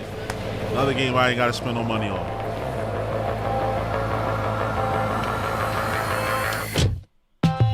You just got a deep dive into the gameplay of Eternal Strands and Look of Void Train, which is coming to Game Pass early next year. So get ready. But first, it seems like only yesterday we were here at Gamescom $17 a month, so you don't gotta spend demo. $70 here. Now, a year later, the game is nearly ready for prime time. Joining me now talking about the business behind it, like nigga, you are not in the business. You are a consumer, bro. Your best investment as a consumer from the consumer side. So, how is everything going at Gamescom, Trisha? It's fantastic. We're so excited to be back. The crowd has been exceptional, as always, and the booth's been full, and players understand you got to get the bag. A lot of excitement, a lot of smiles on their faces, and we're just happy to always have the game in the hands of the players. Game Pass is a great investment this year. Always so has many people, but it's also been a huge week for you guys. Indeed. Tell me a bit more about it. Absolutely. On Tuesday, we announced that we will be try to do the same thing. It's not even worth it. Steam on September 10th. It's not even worth it because it's too expensive. Preview on Xbox and Windows PC for the value that you get. The Xbox so really not that far away as well. $17. And I'm also so excited. The premium tier that we're going to be playing for that matches up with that. On PlayStation is like $150. Can you give us the elevator? $120. I think it went up to like $150. Going to be so much fun to play. Yeah, so it's the quintessential side-scrolling brawler, which you see generally in like a smaller single-player, shorter experience game. We've decided, why not make this a bigger game? Why not put in sweet loot drops? Why not let your friends play together, collect cool stuff, and kill bigger enemies, and then brag about it? So that's basically what we built. It's what we all love to do as well. And it's one of the reasons I'm so excited to hop into this demo as well, because I got to play it here last year, and honestly, I am love these type of games like World of Warcraft I brought up on, but going into Towerborne, I'm a little bit competitive, and we've also got 3 different characters on the screen. So I think, Lonnie, if you kind of talk us through what each of us can do, the different abilities that we've got. Sure. So everyone just kind of mess around on this first screen before we get too deep. But we're going to be going to early access. And then a lot of the games on the PlayStation one, you can get them on Game Pass because multiplayer. There's multiplayer games. And she can move about the screen really quickly and do high damage. Then we also have the Sentinel with the sword and shield. He can block and he can also parry. So if done at the correct time, you raise your shield, bang, they become dizzy. And then we got the Pyro class here with the War Club. Big, slow, heavy damager that can fight through damage.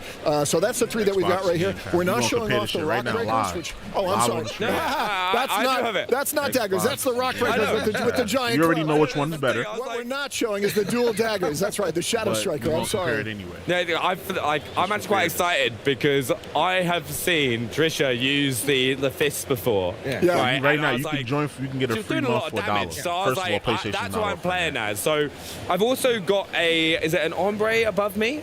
Subscription renews at $20 a month. An Umbra. So how does that work? So the Umbra is part of your loadout.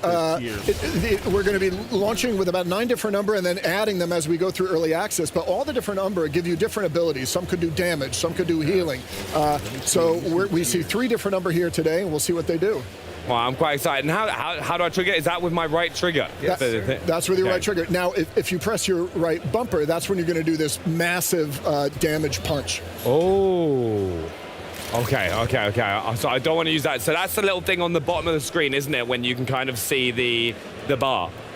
So the orange bar, if you look at your HUD up there, the orange bar, as that fills up, that will be your right bumper button. That's the special ability. The 3 little pips down at the bottom, when those turn blue, if you hold your left trigger and hit your light attack or your heavy attack, it will do one of 2 special abilities and consume one of those pips. Okay, nice. All right, should we go forward to our first fight? Right, I'm kind of just... Good luck, man. All right, I'm going in first. It's not because I'm trying to do the most damage, I promise. There's a lot of different things to remember for each class, but for now, just have fun playing. You'll learn the class over the hours of playtime. And there's like combos, isn't there, that you can do? So you kind of want to set it up to do the most. And that's right. The little bar on the bottom. So you got Game Pass Core. This replaces Xbox Live Gold, enabling online play on consoles and access to a small library of 25 games.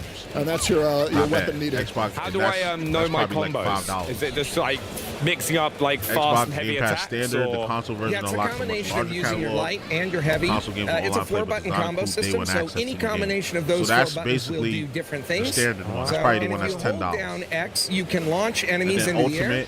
Get up there and do some aerials. You get all the games. You get EA Play. A lot of people don't forget you get EA Play. You can play the new EA games. You get 10-hour trials. You get a free subscription to EA Play. And you get to play 10-hour trials of the new games that they put out. People watching here know that there's a friendly rivalry going on right here. We're actually tracking damage done in this, so we can see if Benny can beat Trisha and McLaren. Don't know what you're on about. Please. We're going to find out, aren't we? Oh, no, I've just wasted my combo. It's a no-lose, McLaren. If you win, you basically be a professional gamer. Pretty much. No. That's the goal here. So here we go.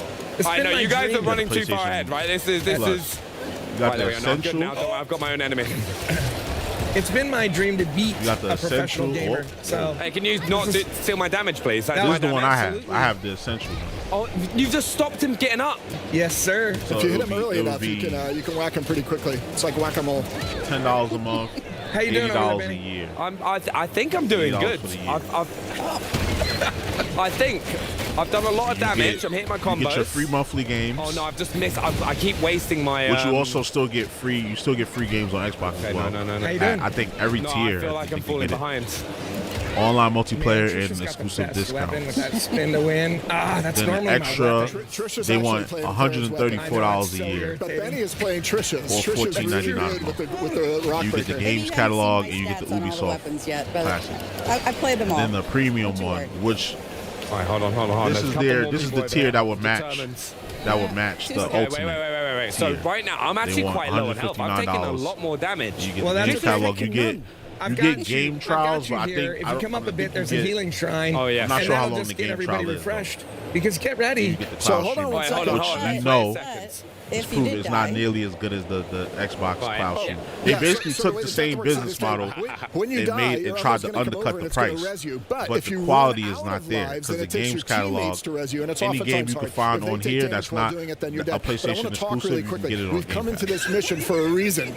We're in this mission. Game trials, I don't think you get 10-hour access. There was a boss in the area, so I think we're on its trail, and we'll see what happens here as we enter the next. Cloud Stream is better. Okay. All right, here we go. Are you ready? Are you McLaren, are you sure you're ready?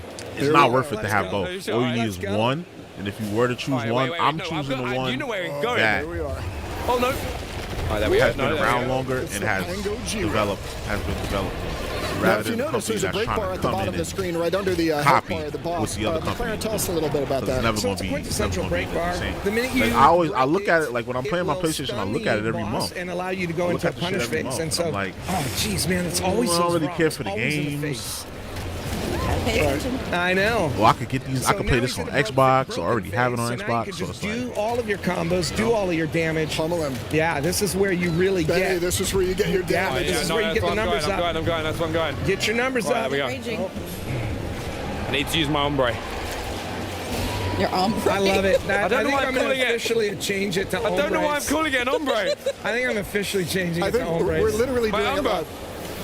We just turned this game into an esport somehow. All right, come on. No, I got no back. Wait, are you dead? No, not even close. He took damage. Now, I do have to say, this boss has been wrecking people on the show floor. Yeah, it's been pretty great. But we've got some people here that have played this game before. Yeah. That might be making it look a little easy. Oh my god, there's so many rocks getting thrown at my head. Right. Right, here we go. Right, I need messed time that as well. Boink.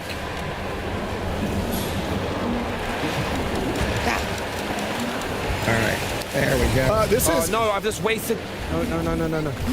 This is the type of fight, as you would expect in any game like this, that if you beat a boss, you're going to get wicked good gear. You're going to get great weapon drops, aspect drops, which are gems or mods that you can slot into your equipment. But this is the type of fight that you want to go into and get or beat, because this is where you get the good stuff. Yep.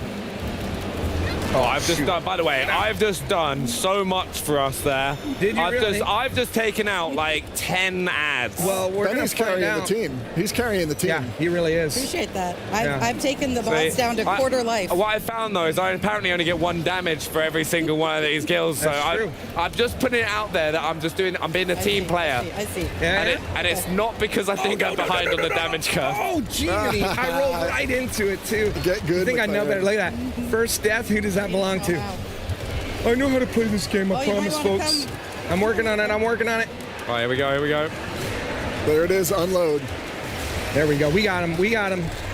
Go. On this phase. That's it. Oh, yeah. Let's Don't let him go.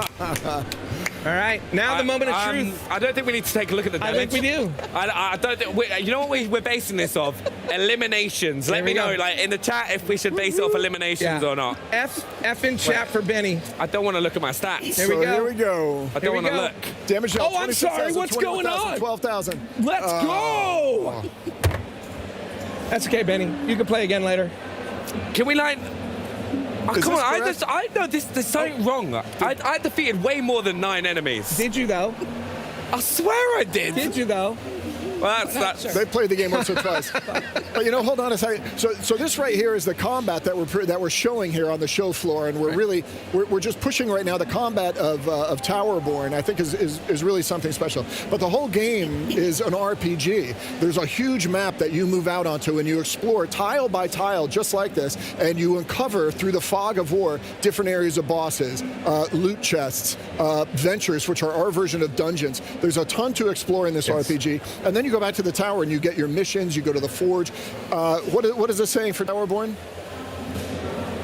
Yes, that's right. I totally blanked. Hold on a second. I was like, you're the one that told me. I was basking in my success, and I just wasn't listening to anything except that I beat Benny, a pro gamer. The saying of Towerborne is, by the way, I want to explore the world, and I want to be strong enough to do it. Next time, I'm going to get some practice in, and I will beat you. It's right there on the floor. Yeah, I'm not going to. I'll be there a week. That's what I'm going to be. We'll do it. You guys join in Zoom, play a game. We'll show it on the site. Yeah, we'll do it.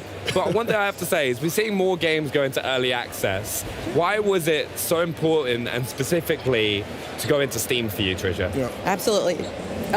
Getting the game into players' hands is super important to us. We want to have that the discussion with the community, have them be a part of the game building. It's what Stoic has always done from our very first game. And so getting there, being able to have that and have the input and take it in.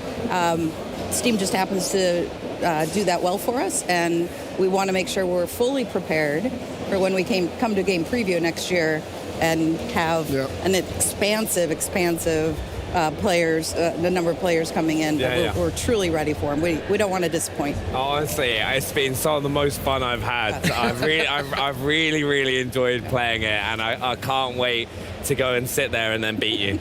It will happen. I'm excited for next time. Anytime, any place. I don't doubt it. But thanks so much for stopping by. But remember to wishlist right now at towerborne.com if you want to go and have a go yourself. Now, if that chat has you hyped for Towerborne, then you'll love what the team has in store. Check out a taste of a new dev diary coming soon. Towerborne is an action RPG online multiplayer game. We're going to support for many years. It's a living world. Steam Early Access is a great vehicle for us to get started. My greatest joy in this is going to be sitting here a year from now. I had no idea that this would go in this direction.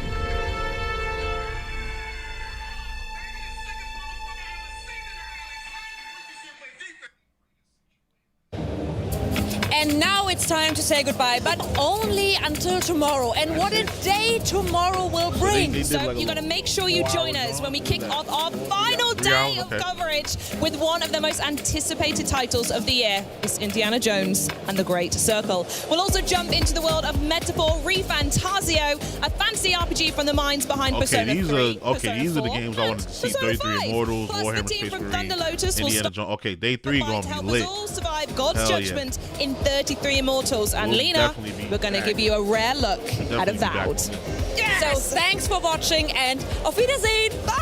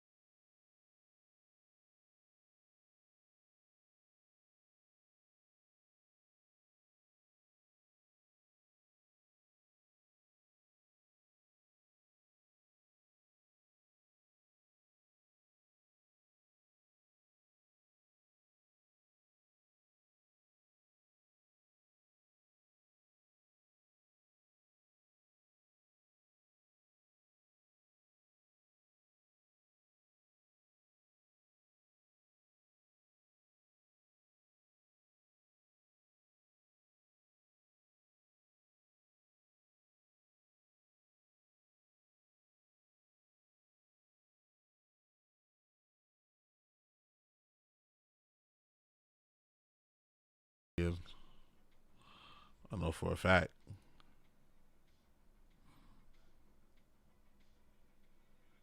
I intend to wage war, not parley. We need more people. The best thing would be to recruit from your old comrades. Well, if they're not already swinging on the gallows somewhere. Renewable energy. In addition to participating in Gamescom's carbon offset program, exhibitors are also doing their part by building more sustainably, reusing portions of their booths, and avoiding single-use material. And even better, the Gamescom forest continues to grow, and more trees have been planted thanks to donations from attendees and exhibitors alike. You can find out more about Gamescom's sustainability efforts and find out how to do your part at gamescom.global.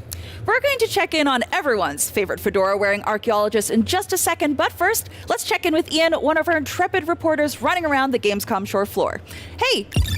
I'm out on the show floor at Gamescom today, and it is absolutely bustling. But despite the name, Gamescom isn't just about the games, because I'm going to be checking out this Pip-Boy 3000 Mark V replica that is based on the exact one that Lucy wears on the TV show. I'm also going to be heading outside to chat to you lot who are still queuing up and waiting to play the games. Which games do you really want to play the most? I'll be finding out. Then later on, Max is going to be talking to the developers of Dune Awakening, and we've played Monster Hunter Wilds. What do we think of the game? You can find out later on. Plus, I talked to the developers of The Eternal Life of Goldman, which looks like the old NES game DuckTales mixed with an existential nightmare. Honestly, there's so much going on here at the show today, so let's go check it all out. You're watching Gamescom 2024 right here on IGN. Indiana Jones and the Great Circle takes one of the most iconic movie heroes of all time and gives him his own globe-trotting video game adventure. Here to tell us all about it are Axel Torvinius and Jens Andersen from Machine Games. Hey guys, welcome. Hello. Hey, thank you. Nice to be here. Well, thanks for joining us.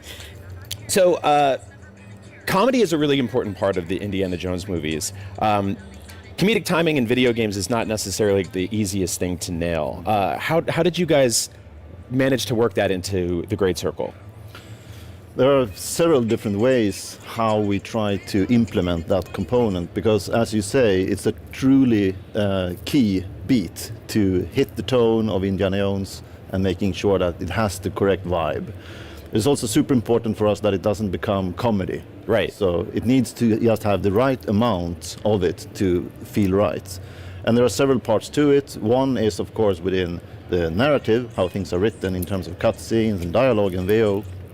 And then performance by Troy Baker to make sure that that is delivered. But we also communicate that component in the smallest detail. It can be in the minute-to-minute gameplay, in hand-to-hand combat, in subtle animation, a lot of different small components that all together comes together balanced, and then the feel of that comedy is there. Yeah, it's all about finding that tone, right? Finding a banjo in the world that you can smack people with, or things like that. At the same time as the comedy, some of the most iconic, like most memorable moments from the classic Indiana Jones films are really horrifying, like really scary, like some of the most memorable moments in cinema, in fact. How do you approach horror in your game?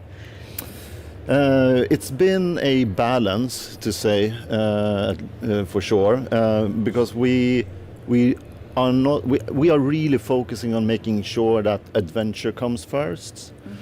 But as you say, there's a sense of horror in there as well. So we've been trying to get moments throughout gameplay where it becomes a little bit creepier, it becomes a little bit eerie, and the game pauses a bit, slow down. But finding that balance between the cinematic big beats, set pieces, and then the horror components, that has been a tricky balance. But I think we're on a very good spot at the moment with hitting the balance right. Did you find that you were sort of taking inspiration from elements from each of the films? Like, were there things in all of them when you said, like, we want a little bit of this from Temple of Doom, we want a little bit of this from Raiders?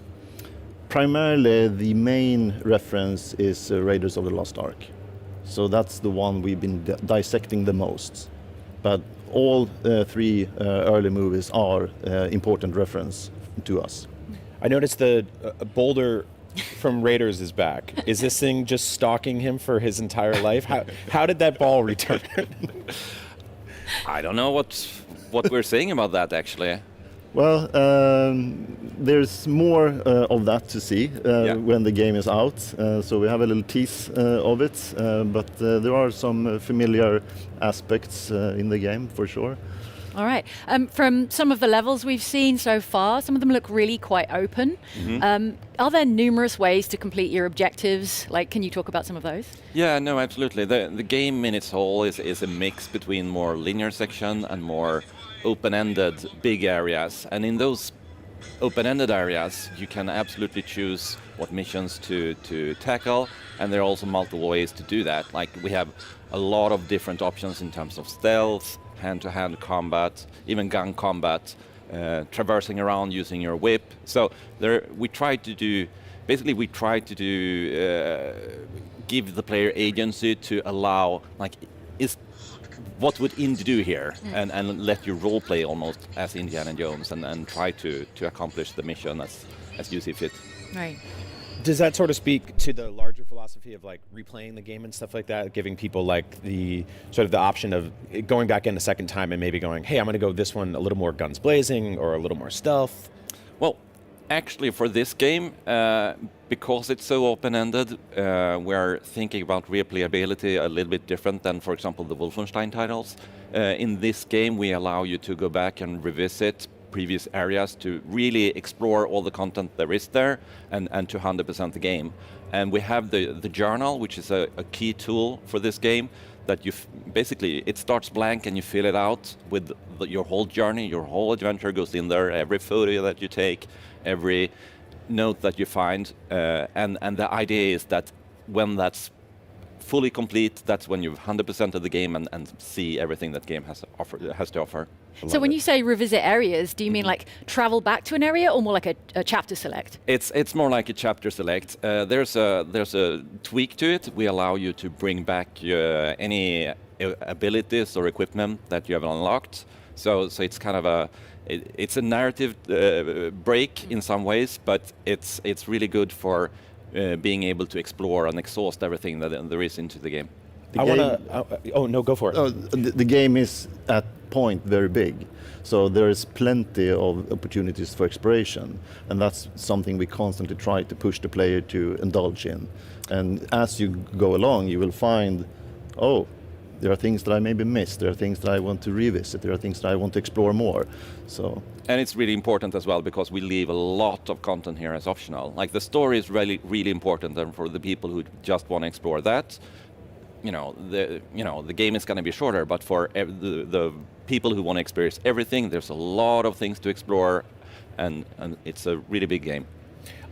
You mentioned the sort of like unlocking abilities. I want to kind of tug on that a little bit, because that sounds really cool to me. Indiana Jones is like, he's sort of the same guy through all of the movies, but in a video game that would get boring after a while. So tell me about these, like how he's learning more and adapting and learning new moves and stuff. So throughout the game, you will find these adventure books. These are books that are in the world, like interesting books that each one of them contain an ability. And you can unlock that ability using adventure points. And adventure points is something you find by exploration, by completing mysteries and missions and finding these notes and filling out your journal. So it's almost like kind of a skill system, skill tree. Awesome. Well, Indiana Jones and the Great Circle looks amazing. You guys announced a release date the other day, December 7th? December 9th. 9th. I was trying to get there 2 days early. Thank you guys so much for coming. Thank you. That segment went so well, I think it belongs in a museum. Thank you all so much for joining us. We can't wait for this game. Stick around, because we've got lots more Gamescom coverage ahead right here on IGN.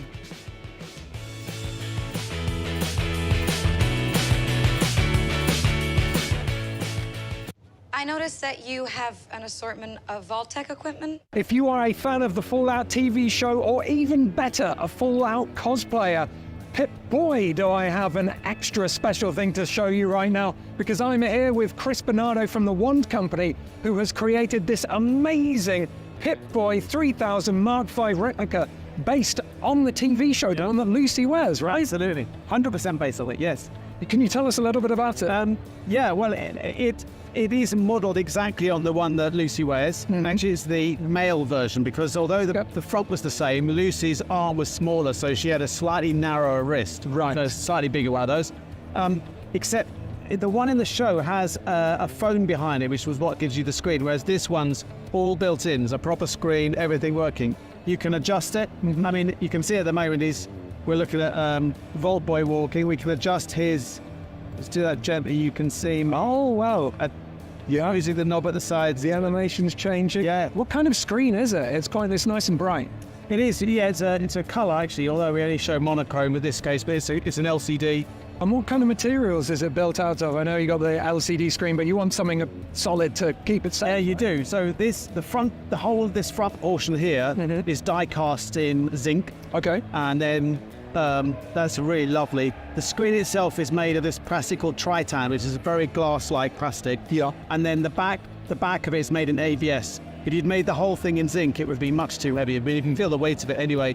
It's got quite a weight. There's the weight. Not too unmanageable. Yeah, it's nice. It doesn't feel right, but you would want to have something as solid metal on. Yeah, I'm quite an old school technology kind of person. I like big clicky clacky buttons and things you can twist and turn that click. Yeah. Is there clicking stuff? Oh, there is mechanisms here. This is so cool. So in the clock, if we want to set the clock, we'll go to maintenance. Yeah. We'll go down to set the clock. I can see that kind of like a nice little. Well, look at this. And here we go.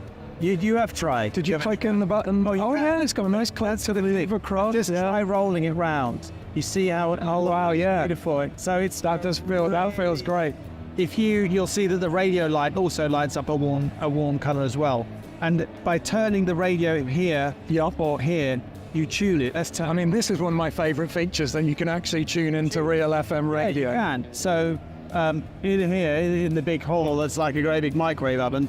I don't know if we'll be able to tune in so easily, but when you do, you get this is the waveform of the music. The actual waveform from the signal. Amazing. And you also have KPSS radio, and then if you press the button, we can't hear it again. It is phenomenally noisy in here. But what you get is DJ Carl, amazing, horrible little scratchy violins. Now, obviously, the best thing about this replica is that it is a product that you can own. You can even pre-order it right now at store.ign.com, and it comes in this beautiful box as well. Yeah, it's got actually a really nice packing box that goes around it. It's really lovely. Yeah. So this really is the best thing a Fallout fan could own. And in fact, I really want to own it now as well. Can I give it a go? I think so. I think you need to be in the kit, the outfit. Okay, I can sort that out. All right, Chris, strap it on me. Well, okay, you are, okay, yeah, absolutely. There we go, you're on the moment of truth. He's almost trembling with excitement. I am, I feel like I'm part of the show already. Here we go. Let's just clip it into place. A nice big chunky click. Oh, look at that. That weight feels great, actually. Now, I better be careful not to drop this one on the floor. Otherwise, it's going to be your vault. Get it? Yeah. Well, this feels great. This looks great. So, Fallout fans, remember to head on over to store.ign.com and place your pre-order right now.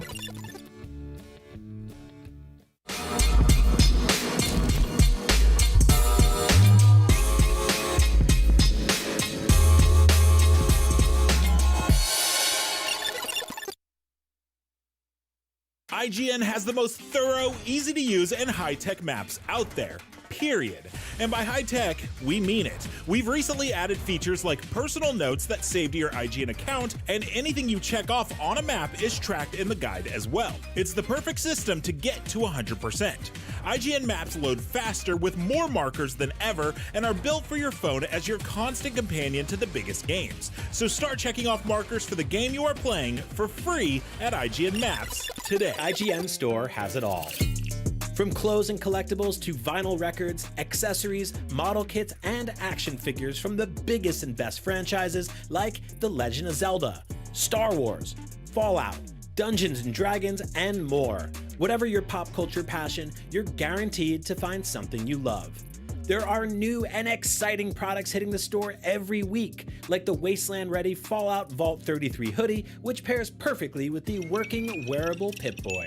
Plus, high-quality IGN Store exclusives like the powerful and spicy Star Wars Darkside Hot Sauce by Truff. We've even got merchandise for you to rock while tuning in to the IGN shows and podcasts you love. Or cap off a long day by relaxing to the soundtracks of your favorite video games, like Cyberpunk and The Last of Us. And the best part? You don't even need to leave the house to go there. Just head to store.ign.com and start shopping today. The IGN Store.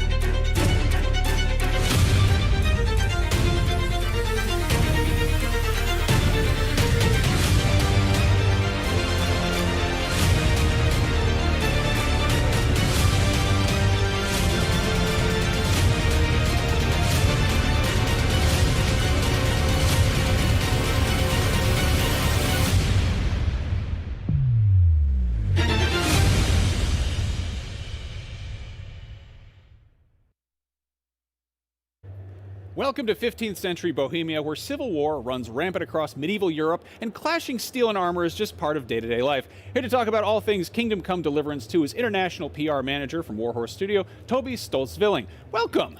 Hello, thank you for having me. You came bearing gifts somewhat. This is the collector's edition, which was just revealed. It's clearly very impressive. These two are not included, unfortunately, but a lot of stuff is included. Can you kind of show us what comes in the box? Well, it's very precious, so I took my guards. I see your guys' eyes here, but hey, it's a collector's edition, of course, with the great stuff in there. However, all those items are actually have some connection to the game. So, of course, Henry on a horse, Pebbles, right? The main character of the game with exchangeable weapons. So either you have the San George here killing the dragon. Well, there's no good dragon in KCD, of course. But if you want to do that, or rather have Henry with a little sword, that's cool. However, this letter here also has some. It's not some, hey, thank you for having us and thank you for buying the collector's edition. That's actually a letter. You know, in KCD 1, the game ends with you getting a letter which you are supposed to carry to that castle and ask the lords if they're on your side or not. In KCD 2, you still have that letter, but in the beginning, everything goes south, you lose it. You theoretically know what's inside, but you never open it. However, if you have the collector's edition, then you get the real deal, the real letter, and you will actually find out what the lords of Ratai and so on, what they actually want from you. Oh. No spoilers. No spoilers. Get it yourself. I love that. It's kind of like an invitation into the game almost. Absolutely. And of course, last but not least, a map of Kuttenberg, Kutner Horror, because that one is the big addition to Kingdom Come Deliverance. And also it was the biggest challenge to put in the game because it has thousands of NPCs there with daily cycles. You built a and city. everything. It's Absolutely. Impressive. Also, is there a lock on there? Well, there's a love and hate relationship with our lockpicking mechanism. So I said, hey, you know what? Let's put a lockpicking mechanism on top. Don't worry, everyone. Right? You don't have to put out your lockpicks and start to do something there. It's just like a memento. I love it. This is a very thoughtful collector's edition. Now let's take a look at the game itself. You just showed up. Time out. They got the dudes dressed up in the armor. That's tough. Chunk of it to check out here. Are those mannequins behind them? Nah, they got real men. So first of all, we are seeing here something is going on. They want to hang someone, actually someone from the Devil's Pack, because in KCD 2 now, Henry can't deal with the things himself anymore. He needs a group of friends. In KCD 1, you're pretty much alone and just dealing with local nobles and bandits and I don't know what. In KCD 2 now, you're going in the bigger stages where kings are involved, where armies are involved. And Henry, I sometimes say that in KCD 1, Henry was the champion of the Sunday League, and now in KCD 2, he's like supposed to play in the Premier League, but well, he knows the sport, but he needs to learn more and get bigger and better. And he will quickly realize that he needs friends and that he needs a gang to push everything forward. And the poor fellow we saw there is Komar or Mosquito, and he didn't look that well, but let's see how that's going on. Now we've got the map pulled up here. How big is this compared to the original? Well, that really depends. I mean, we say twice the size. However, it depends which numbers you're comparing there. But generally, two big maps. One is a tiny bit smaller, one is a tiny bit bigger. One is more countryside, as you can see here. Deep forests, huge sandstone formation, really wonderful. This reminds us a little bit of KCD 1, of course, because someone said that we have the nicest forests there are in video games. But the second map is the one that will invite you to Kutna Hora, which is today a UNESCO World Heritage Site, and that will be more industrious. There will be silver mining going on. The armies and the kings and everyone will be there. Now we have some gameplay a little further on that's going to show all the NPCs and how they interact with Henry. But what's going on right now? I guess what are we doing in town right now? Absolutely. So this is one of the earlier quests in the game where you have to find a few guys which you heard they're here somewhere around this pub playing dice with the local people here. However, dice and any sort of gambling, of course, is a problem today, was a problem back in the time, so he got into some trouble with these fellows here, and they will tell you, hey, yeah, we know where you do this, just follow us in a few seconds, he's right around the corner. The point is that the game is a tiny little bit more talkative, let's say, right? Everyone has a lot of things to say. However, you can't skip those things. You don't have to do that. You can delve into it, but there's always a way how to get to the end really quickly. And we are now trying to find that guy that owes us. Okay. Now, it's a role-playing game. Choices matter. Tell us about that. Tell us about the branching path and player choice here. Oh, yeah. So in KCD, it's really not about the 100 different endings or whatever. The point is how you get there. That's important, right? Every quest, not every, most of them, many of them, can be solved in different ways. That means, well, Spartacus, sword ahead, or speech dialogue, speech skill, and so on. Well, of course, that's not unique. Other games have this as well. However, your choices will absolutely and will change the outcome of the quest and the way how they play through. For instance, you spare some dudes that are apparently trying to attack you and kill you. You don't know who they are. You spare them. They run off, and later in the game you might meet them, and they might actually help you because those guys weren't bad. They were just it was a bad misunderstanding. However, if you cut them right away, then of course they will be gone and so on. But these are the small ones. There can be big things, moral choices where Henry really decides who lives and who dies, and now, that's big. It looks like Henry's gotten himself in, in deep doo-doo, actually. Tell us about this. Where are we? We found that dude that owes us, and we were apparently not the only one who he owed to. So he said, yeah, we have that dude here, who sank in pig shit, unfortunately, behind the local pub. So poor Henry had to crawl through the doo-doo and get him out there because he had something on him, a precious bow, and the dudes want the bow, but Henry is like, no, guys, I went through the doo-doo, that's my precious element now, and in a few seconds combat will start. Now, do you need to have played the first game to jump into this one? We tried extremely hard, and I hope we nailed it, to make sure that you absolutely do not need to know anything about Kingdom Come Deliverance in order to enjoy the second game.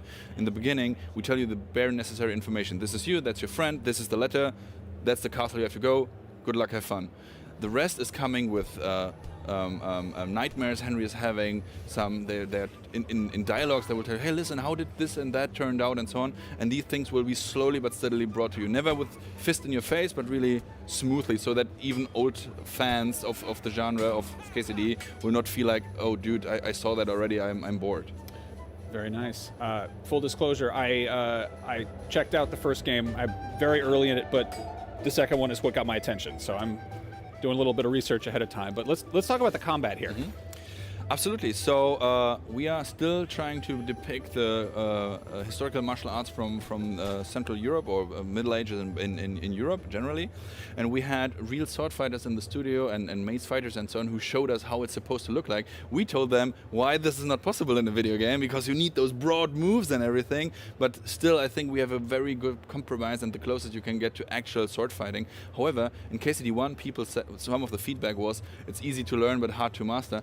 We nailed the hard to master, the easy to learn not so much. So in KCD2, like with everything else we did in the first part, we smoothed it out, made it nicer and just easier and more accessible. So even the combat was revamped. It's still an evolution, not a revolution. It's the same as it was before, just more accessible with more options to choose from.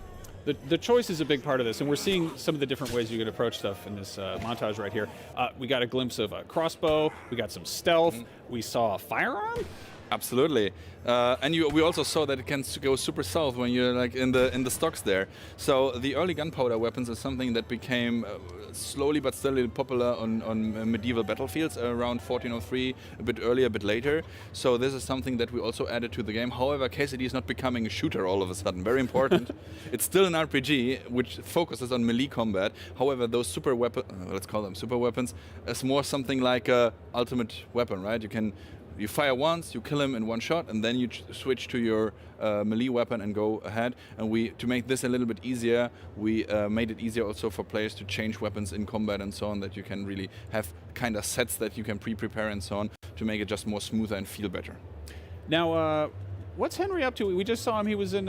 He got covered in pig excrement. How does that affect his reputation and his experience in the game? So the goal is that all the NPCs in the world are living and breathing earth. They do something, they go somewhere, and they will react to you as well. So if you are covered in pig excrement, then they will react to you. They will say, dude, you stink, or stealth will be harder, or the speech skill will be harder to pass, and so on. So these things really affect you, and you as Henry, or you as the gamer, have to then take care of yourself. Don't be afraid. This is not a survival game all of a sudden as well. It's like these little elements there, the details that make this game so great and so immersive, because that is what we want actually. You see on screen that Henry is going through doo-doo, so of course he's supposed to be dirty and stinky and whatever and needs to take care of it. So where to go? Bathhouse.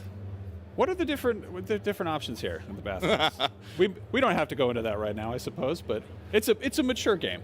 I want to talk about the historical accuracy, because I get the sense you've done a little bit of research into how things used to be. Absolutely. So everything we do is based on, well, we want to make it as authentic as possible. So this is still not a simulation, and this is not a 100% realistic, that's exactly how it was. It's the closest we can get in the limitations we have creating a video game. And that is what we do first and foremost. But we have a full-time historian in the team. She's working with museums, the mayor of Kuttenberg himself, reenactors, universities, and so on, and gather this information from those people who know this infinitely better than us. And then together we're coming up with the best possible compromise to still be fun, interesting gameplay, and so on, and push it everything forward. So yeah, we're trying to make it authentic, but keep in mind it's just a video game. Now, it's also a very cinematic video game. I appreciate that it's all first person, but then we get to see Henry from the outside. Can you tell us a little bit about that? Absolutely. I think, well, it's of course an action RPG, but the story part, the epic story that we are trying to tell there, is, in my opinion, the bread and butter of the game. It's like a playable Netflix series or something like that. Really, it's really epic. You can change the outcomes. You can have your impact in that. You can see how everything turns out, and it's full of cinematics and cutscenes, of course, to make this interesting and make it awesome and give you this feel of this bombastic, epic experience you can have there. So that's definitely a big thing. Now, tell us a little bit about Kuttenberg. How much time will Henry spend getting to know the city, and what kind of adventures are we going to have? Kuttenberg was definitely the biggest challenge for us as a team. It has hundreds of buildings, thousands of NPCs, so we've never done anything like that. And for the guys who played KCD1 and maybe can remember Rattay, well, Rattay is just a street in Kuttenberg, so this is like, that was a huge thing for us. And Henry, of course, and it's occupied by the invading king, so danger is everywhere around. It's a huge medieval city that is a silver mining town, so it's rich, so there's riches to go and find, adventure to find, and a lot of side quests, mini games, dark alleys. And as I said, the king is the invading king is sitting there right now, and as you are part of a guerrilla force, maybe you have to do a lot of guerrilla tactics there. I'm excited.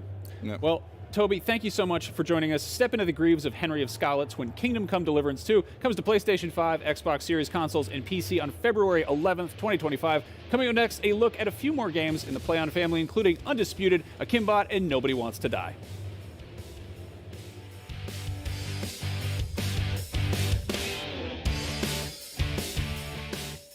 Can I ask you something personal? Do you believe in life after death?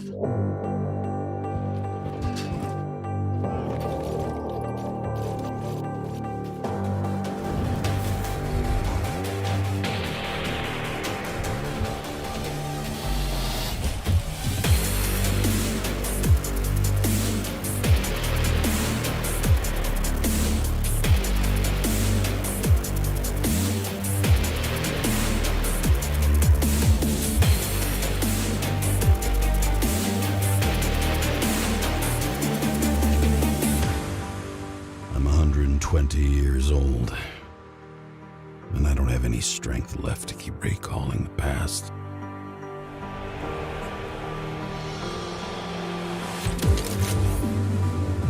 All those innocent souls. Sure! Just let me make a blood sacrifice to the Wi-Fi gods! Refusing to give up!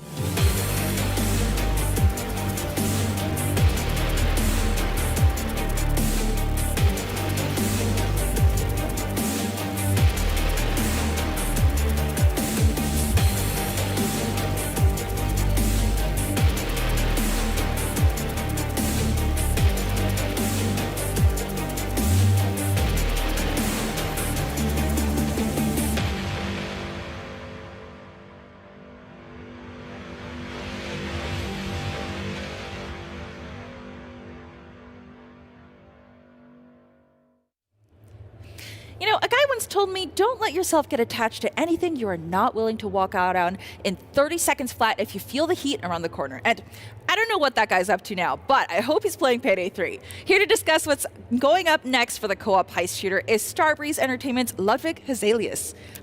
Hello. Hello. So nice to be here. I love saying Hazelius. That's Oh, such a you good do? name. Yeah, thank you. Thank you. I like it a lot. It's really nice. I was just saying you had to grow up with it, so I hope you like. Yeah, no, I do. Yeah, so speaking of your name being special, I heard you also have something else special to show us here today. Yeah, no, definitely. I'm really excited to be here, and we are going to show some stuff of our upcoming DLC, Fear and Greed, and it's shed a little bit of light in terms of what we're going to do for Payday in the near future. So really happy to be here to talk about that. Yeah, so can you walk us through the Payday 3 timeline so far from launch to now? I mean, how exactly has the game changed? Well, first of all, from the gates, we had a little bit of a rocky launch, and I mean, it kept us humble, let's say that. So what we kind of did in terms of addressing this was going really back to what the community wanted and trying to centralize the feedback that we've been getting and adding content to this. So we started with a strike team to really dig down to this and see what steps we needed to take, and ever since that we've been going on that route, and I think we're getting there. We're taking steps all the time. So it's a good journey that we've been on. So really appreciate that and the support from kind of the community. During this year, it's been special, and we've been adding multiple things. New solo mode that's in beta now that we're really looking to and hope the players like, so they can really integrate. And also bringing 2 new DLCs, The Boys in Blue, firstly, and then this Houston Breakout now. Cosmetics, weapons, among other things. So it's really great. So can you tell us a little bit more about the Houston DLC? I mean, we know it's really hot there and that the Payday guys bring the heat, so... Well, yeah, it definitely is. I mean, as Payday fans would know, it's a big homage to an old Payday 2 heist where we did a Hoxton breakout. And now, obviously, we have Houston, who is now in trouble. So we need to save him. So it's a massive courthouse that we have to infiltrate. The heisters has to go through there. And he's standing charged to be sentenced to a private prison owned by yours truly, Concord, which for the Payday fans out there will be very acquainted to.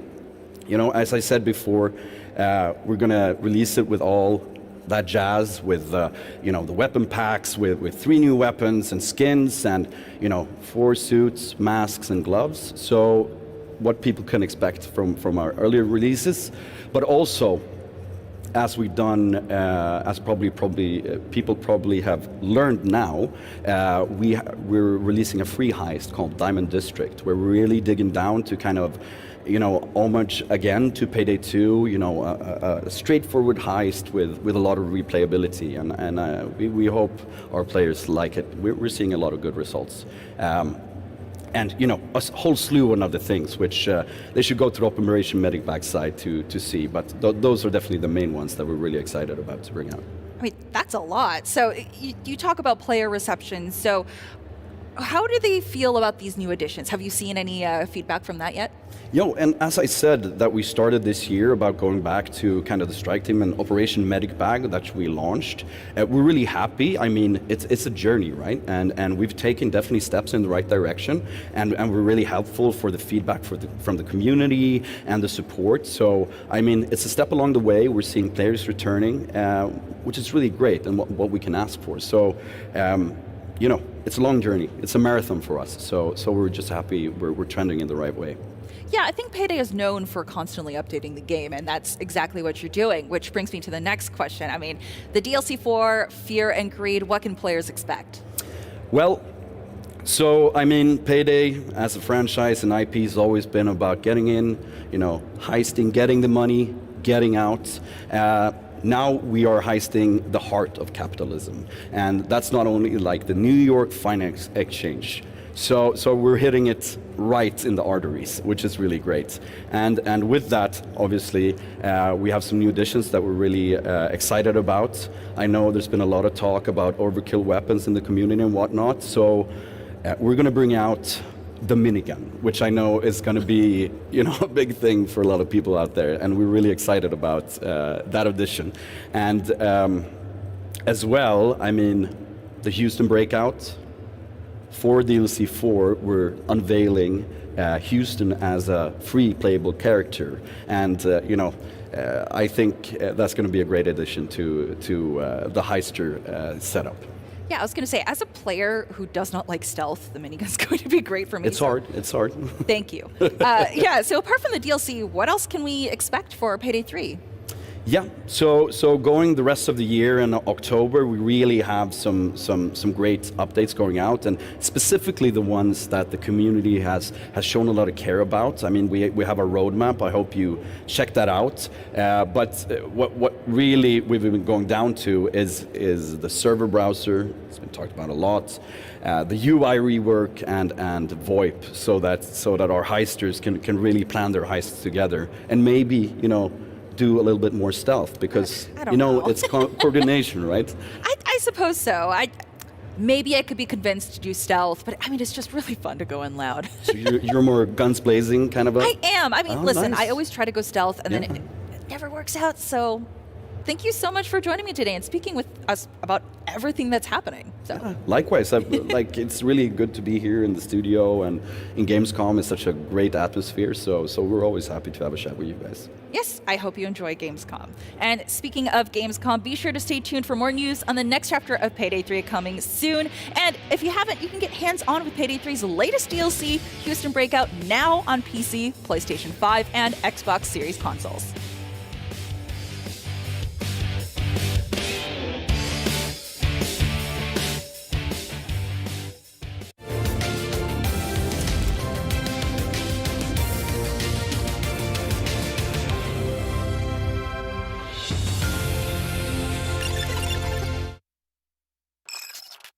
The average Cinefix movie list features nearly 100 different films and approximately 25 minutes worth of wall-to-wall deep dive analysis.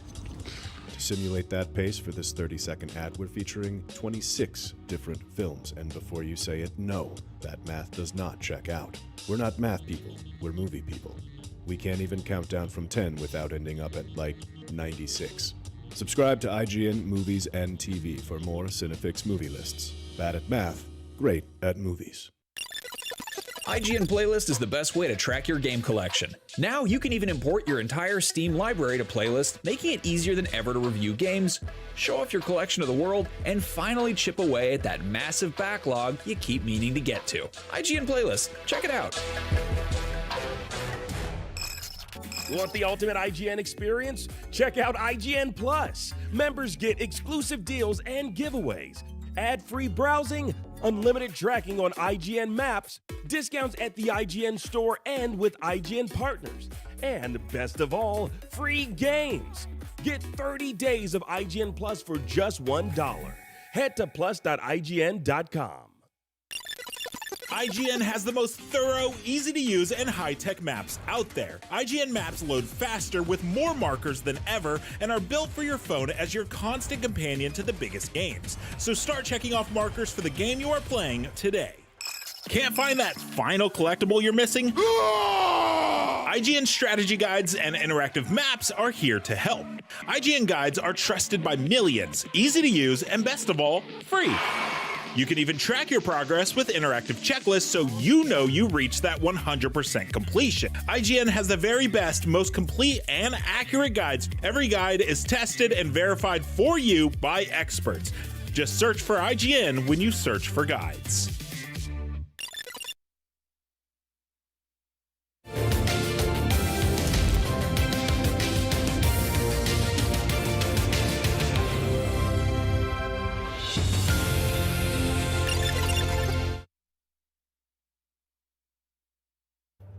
Hyper-realistic shooters with cutting-edge graphics are great and all, but have you ever wanted an FPS that looks like a cartoon from the 1930s? Well, somebody made one. Here to tell us about Mouse PI for Hire, we're joined by game director Mateusz Mikulak. Yes. Is that right? Right. And Right. lead producer Maciej Szemian. Thanks for joining us, guys. Thank you for the opportunity. Okay, first of all, for someone who is seeing this game for the first time, tell us what we're looking at. What is Mouse PI for Hire? So basically, it's a blend of all that we love in FPS games. So we are focused on the key elements that make FPS games fun. So the gunplay is very important, but on the other hand, we're going to add some other elements from Metroidvania games, for example. So abilities, some upgrades, ability to backtrack and access previously inaccessible areas. So yeah, it's a blend of everything we love in a game, not exactly a boomer shooter, rather something that feels both familiar and fresh at the same time. I feel like this is way older than boomers. This is like the grand boomers. A couple generations earlier than them. Now, the Metroidvania aspect, we were talking about this before we started recording, but you've got sort of a grappling hook. Is that his tail? Yes, that's his tail, actually. Okay. Can we talk about sort of how the levels are structured? Is it kind of different little arenas, corridors, or open world, or how's it? So it's a blend of all. So some levels will be rather linear, others will be more branching, and yeah, we're experimenting with different styles of level design because we want the game not to get repetitive during as you progress. Yeah. And what sparked the initial idea for Mouse? Like, are you big fans of like 1930s cartoons? Where did the idea come from?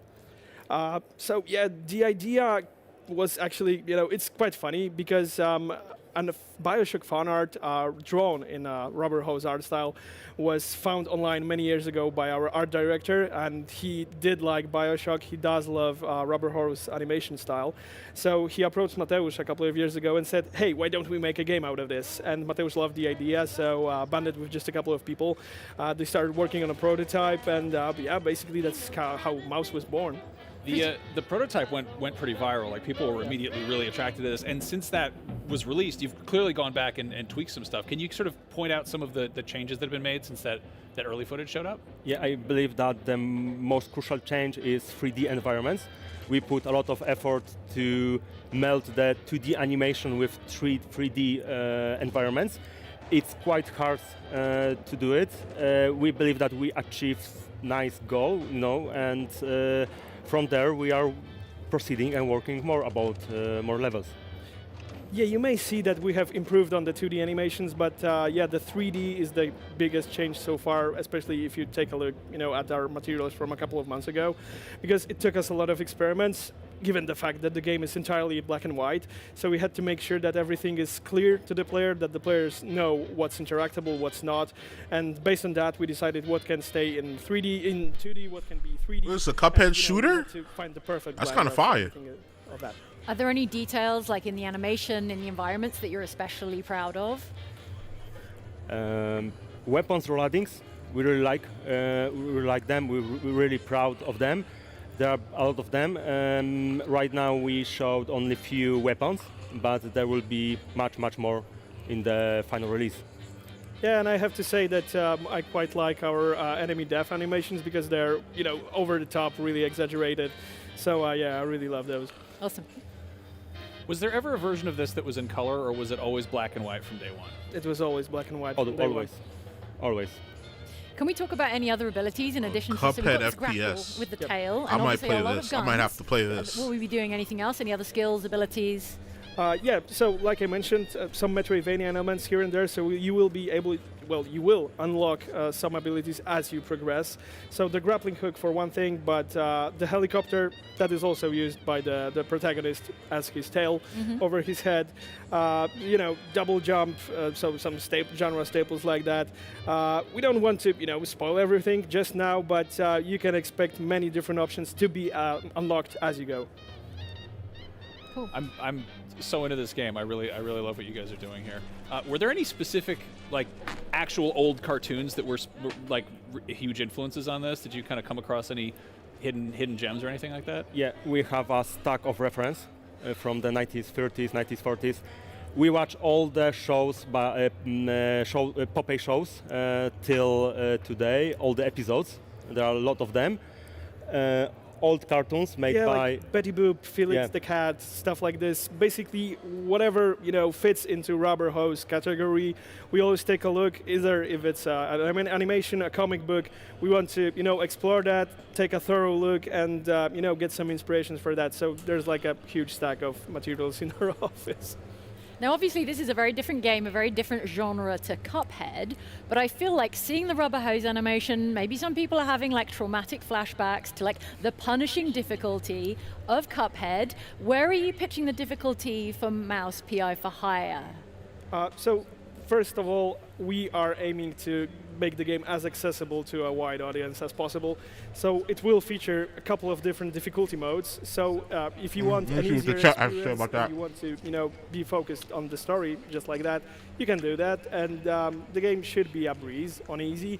But if you're looking for a serious challenge, yes, we will provide that as well. And trust me, I've been playing the game on harder settings just recently, and it's punishingly difficult. So yeah, I know my chat dead, but I'm not IGN. I don't have 18.4 million. Let's talk a little bit about the lore and the setting. Who are we playing as? Who is this titular mouse? Yeah, so our protagonist his name's Jack Pepper. He's a World War I trench veteran who went back home, and first he became a cop, and after that he turned to be a private investigator. And it's a noir story, so Jack tends to usually find himself in a heap of trouble. But this time it's bigger than usual. It's a pretty sticky fondue of celebrities, mobsters, dirty politicians, and a conspiracy aimed at taking over the US. So yeah, it's gonna be a big adventure. Yeah, we also have a second character named Tammy. Tammy is not a playable character, but is really important for the story. She's a young mice orphaned as a child whose mother Jack knew. While she's not participate in investigation or gunfights, she makes Jack work much easier. As she's great with everything mechanical, she's upgrading weapons, inventing new gadgets, upgrading the old ones. She can it all. She can do it all as long as you don't ask her to make some coffee. Yeah. Right? Fair enough. So how does that progression work? Like, how do you upgrade weapons? This game is interesting. I should have been recording this. So along the way, you will find some NPCs offering you some side quests, side challenges, and you will get some in-game currency, or you will get some key items that can be used either to be traded for some upgrades done by Tammy, or to give them to the items to Tammy so she can fashion something out of them, because Tammy is the kind of character that always comes up with new ideas to create some new gadgets to make Jack's work easier. So some of this stuff is mandatory, like some of this stuff will be put on the main path of the game, but some of this stuff will be optional. So players who will want to dwell more into the game's world, who will want to immerse themselves more, will be rewarded in a meaningful way. Now I'm curious. Sorry, I'm just spacing out here. Like the weapons, do they have alternate fire or anything like that? They do. Yeah? They do. Can we talk about how big this arsenal might be? It's more than 10. More than 10? That's what I can say at this point. Because what we have showcased so far, these were just, I'd say, regular weapons, stuff that you expect to be present in an FPS game. But we have a couple of cool weapons, still to be shown. A couple of experimental, cartoonish weapons, if you will. I don't want to spoil much, but you will be surprised by the full arsenal. Nice. Now, when can we expect to get our hands on it? Any plans for Steam Early Access, console release window, anything like that? We can't reveal anything right now. Yeah, we cannot reveal much at this point, but basically everything is in talks right now, and the idea of providing a hands-on demo for the public is always tempting.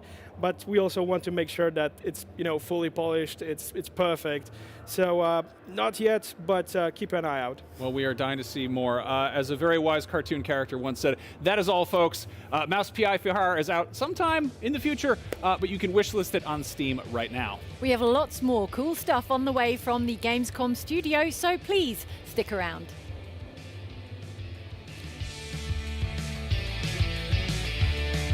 We've just made it to the north entrance of Gamescom, and right behind the camera there is a huge crowd of people absolutely buzzing to get in through the doors. I mean, check it out.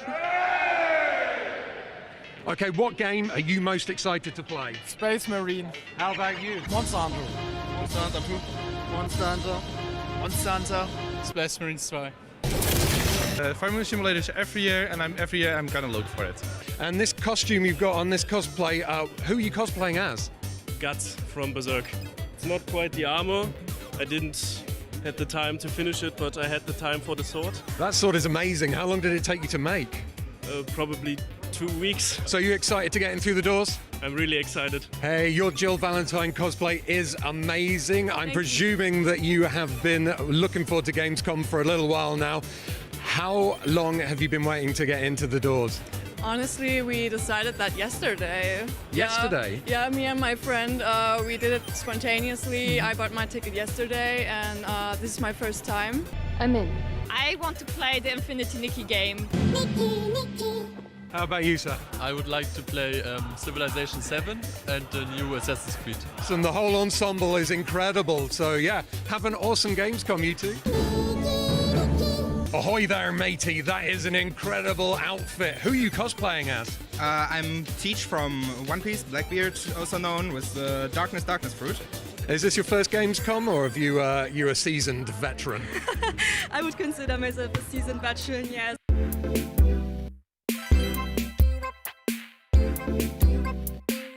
How about you, Sub? What games are you most excited to play at Gamescom this year? Probably Civilization 7, also the new Indiana Jones game, and also we're today pretty excited for the indie area. Probably Enjoy. I've heard a lot of great things about the game, and I look forward to everything. Definitely Monster Hunter. I'm actually looking very much forward again to playing Final Fantasy 14 again. It hasn't been here for a couple of years before. I got to play it yesterday already, and now I'm kind of wanting to checking out like Inzoi, like the new live simulation game, something in very big hype at the moment. Also like the game right next to it, Dark and Darker, looked very interesting for a mobile game, so I'm very interested to try that out as well. Monster Hunter Wilds.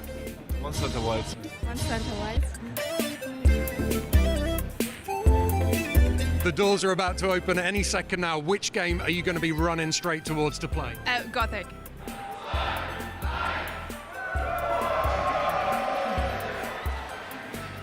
Here they come. What are you most excited to play? Monster Hunter. What are you most excited to play, sir? Oh, for Monster Hunter. Life is Strange Double Exposure. Yeah. I don't know who I can trust. Final Fantasy? Ooh, Final Fantasy, amazing. What game do you most want to play today? Monster Hunter World. All games. All games. Best answer yet. It's not Star Wars Outlaws. It's not? You've thrown a curveball here. Which game? Monster Hunter Wild. Monster Hunter Wild. Probably Stalker 2. World of Warcraft, actually. Probably the most at the moment Space Marines 2. Also Space Marine 2. Big Warhammer fan. Monster Hunter Wild and Space Marine 2. May the force be with you, sir. Thank you. The force with you too. I love that.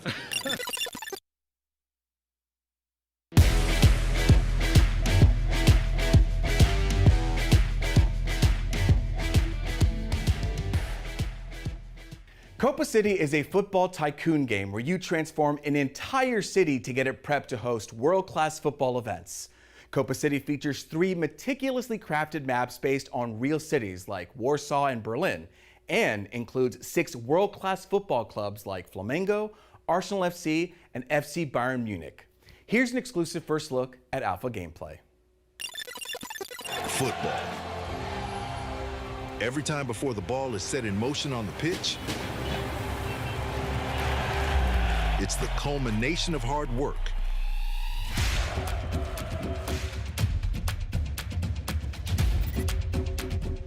To captivate the fans, to ensure everyone's safety, to meet every need,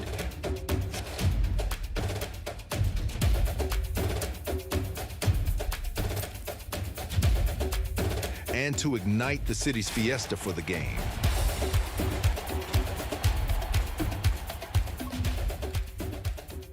Sometimes it requires making tough decisions with lasting consequences.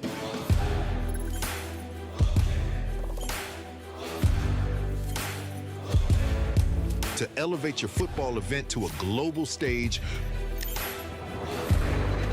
to bring the best players and clubs to your city, to make your game happen in Copa City.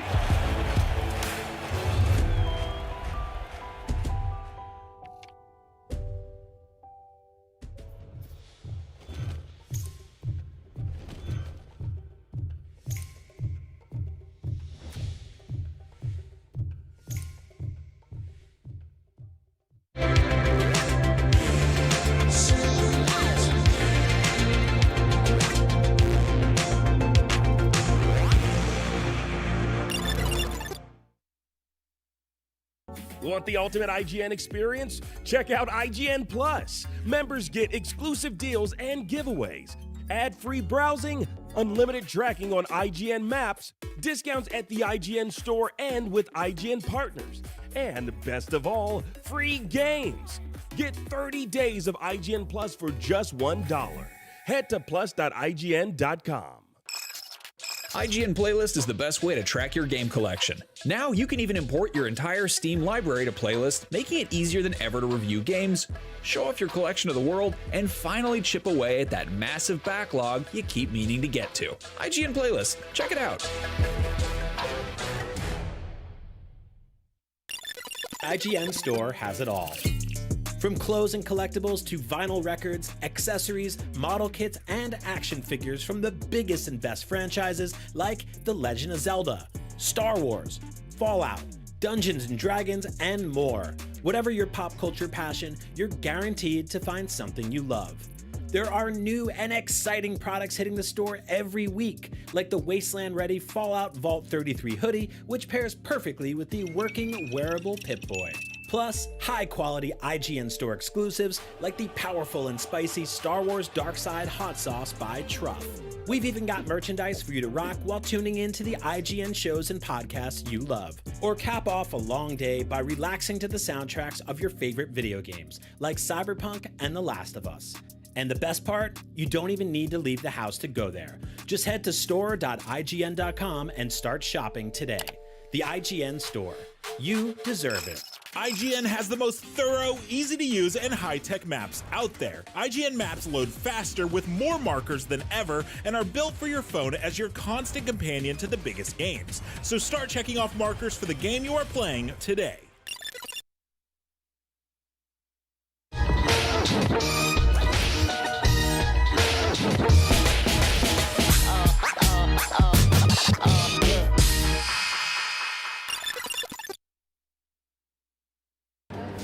Hello, everybody. It's day 2 of Gamescom here in Cologne, Germany. We are here in Hall 7 outside the IGN merch booth where there's a bunch of really cool stuff on sale. If you're here, you should swing by, grab something, treat yourself. We got cool hoodies, exclusive t-shirts, a bunch of awesome stuff. There's a Geralt minibus, which is awesome. If you're not at Gamescom, go to store.ign.com and you can find a bunch of this stuff for sale right now. And today on the IGN stage, we have Sonic and Shadow Generations. After that, we've got Star Wars Outlaws, and following that, Batman Arkham Shadow. So stick around, stay tuned.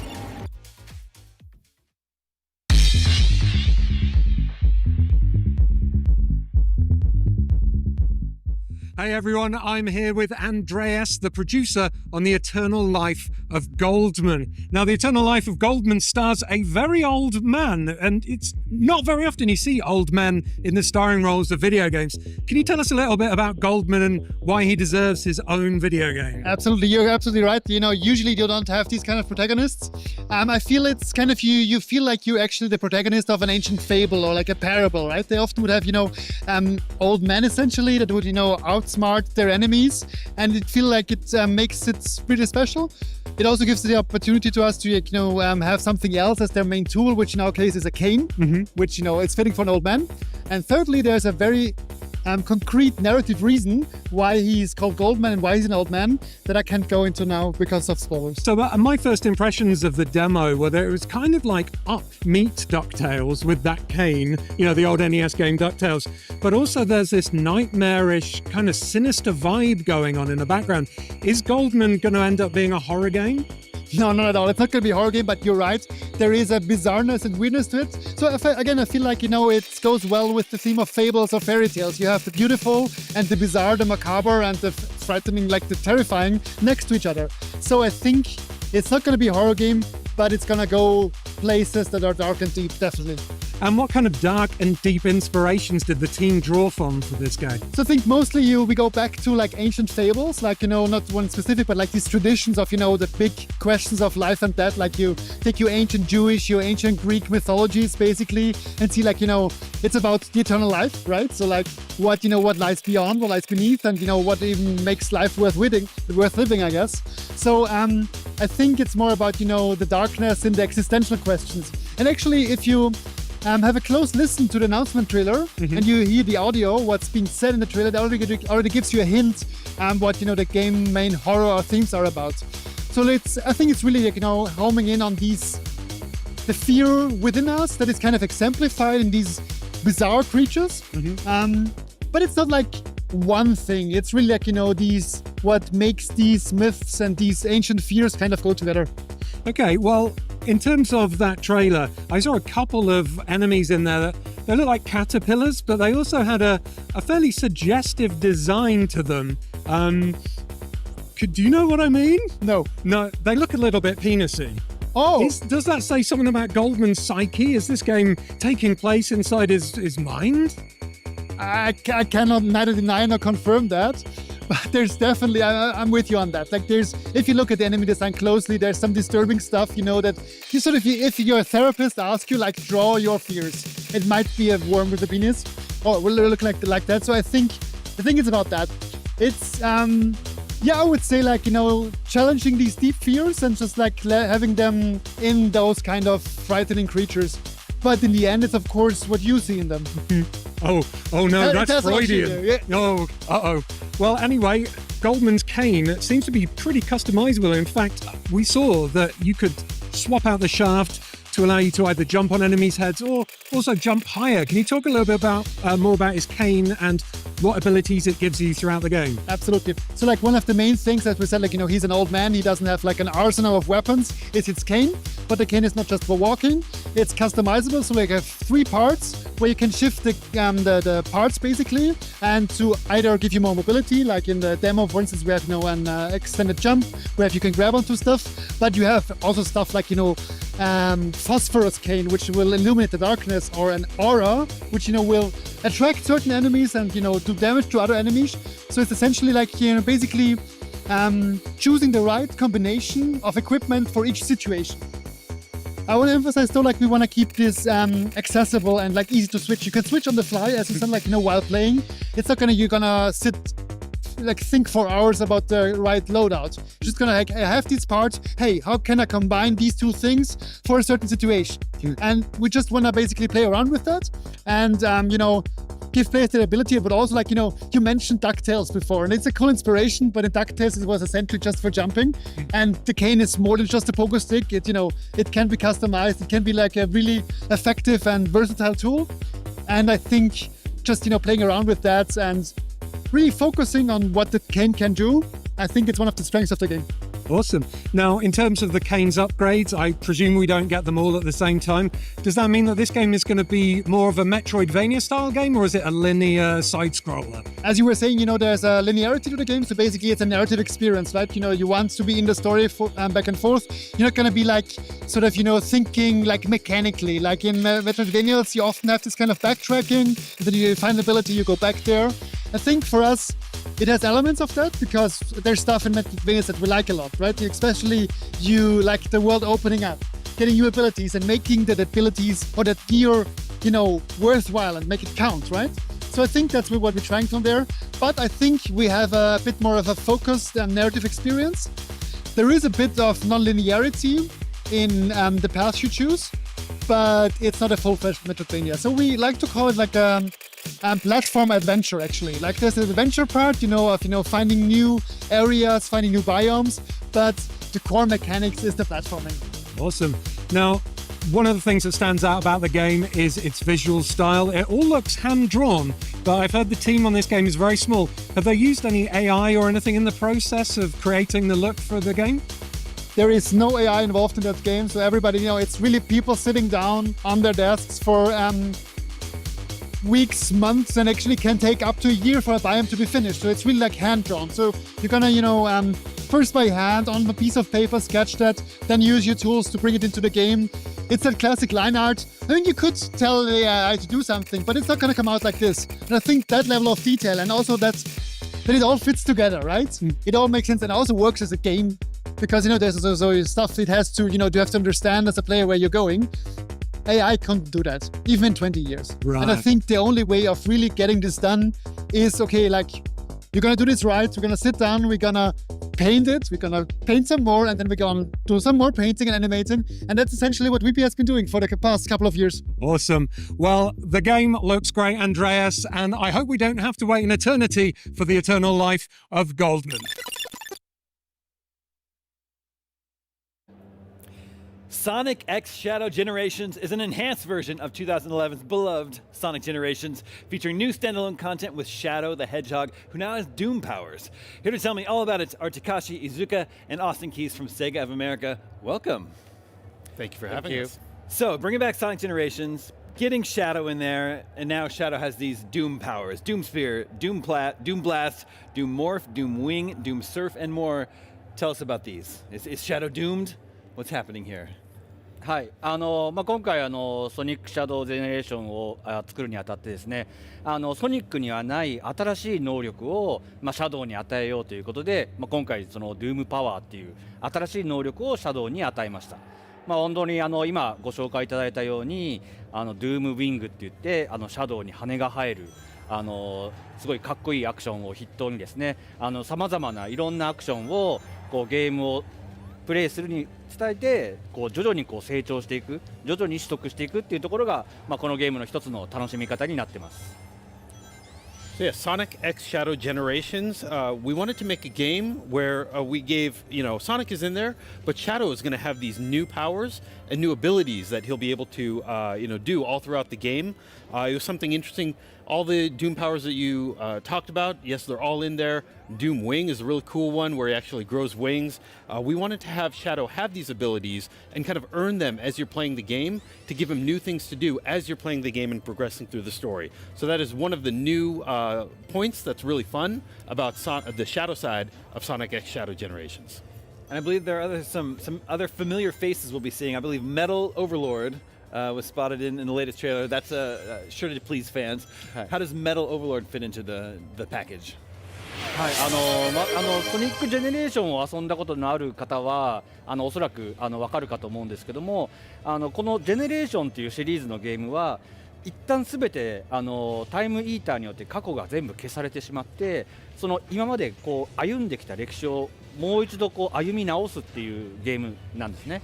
なので、そのファイナルバイオリザードとか今回のメタルオーバーロードとか、これはソニックヒーローズの時のラスボスなんですけども、これらともう一度シャドウが戦うことになる、そういう流れになっています。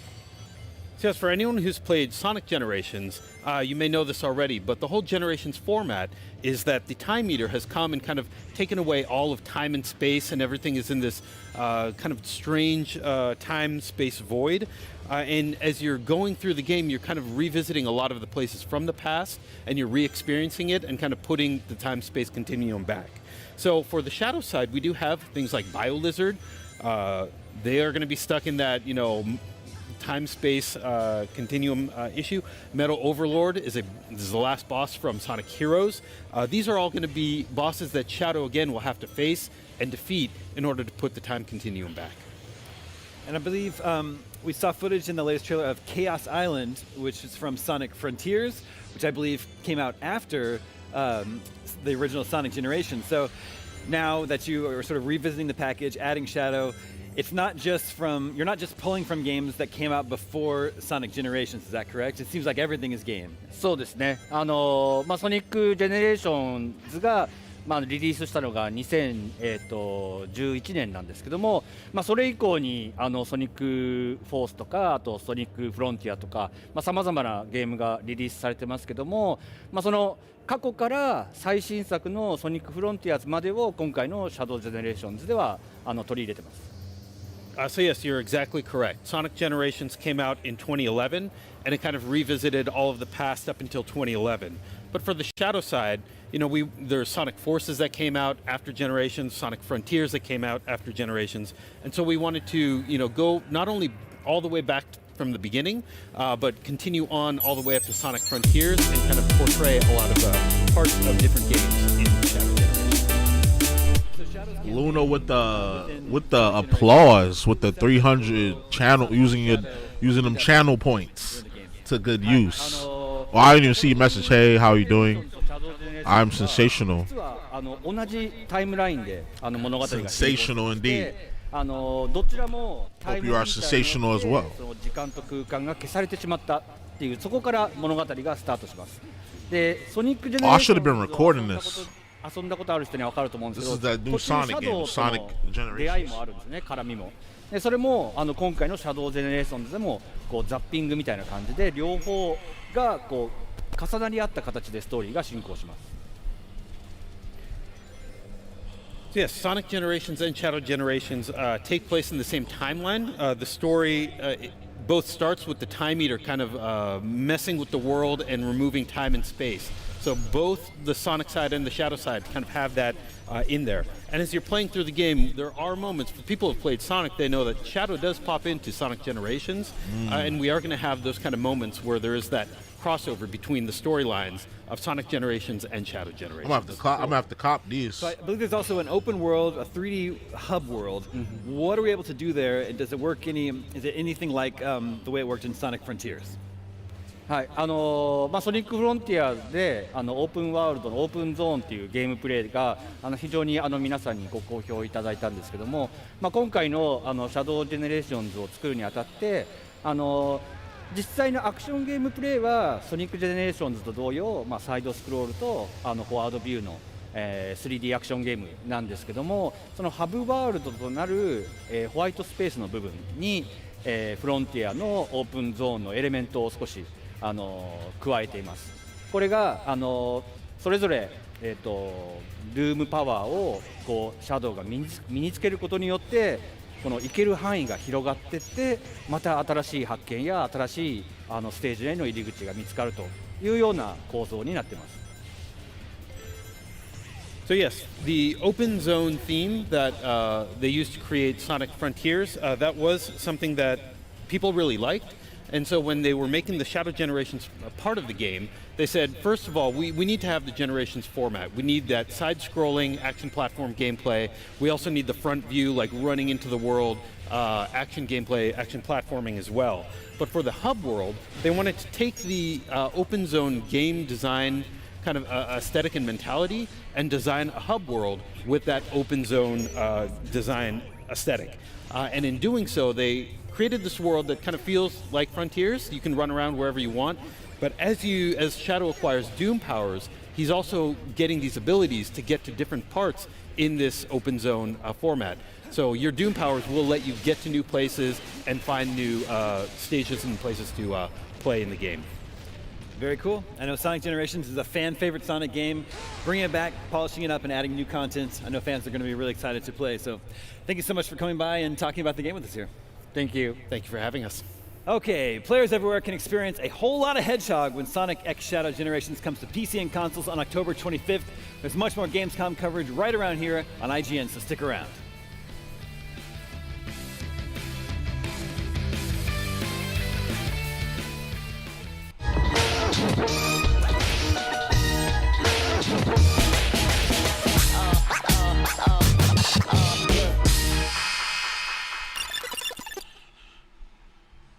IGN Store has it all.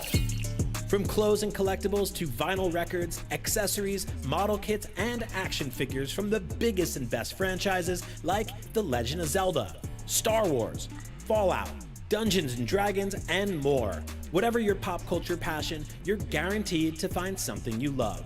There are new and exciting products hitting the store every week, like the Wasteland-ready Fallout Vault 33 hoodie, which pairs perfectly with the working wearable Pip-Boy. Plus, high-quality IGN Store exclusives like the powerful and spicy Star Wars Darkside Hot Sauce by Truff. We've even got merchandise for you to rock while tuning in to the IGN shows and podcasts you love. Or cap off a long day by relaxing to the soundtracks of your favorite video games, like Cyberpunk and The Last of Us. And the best part? You don't even need to leave the house to go there. Just head to store.ign.com and start shopping today. The IGN Store. The Cinefix Top 100.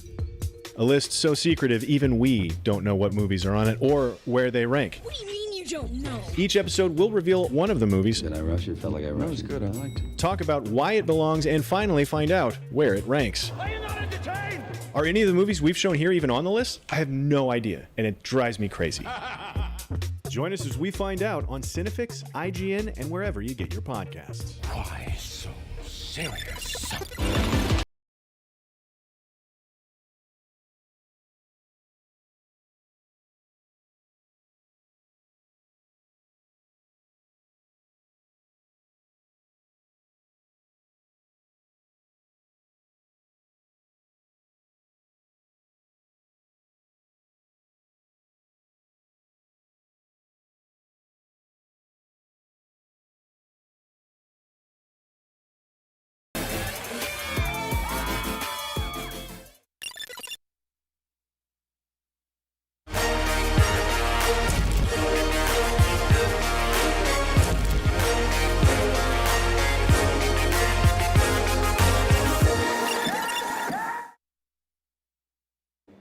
In just a few days, gamers everywhere will be able to blast across the galaxy in Star Wars Outlaws, the brand new open-world Star Wars game I've wanted basically my entire life. Brian wrote those words, but I agree with him. I agree with him too. Here to tell us all about it is the creative director, Julian Garrity, and star of Star Wars Outlaws, Umberly Gonzalez. Hi. Welcome. It is so awesome to meet you. You and I have talked 100 times, but I could talk about Star Wars forever. Let's start with you. How did you develop Kay Vess's attitude, personality, all that fun stuff? Like, how did you sort of hone in on who she is as a Star Wars character?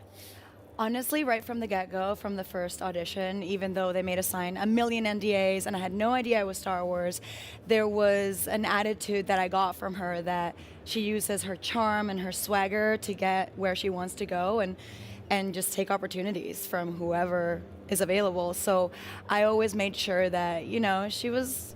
All right, we got an interview with the even if she's very flawed, the voice actress. So I got a bit of that, and the mocap. I think they did the face scan of her. But I think for, it naturally Cal came Vess, to me. I love playing Star Wars Outlaws. characters that are a little bit sassy and witty, and kind of quick to clap back. Right. I just kind of used that natural attitude that came to me, and obviously the character deepened once we knew that it was a scoundrel story, that I was in Star Wars, so the tone just adds to the relevance of the world. There's a lot of characters like that in Star Wars, so it fits right in. Yeah. Well, I want to hear about this. When you started the audition process, you didn't know it was Star Wars. So how do they?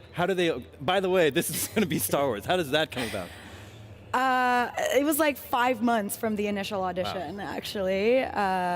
And at first I thought it was some cowboy western. Yeah. Maybe there were robots involved or something, but I felt the characters were very obviously very grand, and there was this air about it, but not once did I ever think it was Star Wars. And they probably thought that they were being so obvious, but I didn't. I mean, this was part of the process with Lucasfilm Games. Right. We have to mask those initial scripts. So we had some that were themed as westerns and some that were themed as pirate adventures. Oh, interesting. And we sent those out, and the whole thing was completely masked. So we had to write different scripts just to get the casting off the ground. You just come in one day and you're like, oh, by the way, that's a blaster, and you have an alien sidekick, and that's not a pirate ship, it's a spaceship that goes into space. Have fun. Welcome to Star Wars. Pretty much. We actually recorded the reactions of the performers who were told it's going to be Star Wars.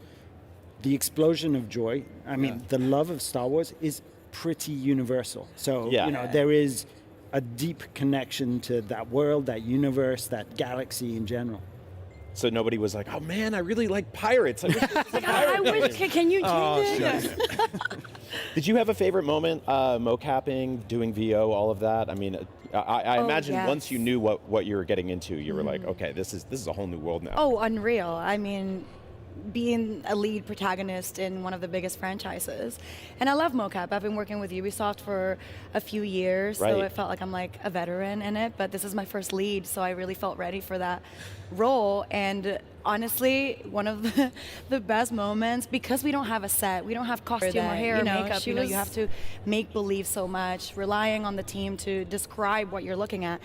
But they did go above and beyond, building a trailblazer and the speeder out of wood and pieces of metal and neon tape. And there were times when they were like, okay, so we're gonna fly into hyperspace. Okay, Star Wars Outlaws. They actually moved it like a roller coaster. And I was sitting there okay, we're going, and 5 ready, and I'm going, and it was shaking, going up, and I had to hold my joy in. I think the first take it was not good, because I was Kay Vess wouldn't do that. I love that. I love that. Let's try it so again. much. Less joy. Yeah, they were make it cooler. She's cooler than, The build of the Trailblazer in wood was half of our production budget. That was it. It was just thank you. The set.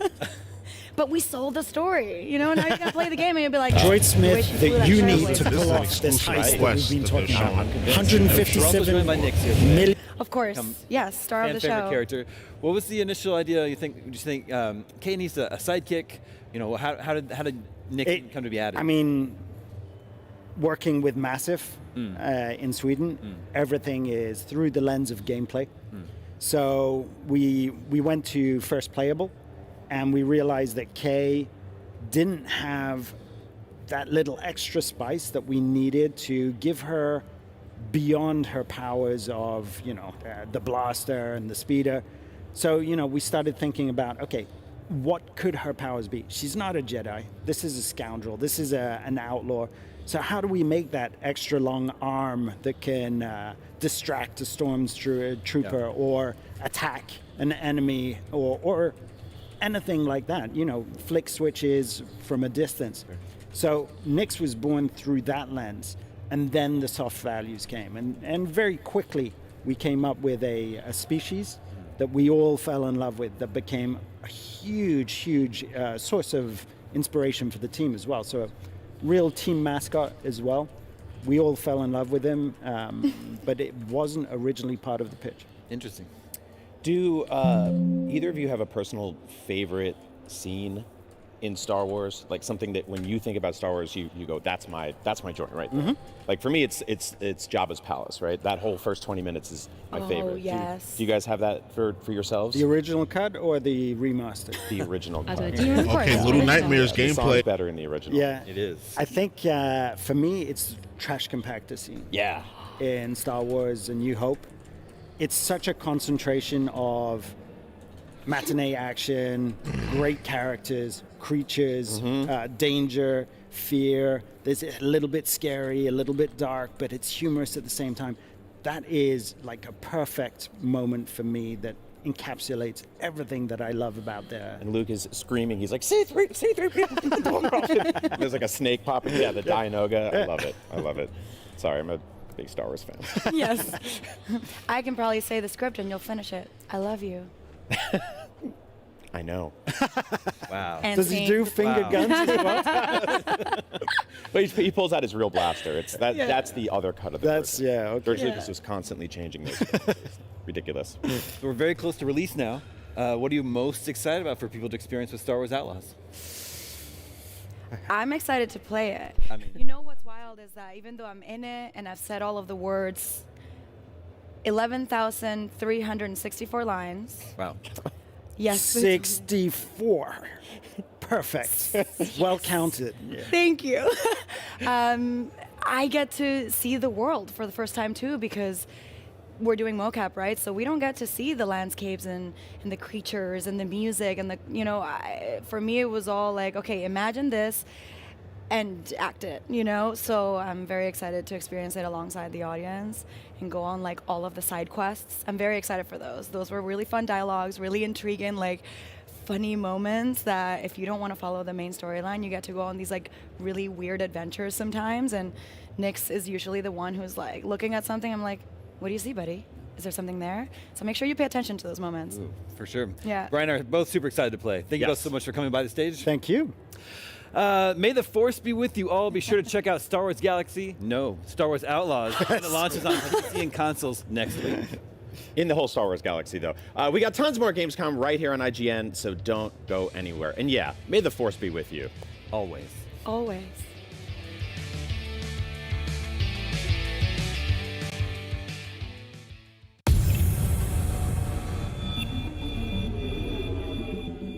What's up, everybody? Max Scoville here. I'm with Joel Bylaws from Funcom. We are here to talk about Dune Awakening. I think we should address the Shai Hulud in the room.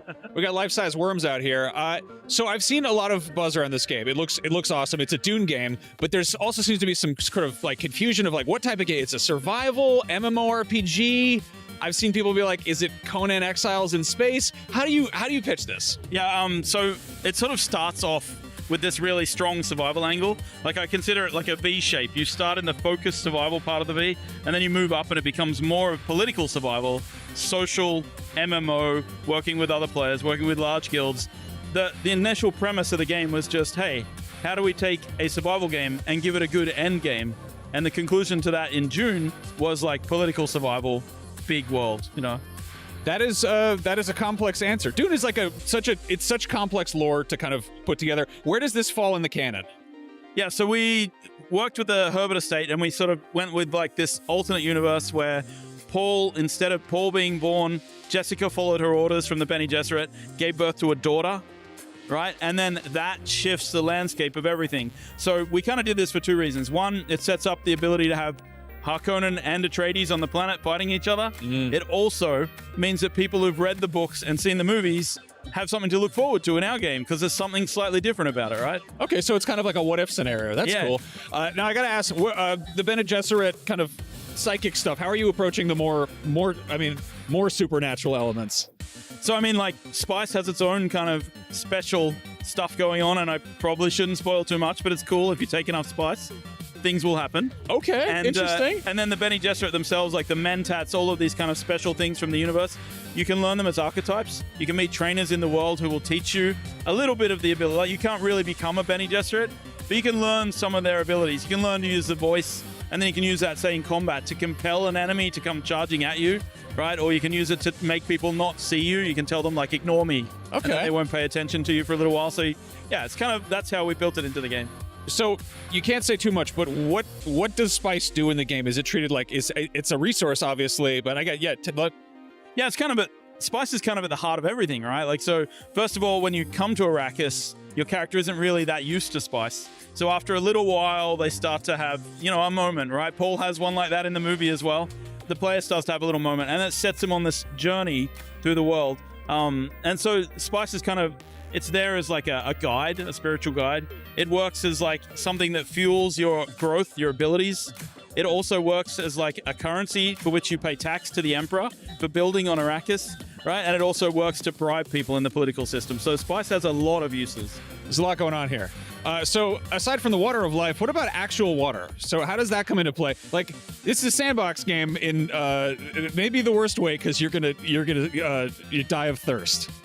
Yeah, so we built in like a bunch of mechanics for getting water. Starting off, you're kind of scrabbling to survive, so you're sucking moisture out of plants because you're not Fremen, you don't know how to live here in the desert, right? But then over time you learn to like pull the blood out of your enemies, extract it, take it to a machine, purify it, then you start taking water from there. Eventually you get like a Dew Reaper, which allows you to sort of walk around sucking the water off plants, like wilting them as you go. And then eventually, move up to the high levels of harvesting. Corpses to put in your death still to give you lots of water. So you are kind of moving through the progression of water in the game. That is gnarly. Now, I know there is some apprehension because like survival games have a lot of griefing and MMOs have a lot of grinding. What accommodations are you taking to sort of make this accessible for people who just want to play a Dune game? Yeah, I mean, so we're trying to sort of tutorialize well, explain to people the world. There's a little single player section at the start of the game before you enter the main world. And in that single player section, we teach you the basic mechanics. We teach you a little bit about the lore. We give you a story.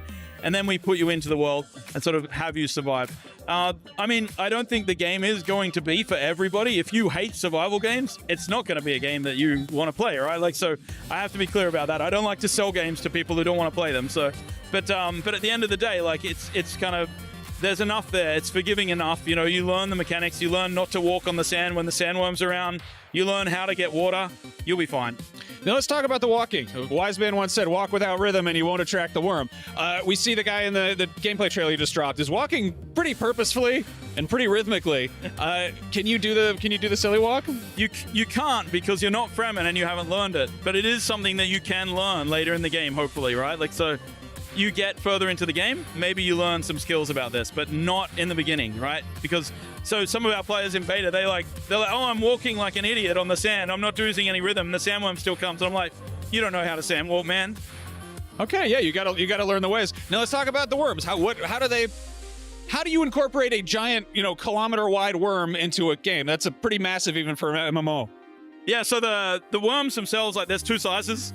We have the small worms, which are like this guy, and then we have the Shia, the really big chungus that comes out, So the idea is that, like, yeah, when you're walking on the sand, you create vibrations every time you walk on the sand or drive or ride a vehicle or anything, right? The sandworm will always come. It's this huge AI that's moving around, so it's actually there in the world all the time. It's not something we spawn. It's not some scripted trick. It's following and listening, right? And it comes after players in the world. And then when you get to the deep desert, the harvesting areas, that's where the really big worms show up. Okay, so they're just out there. They're like constantly part of the environment. Yeah, it's like a shark, right?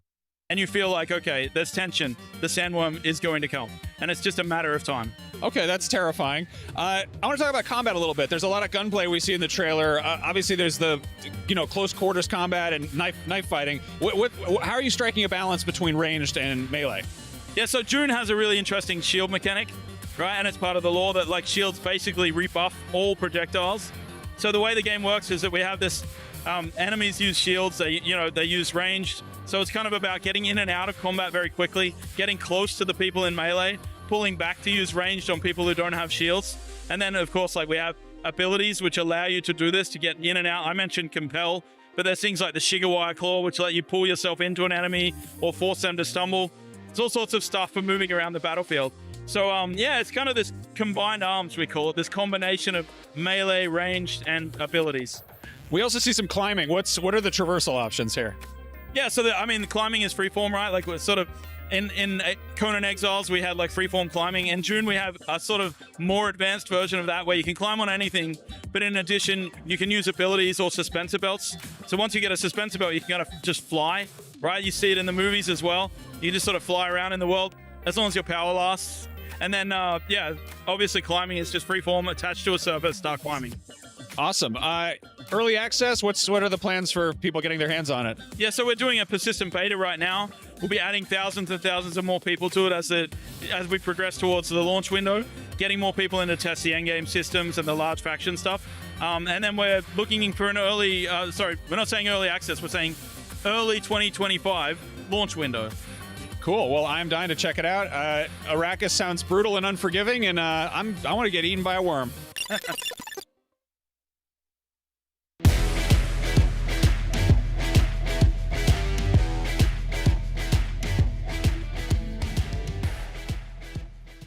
Get ready for the next ambitious video game, Dimensionals, a fast-paced RPG that delivers roguelike replayability with action-packed tactics. Collect heroes, level them up, and build a party of 3 to fight bosses throughout different dimensions. Equip your heroes with a diverse set of skills and watch as they come together to create a barrage of attacks and combos. Told in the style of voice-acted comic book cutscenes, experience the rush as you fight your way through dimensions to save the multiverse. Want a better idea of the game? Check out this trailer and dive into the world of Dimensionals, launching on all platforms in 2025 with early access this November on Steam. When the Rift is in trouble, the only ones you can rely on are...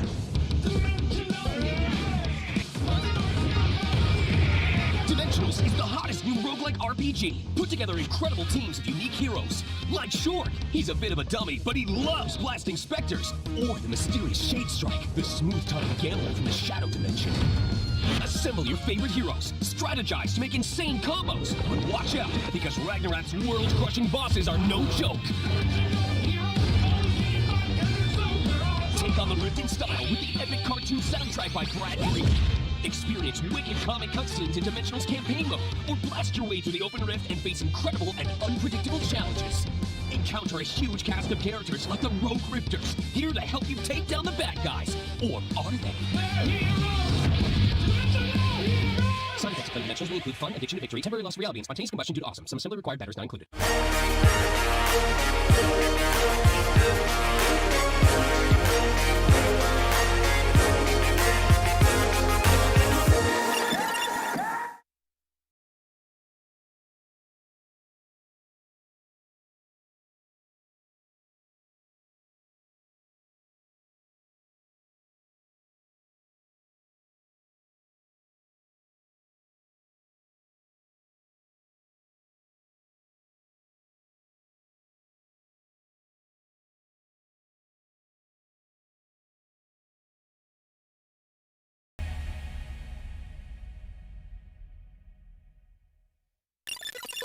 IGN Playlist is the best way to track your game collection. Now you can even import your entire Steam library to Playlist, making it easier than ever to review games, show off your collection of the world, and finally chip away at that massive backlog you keep meaning to get to. IGN Playlist, check it out.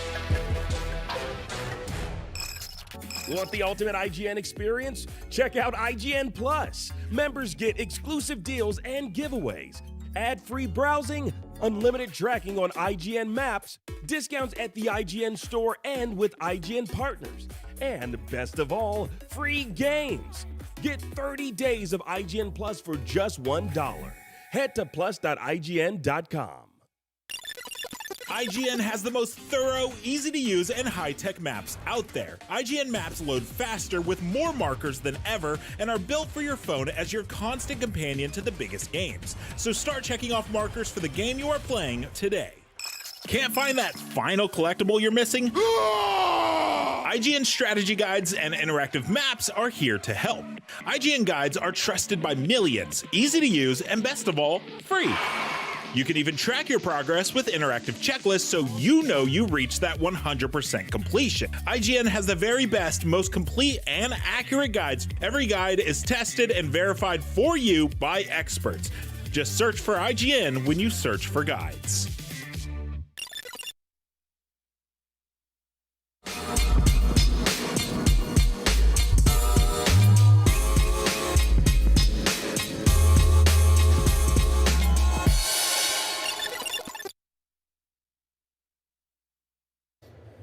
This fall, we're finally getting a brand new Batman Arkham game with Batman Arkham Shadow, the brand new VR game coming to MetaQuest 3. Here to break it down for us is Ryan Payton, Camouflage Studio Head and Game Director. Welcome. Thank you. It's a pleasure to be here. Very exciting new Batman game, VR game. It's set between Arkham Origins and Asylum. That's correct, yes. How did you land in this time period? Well, start off, we're just huge fans of the Batman Arkham franchise. It's been many years since we've got a new game in the Arkham franchise. So when we got the phone call from Meta, they said, hey, you just came off of Iron Man VR. We really love that game. What do you think about jumping into the world of Batman? But not just Batman, but Batman Arkham.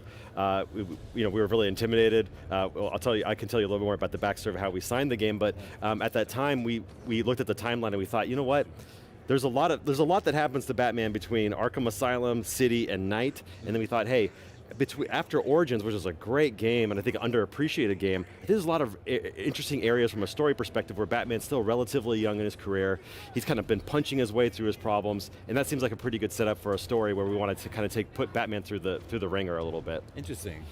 So we think the Rat King has sort of been introduced as a villain here, but what's the sort of the premise of the story that we're going to experience here? Sure, yeah. So Batman's coming off the experience that took place in Arkham Origins, and like I said, he has a little more passion than he has compassion, and so he's entering into a world of Gotham City that is being hit by all these riots that's being taken place by these a new enemy type called the Rats, and they're like these devout followers of our new villain in Batman Arkham Shadow called the Rat King.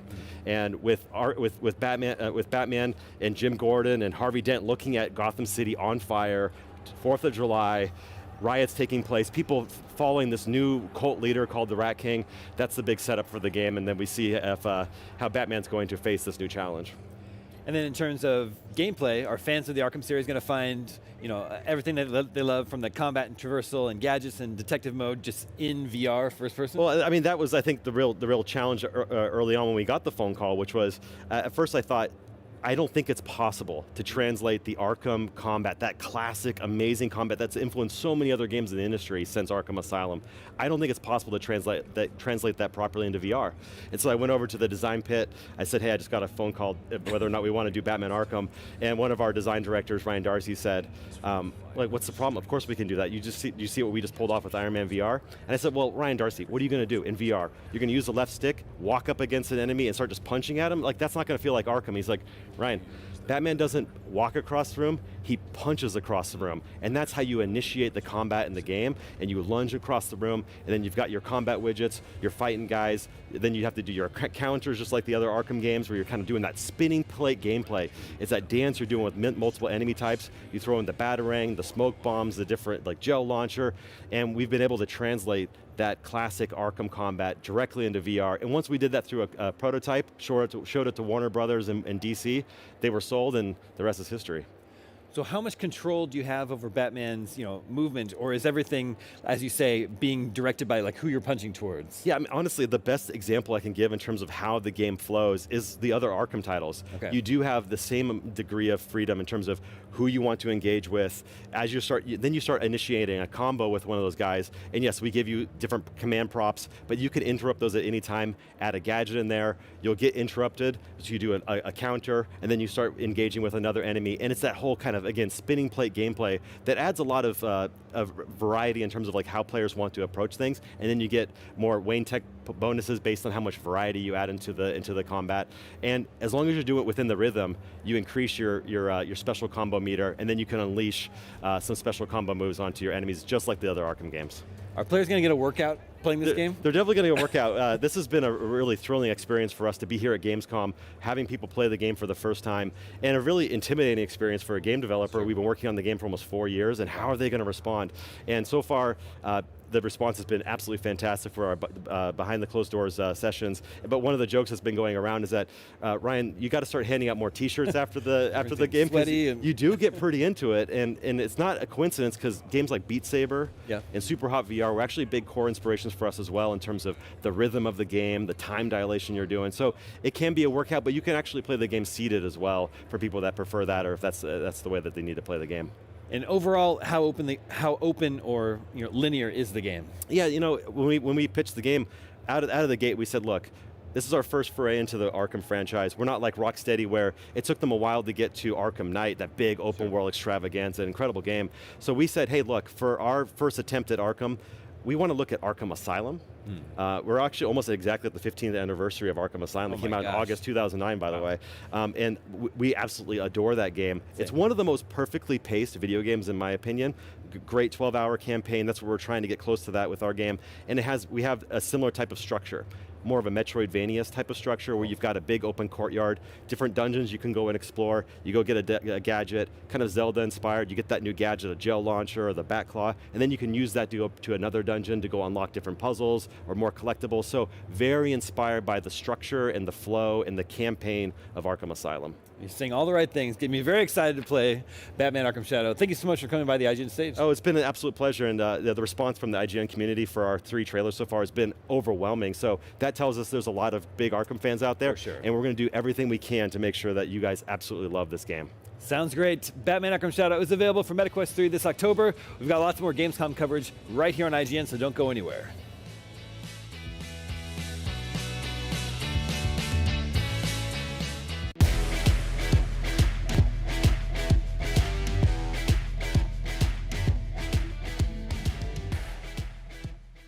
From the creators of PUBG Battlegrounds, Dark and Darker Mobile is a brand new mobile game from the developers over at Krafton.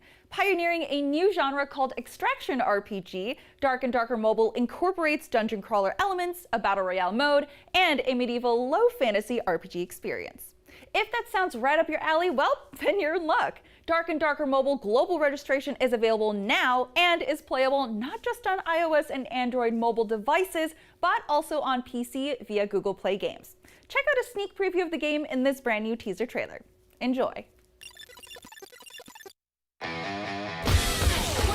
Follow my lead! Shut up! You can't even run properly!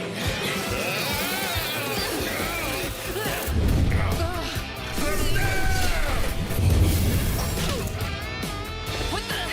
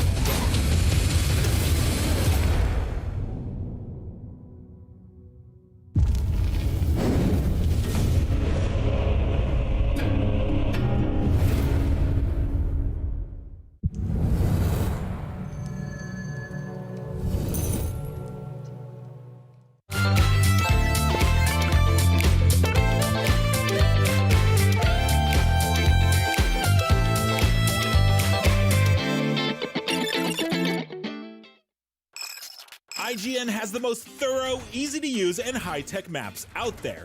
Period. And by high-tech, we mean it. We've recently added features like personal notes that save to your IGN account, and anything you check off on a map is tracked in the guide as well. It's the perfect system to get to 100%.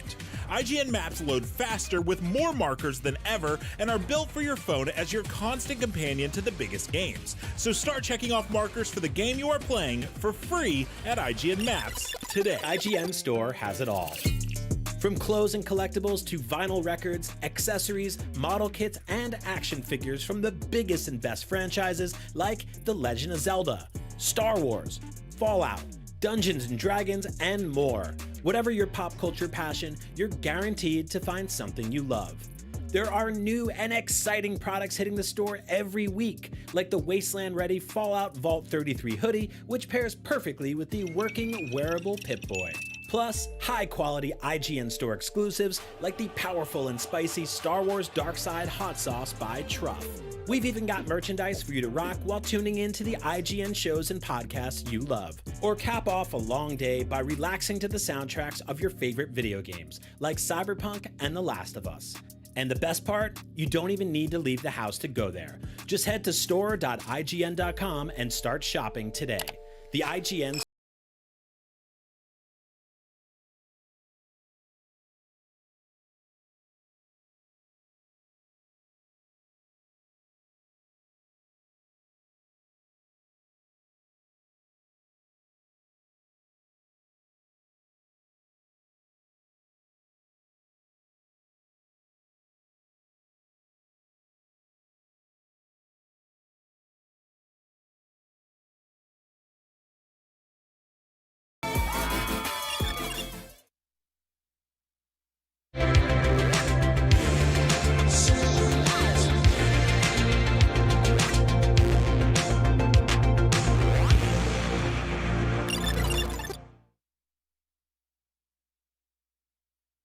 Hello again. You just got to look at Dark and Darker, and before that, Batman Arkham Shadow right here on Gamescom Studio, and there's still tons more cool stuff coming up.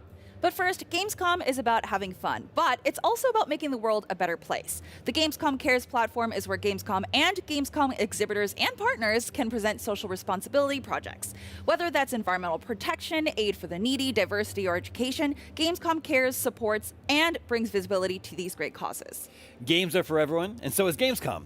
In addition to being a safe haven for our diverse gaming community, Gamescom and its exhibitors are also committed to accessibility throughout the event. This year's Gamescom implemented regulations and allows greater access to the event for wheelchair users and people with mobility impairments. That's awesome. Now let's take a look at what's coming up. In just a second, we are checking with our pals who just saw Monster Hunter Wilds out in the wild, and then after that, it is a double dose of post-apocalyptic wastelands with Atomfall and then Stalker 2 Heart of Chernobyl. And be sure to stick around for a very special Gamescom edition of GameScoop, where we'll be weighing in on which big 2024 releases have Game of the Year potential. Oh, I'm looking forward to that one. Same. But before that, let's take a look at what's shaping up to be one of 2025's biggest games. Here's Monster Hunter 1.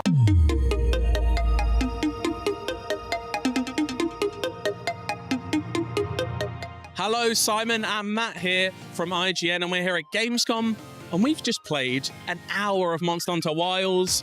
We should note we're going to have a full preview on site soon from one of our Monster Hunter experts at IGN, but we're just going to do a quick little reaction to what we played, because we have played a good chunk of Monster Hunter World in years gone by, but now we've got Monster Hunter Wilds. I keep mixing those two up, but I got it right there.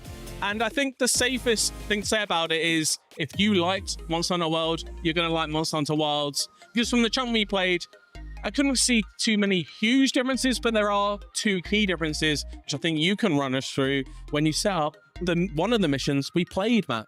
Yeah, so we were tasked by kind of like the Monster Hunter Committee to head out and fight a Doshaguma, which is kind of like we saw it in the original trailer. It's a massive bear / ox / woolly mammoth kind of Just a big creature. hairy boy. Yeah, big hairy boy. A real big hairy boy with a crowd of monsters with him. And I guess that starts there's a little bit of changes to the ecosystem around these monsters. And we had to separate the alpha from his pack. That started with basically throwing dung at them. Just throwing loads of poo at them. For some reason, I didn't know the science behind it, but throwing poo at monsters makes them not stick with the alpha. I don't know what that is, if they're poo phobes.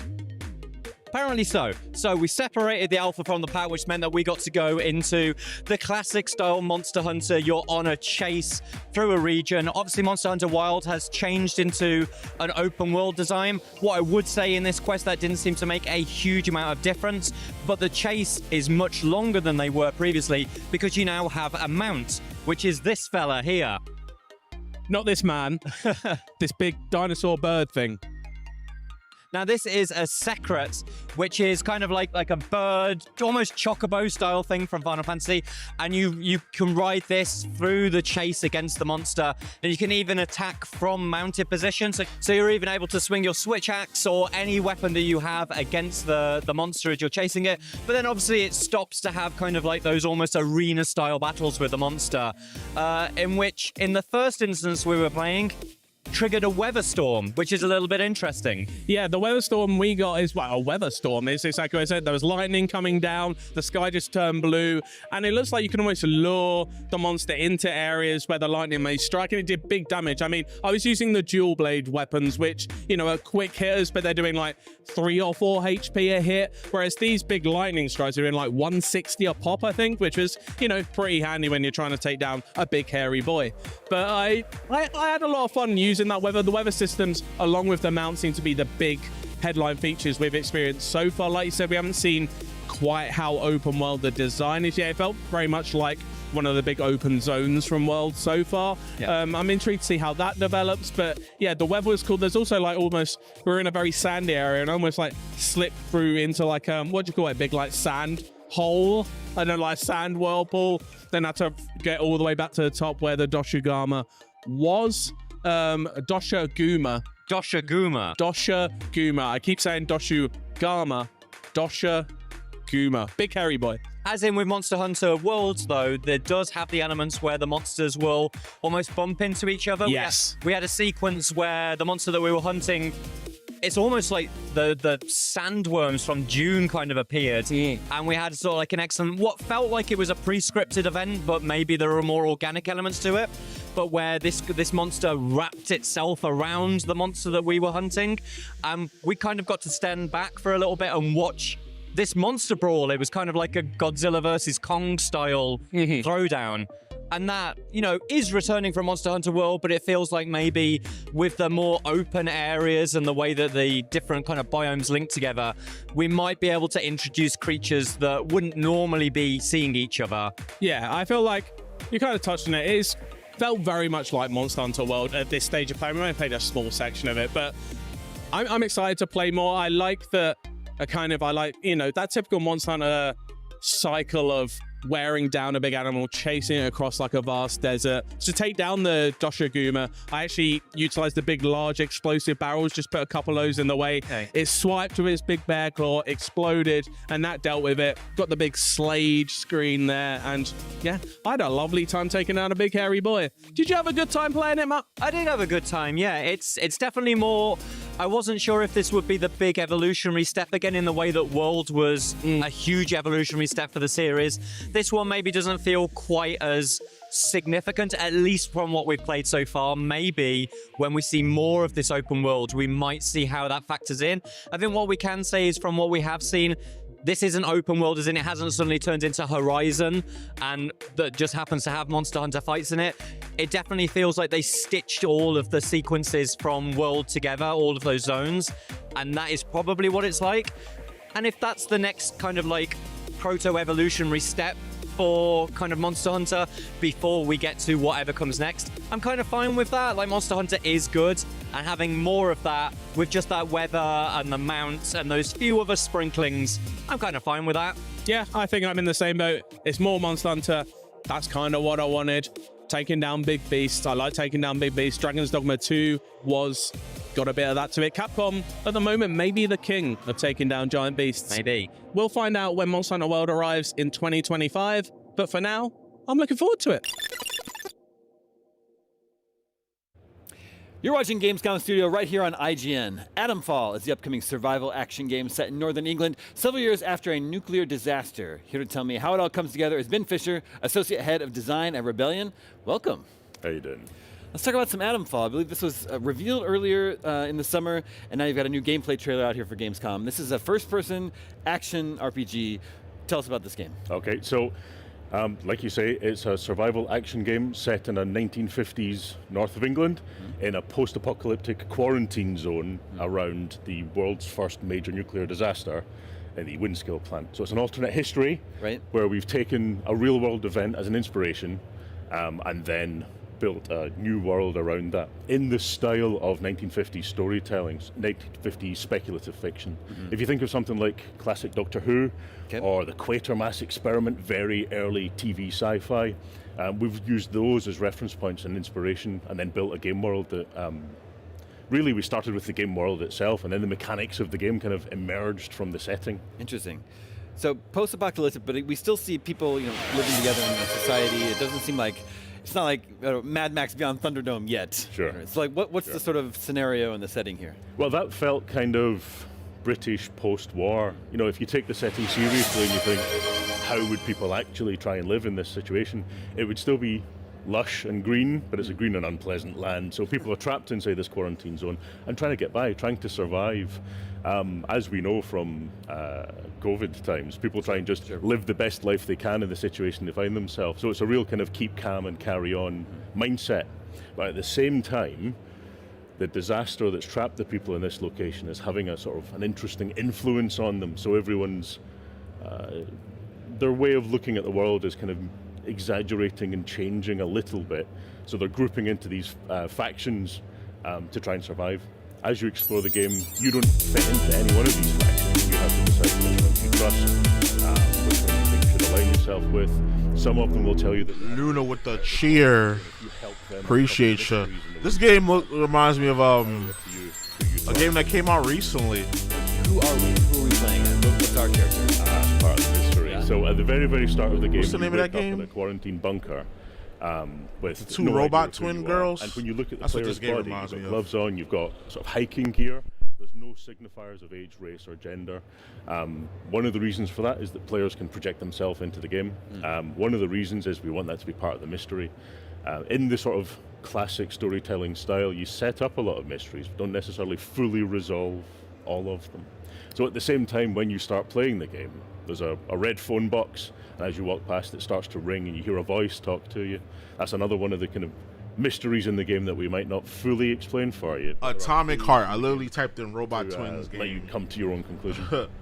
Atomic Heart, yeah. Moment-to-moment gameplay. That's what this game reminds me of. We've seen some combat here. Are you also taking on missions, quests for individuals? Well, this is one of the most interesting parts of Atomfall, is we wanted to give you a way of deciding who you were in the game world. And we found early in development that if we gave you a specific backstory, that told you who you were and it told you who your relationship was to other people. That's part of the reason that you're a mystery character. And during development, a new mechanic emerged. We don't have quests, we've got leads. Okay. And as you explore the game world, you might find leads by talking to people. You might find them buried in a metal detector box that somebody's hidden under the ground. And you choose which leads to follow, and you choose what leads to piece together. And as you explore, you find that most of the leads interconnect into this larger mystery. So no matter where you start, and no matter what story you get involved with, it all pieces together into one giant story. So there's no good guys and bad guys. There's no specific quests. There's just leads as you try and uncover what's happened. Interesting. And then in terms of combat, are we just a regular human, or are there any sort of extra, abilities that you unlock through a skill tree or something like that? Sure. What we wanted to do is give you the sense of desperately trying to survive in this brutal landscape. So we blend melee and ranged combat for the duration of the game. So you'll be firing guns, sure, but the ammo is scarce, and the guns are in bad condition because they've been in the rain for 5 years. And so we wanted it to feel more like a pub brawl than a war zone. Yeah. So a lot of the time you'll be kicking enemies to knock them back, or throwing a fire axe at them that'll stick in them if you've got the right skill, and mixing in a couple of bullets at the same time. And we've got options to avoid combat entirely. So if you've got a gun and they don't, you can point it at them and they'll back off. Or you get a lot of notice before they actually get into a fight. There's a threat system in the game where, depending on how close you are, depending on how threatening your behavior is, whether you've got a gun out, you'll escalate to combat quicker, or you may be able to avoid it entirely. One of the things we've done in the game is we've made sure that you could kill everyone. Oh my gosh. Or you could kill no one. Nice. And still find a way to the end of the game. Rebellion's well known for the Sniper Elite series. Is there any Sniper Elite DNA in Atomfall? Absolutely. So that's interesting as well, because there are definitely elements of Sniper Elite in there, and there were times where we had to resist that DNA. So the elements that are there is that Rebellion values giving the player an objective and then sandbox freedom on how to achieve it. As you explore, you find different methods to achieve that objective. And once you've achieved it, you find an exfil point. You find a way of escaping a location. And each mission in Sniper Elite is that structure. For Atomfall, we decided to attempt an experiment. What happens if you apply that template to an entire game? So that's where Sniper Elite became an influence, that sense of structured freedom. Where we had to resist that was when we were placing enemies, it became very easy to accidentally make kind of stealth combat puzzles, because in Sniper Elite that's the encounter, right? Each encounter is like a puzzle, but we wanted it to feel a bit more unpredictable and a bit more desperate. So enemy positioning is slightly randomized, slightly procedural, changes over the course of the game, and you travel back and forth through multiple densely packed sandboxes, so your play experience will change over time as well. Can you briefly address, I think there are survival and crafting elements, is that right? Yes, there are, yeah. So, like I say, we want to make sure that the player always feels that they're desperately attempting to survive. So they're scavenging for materials, and they can craft things to help them heal, help them resist different kinds of damage, and like throwable grenades, Molotovs, those sorts of things. And their backpack is quite limited as well, and the resources are scarce. So the game is balanced so that you have to use all of those resources to try and survive. Very cool. So Atomfall's coming next March, I believe, 2025, to a lot of consoles, PS4, PS5, Xbox One, Series X and S, PC, and it's coming to Game Pass. Yes, Game Pass Day One, cool. yeah. Awesome. Thanks so much for coming by the IGN stage. Yeah, no problem. Okay, we have lots more Gamescom ahead right here on IGN, so stick around. You look tired as fuck, I ain't gonna lie to you. You look tired. Hi, my name is Sasha McKinnon. I'm the CEO and founder of Mino Games and the creator of Dimensionals. So Mino Games has been around for about 12 years. We've always, at our core, created these collectible character games. Our first game was Mino Monsters, which was very nostalgic of Pokemon. And now we're creating our first Steam and console game called Dimensionals. Dimensionals is a story-based roguelike RPG with dozens of heroes that you can collect and play as. So Koa's the protagonist, kid from Earth who gets beamed up into the rift and meets his grandfather, Gramps. And it turns out that Gramps has actually been the leader of the Dimensionals this entire time. And Koa is a newly united Dimensional, so he's got to learn the ropes really fast while everything's under attack. We also have Boop, and Boop is Koa's pet robot who Gramps made. Boop is also a Dimensional, and Boop and Koa are inseparable. Boop's like a really cute kind of puppy dog-like character. And we also have Mag Mama. She's the commander of the Dimensionals, and when Gramps is taken away in his epic fight with Ragnaroth in the comic, Mag Mama's the one who's left in control. So Mag Mama really has to step up and become the leader of the Dimensionals. She's telling the Dimensionals where to go, what dimensions need saving, how to beat certain bosses. So she's pivotal as a commander in the game. You know, it's kind of like a weird mix between Pokemon and Marvel Snap and Slay the Spire, which obviously appeals to people who are very strategic and tactical. However, we've wrapped it up in a way where it's just very accessible. It's really a novel way to tell story in a roguelike. It's deeply inspired by Saturday morning cartoons and comics. The whole thing feels like a comic book. It's voice acted. We have animated comic book cutscene that actually plays not just in the prologue of the game, but throughout the entire story campaign.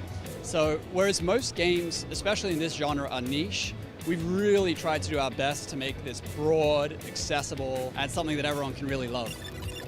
So behind me you can see just a portion of our very, very large cast of characters. We have both the dimensional heroes, and we have some of the rogue rifters, and we have some of the bosses. So the heroes themselves each come from a different dimension.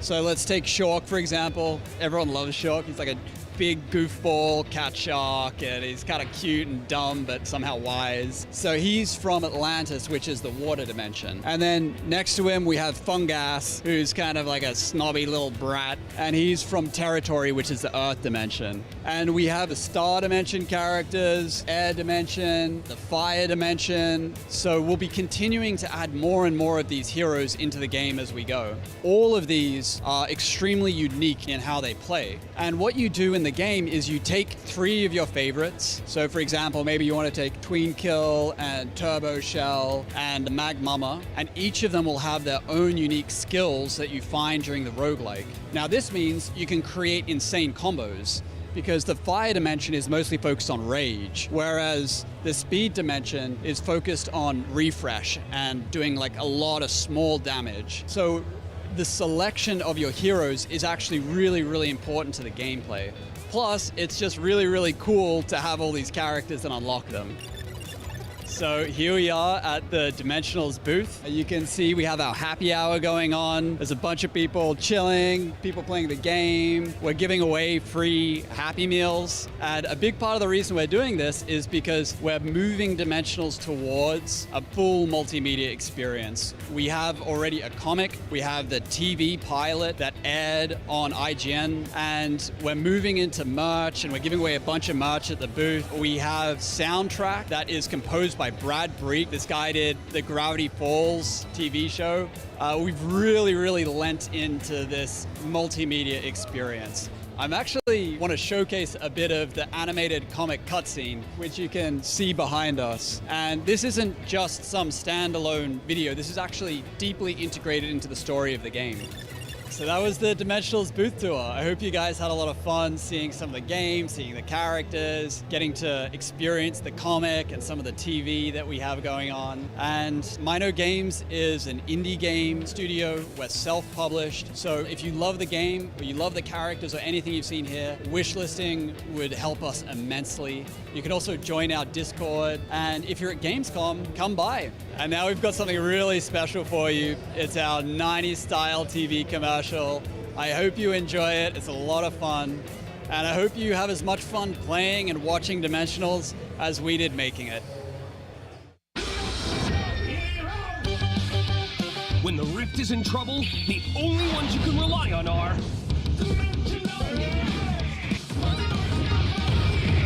Dimensionals is the hottest new roguelike RPG. Put together incredible teams of unique heroes. Like Short, he's a bit of a dummy, but he loves blasting specters. Or the mysterious Shade Strike, the smooth-tongued gambler from the Shadow Dimension.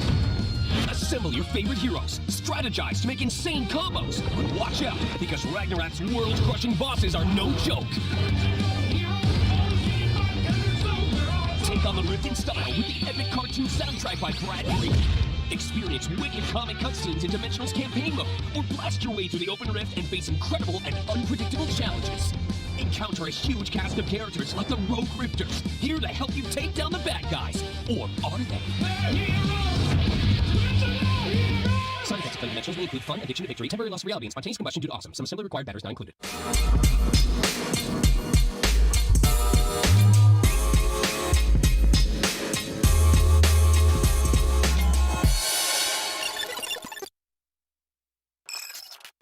The average Cinefix movie list features nearly 100 different films and approximately 25 minutes worth of wall-to-wall deep dive analysis.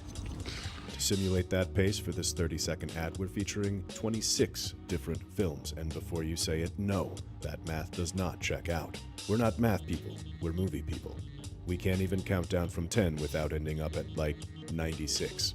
Subscribe to IGN Movies and TV for more Cinefix movie lists. Bad at math, great at movies. IGN Playlist is the best way to track your game collection. Now you can even import your entire Steam library to Playlist, making it easier than ever to review games, show off your collection of the world, and finally chip away at that massive backlog you keep meaning to get to. IGN Playlist, check it out. Want the ultimate IGN experience? Check out IGN Plus. Members get exclusive deals and giveaways, ad-free browsing, unlimited tracking on IGN maps, discounts at the IGN store and with IGN partners, and best of all, free games. Get 30 days of IGN Plus for just $1. Head to plus.ign.com.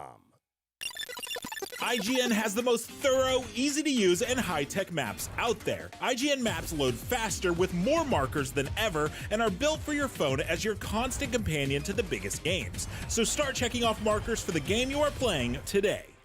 Can't find that final collectible you're missing? IGN strategy guides and interactive maps are here to help. IGN guides are trusted by millions, easy to use, and best of all, free. You can even track your progress with interactive checklists so you know you reached that 100% completion. IGN has the very best, most complete, and accurate guides. Every guide is tested and verified for you by experts. Just search for IGN when you search for guides.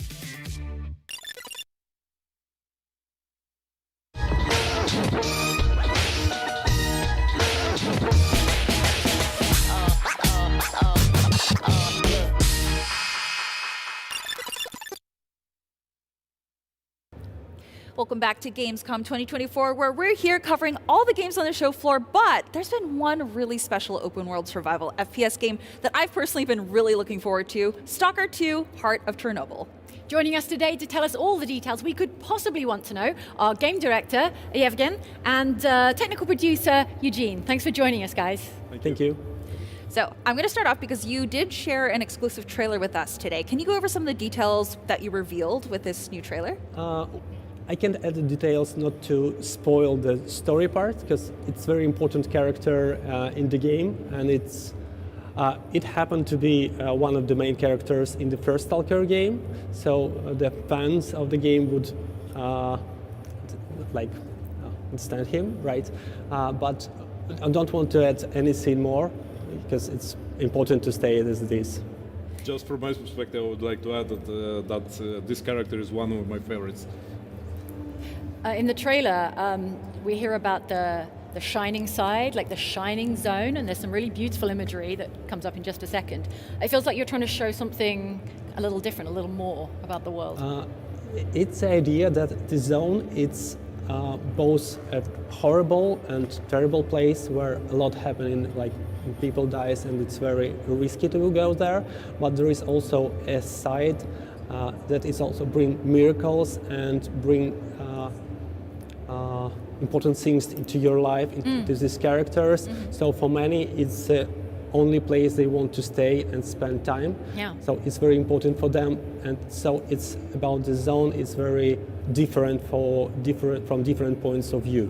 And for this character, the zone is different from the others. Right, like just a second ago, we saw a meadow. That looked beautiful. Yeah, it's the weird juxtaposition. But Eugene, I'm actually curious. So we did see that you did delay the game to November 20th. So what are you using that time for? Yeah, so for now we're focusing mostly on optimizing the game and fixing the bugs. So we need to provide the most beautiful, the most stable, and the most amazing gaming experience that we ever made. So we are kind of focusing on that, and this is our main goal for now. That's a lot of pressure, but I'm glad you're taking your time with it. We're all patiently waiting. It's okay. How confident are you about the new release date, the November release date? We're actually pretty confident. So you may try our game on the Xbox Series console during the Gamescom. So please come and join us and experience the zone the way you like. All right. So, talking about the stories, I do believe that you told us that there are going to be 4 different endings, right? 3. 3, okay. Do you have a hint as to which one, if there was one canon ending, or if it's just all? We can't highlight the canon ending, because, yeah, it's also important for players to reveal. Sorry for being so secret. For me, as a game director, it's very important so the players who start playing the game, they would get the experience they are not get spoiled with some additional information. They get all these secrets discovered by their own. And the end of the story is one of the biggest secrets, and we don't want to give it now, sorry. Sure. Yeah, we will have like a lot of consequences of the player actions and the player decisions. So each player should experience the zone with his own decisions and with his own actions. Okay. So it will be like mostly unique for everyone. So for you personally, in your mind, there's not one true ending? I guess everyone should find their true ending. Okay. That's really sweet. I love that as the tagline, even though it's a very kind of scary game. But so speaking of the main story, obviously there's a ton of content that you've been touting with this new. You said the storyline will only take about 40 hours, I believe. So overall, to finish the game, for some players like me, it will take 1 hour, 100.5 hours. But for many players, it will take much less time. But it's very different depending for the players, because you can take any big open world game and compare it to your friends, how much time do they spend. It would be so much varying. And we also expect to have a big replayability, because the story you get from the one walkthrough isn't in full. It's like 60% of the story, so you need at least 2 walkthrough to get 90% of the story, and you need 3 walkthrough to finish the story to get all this information. So it's really huge, and we are hoping the players would enjoy it and share their own story with each other. We have a lot of mechanics that are aiming for providing different experience for different players, so they could share their own little stories, which will be different. This is a game with a lot of history, like a big fandom, but also with Stalker having come out some time ago, there's going to be a lot of brand new players. How difficult is it, like balancing the game for those new players and then the experienced fans who know everything about Stalker? Thank you for this question. And each player should choose the game difficulty. So, for example, if you're not that experienced player with, especially with single-player shooter games, so you can just choose. We call it internally like story mode difficulty. It will be kind of challenging, but still, it provides you the focus on exactly on the storyline. So. It will be challenging some way or another, but still you may just enjoy the story, and there's a lot of amazing cutscenes and a lot of dialogues and a lot of characters. So. We know a lot of players who are loving our game for its atmosphere of abandoned place, and they will be interested in story, but they are not experienced players. They don't willing to die a lot, and this story mode would bring these players the experience they would love. And we are thinking that it's very important difficulty for bringing the game to totally different audience from the hardcore shooter players. Sure, 100%. Yeah, Yevgen, I think we do have, I was looking at the blog posts that were posted, and you did state that one of the core drivers of the player's progression and power is through exploration, and you want to reward players for their curiosity. What would you say really drove that in this game? Like, what is the best example of that? I guess it happens everywhere. So you just go to big location, you have a lot of options where to go, so there is no like one point that are magneting you to it, and you discovering the new places, and just looking nearby you can find some unique gear which is very powerful for this moment of your exploration, and you could easily miss this point and didn't get it here, or maybe find it much more in front of the game line. So it's a lot of examples for the player. They should just go for their interests where they find something interesting for them, and it could be rewardful or not. Yep. Yeah. So risk reward. Yes, I love that. Thank you so much for giving us so much freedom with a game like this. I I get way too distracted by side quests and open world things, so I cannot wait to get lost in this world. Now, Stalker 2 is coming out this November 20th. For all of the up-to-date news on Stalker 2, be sure to check out IGN.com for all of the latest. But for now, we've got a lot more Gamescom coming your way, so don't go anywhere.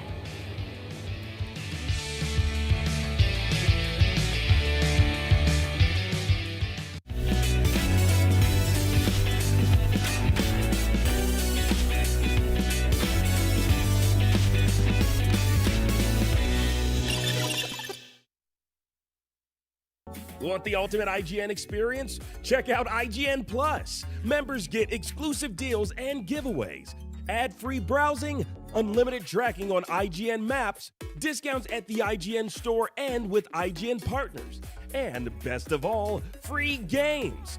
Get 30 days of IGN Plus for just $1. Head to plus.ign.com. IGN Playlist is the best way to track your game collection. Now you can even import your entire Steam library to Playlist, making it easier than ever to review games, show off your collection of the world, and finally chip away at that massive backlog you keep meaning to get to. IGN Playlist, check it out. IGN Store has it all. From clothes and collectibles to vinyl records, accessories, model kits, and action figures from the biggest and best franchises like The Legend of Zelda, Star Wars, Fallout, Dungeons & Dragons, and more. Whatever your pop culture passion, you're guaranteed to find something you love. There are new and exciting products hitting the store every week, like the Wasteland-ready Fallout Vault 33 hoodie, which pairs perfectly with the working wearable Pip-Boy. Plus, high-quality IGN Store exclusives like the powerful and spicy Star Wars Darkside Hot Sauce by Truff. We've even got merchandise for you to rock while tuning into the IGN shows and podcasts you love. Or cap off a long day by relaxing to the soundtracks of your favorite video games, like Cyberpunk and The Last of Us. And the best part? You don't even need to leave the house to go there. Just head to store.ign.com and start shopping today. The IGN Store. You deserve it. IGN has the most thorough, easy-to-use, and high-tech maps out there. IGN maps load faster with more markers than ever and are built for your phone as your constant companion to the biggest games. So start checking off markers for the game you are playing today.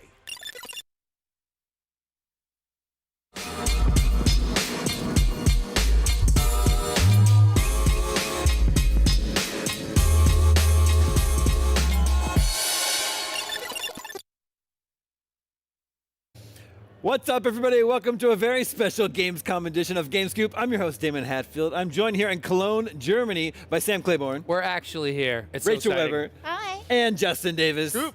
And what a show we have for you this week. Great show.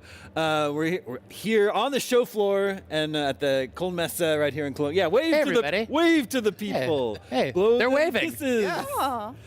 And what do we have here? We're right in front of THQ Nordic, which has got Epic Mickey Rebrush and Reanimal and a couple other titles back there. Sega is right over here behind us.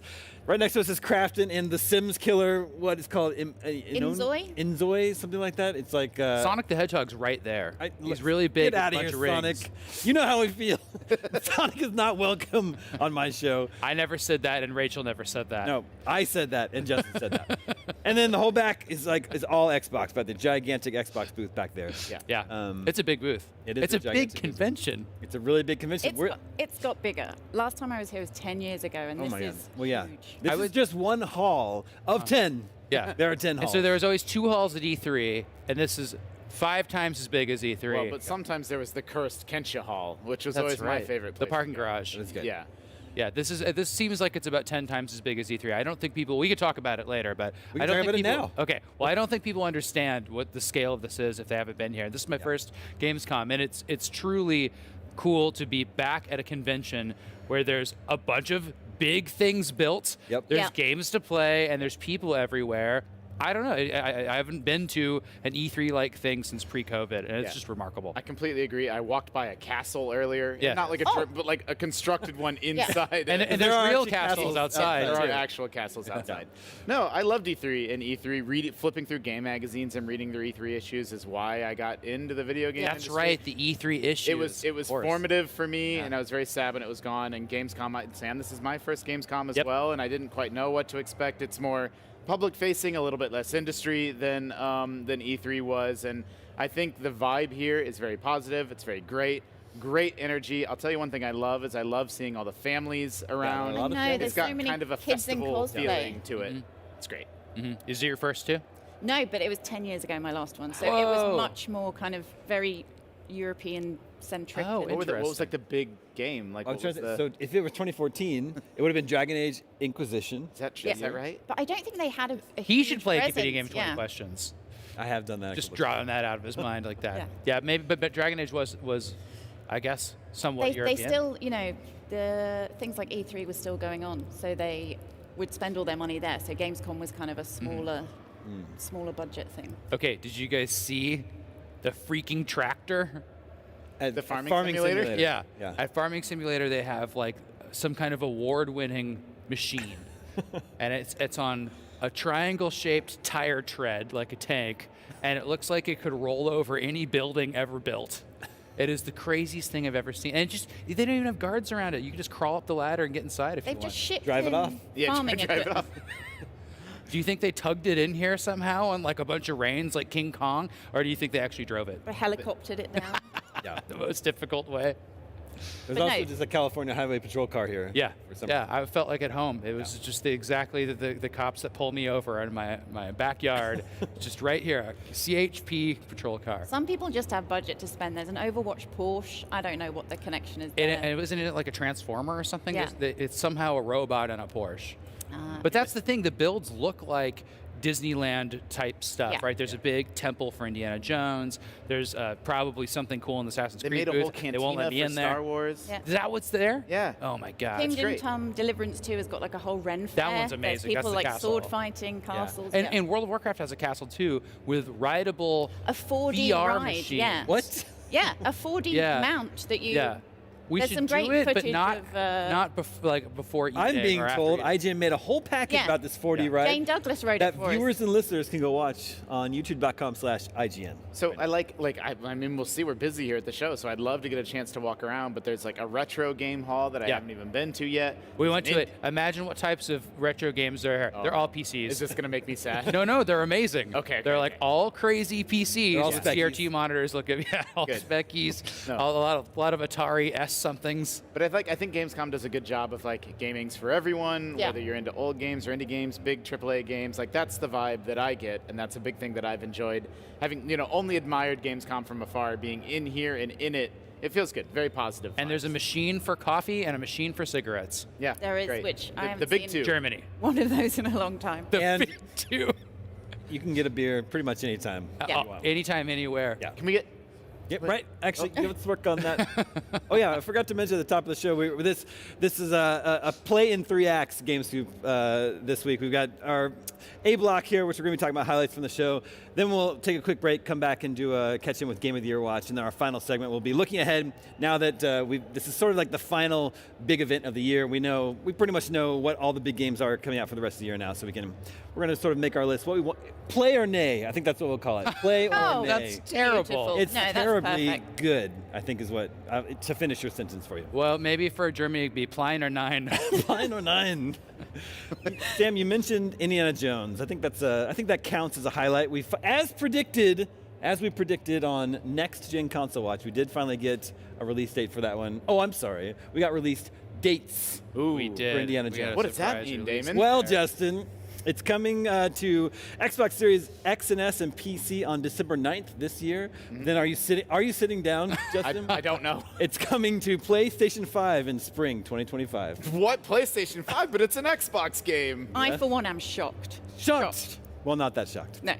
I was shocked. I was shocked they said it right after announcing a bunch of Indiana Jones news, and I was shocked that it was not announced after maybe it came out on Xbox. Like normally when things get ported. I was pretty surprised. This is, there have been rumors about this coming, but I agree with Sam. I thought maybe, Well, I guess I missed those rumors then, so maybe I'm a little out of it. well, I thought let it come to Rachel's Xbox. in Let tune. it have its moment on Xbox. Exactly, Right? yeah, and yeah. then somewhere down the line announce it's coming to PS5. But no, just wait a little It's bit. money. It's money. Well, yes, of course. I don't know. No, is it- there's good reasoning behind it, that's for sure.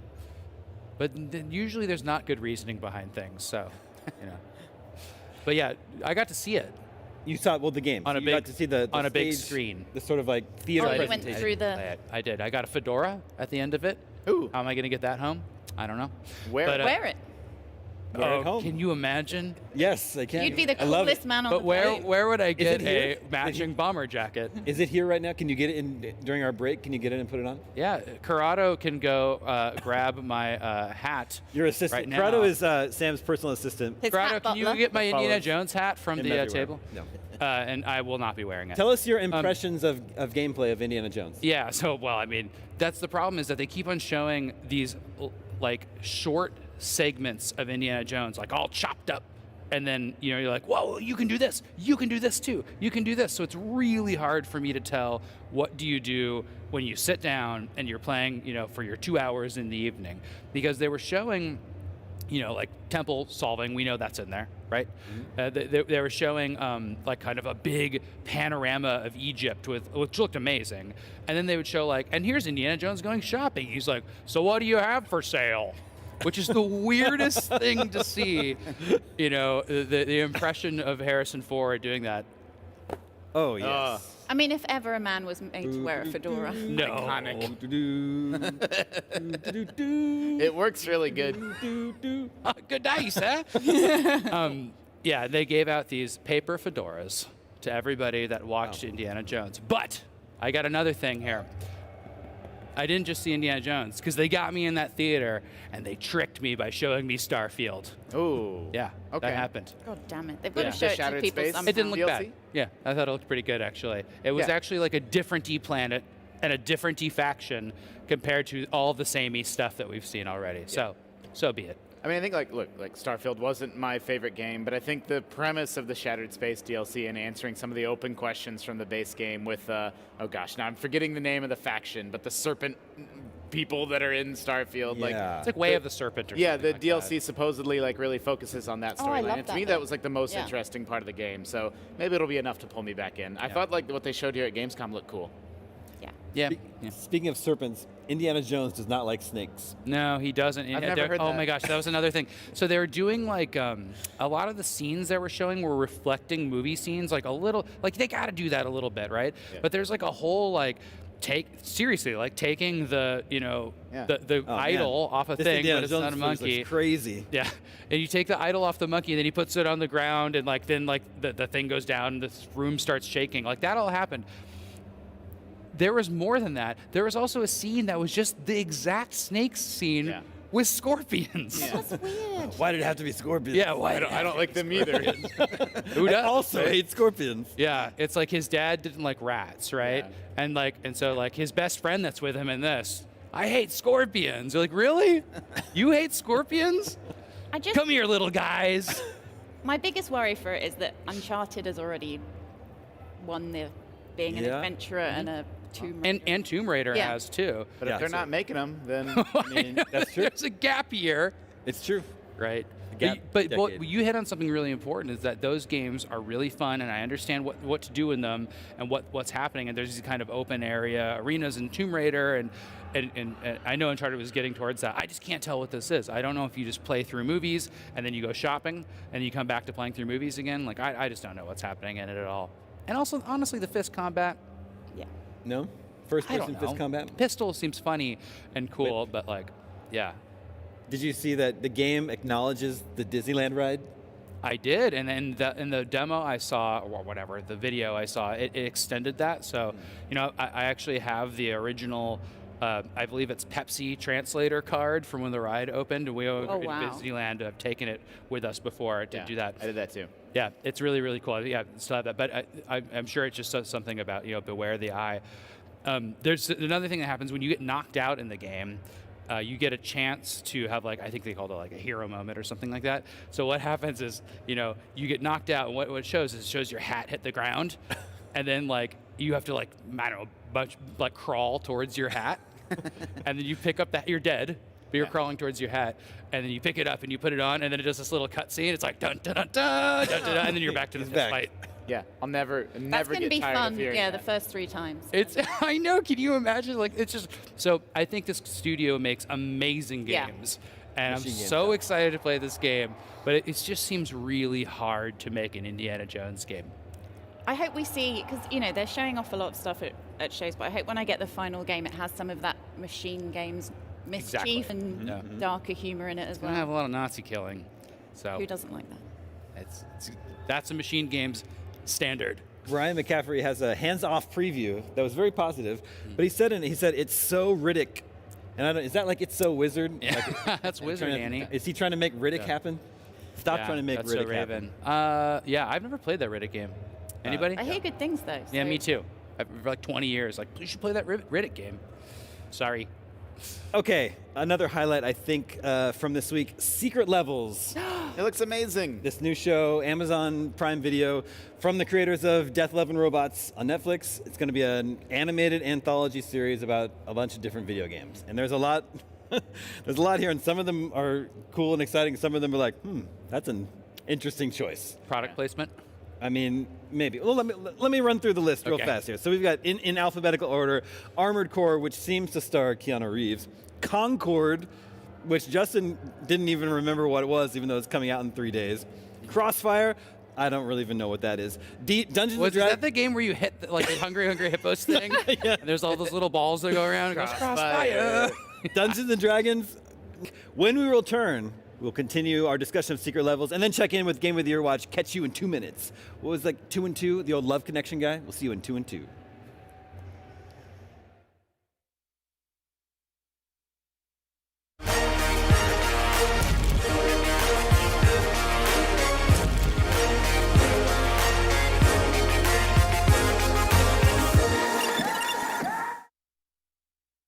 IGN Store has it all. From clothes and collectibles to vinyl records, accessories, model kits, and action figures from the biggest and best franchises like The Legend of Zelda, Star Wars, Fallout, Dungeons and Dragons, and more. Whatever your pop culture passion, you're guaranteed to find something you love. There are new and exciting products hitting the store every week, like the Wasteland-ready Fallout Vault 33 hoodie, which pairs perfectly with the working wearable Pip-Boy. Plus, high-quality IGN Store exclusives like the powerful and spicy Star Wars Darkside Hot Sauce by Truff.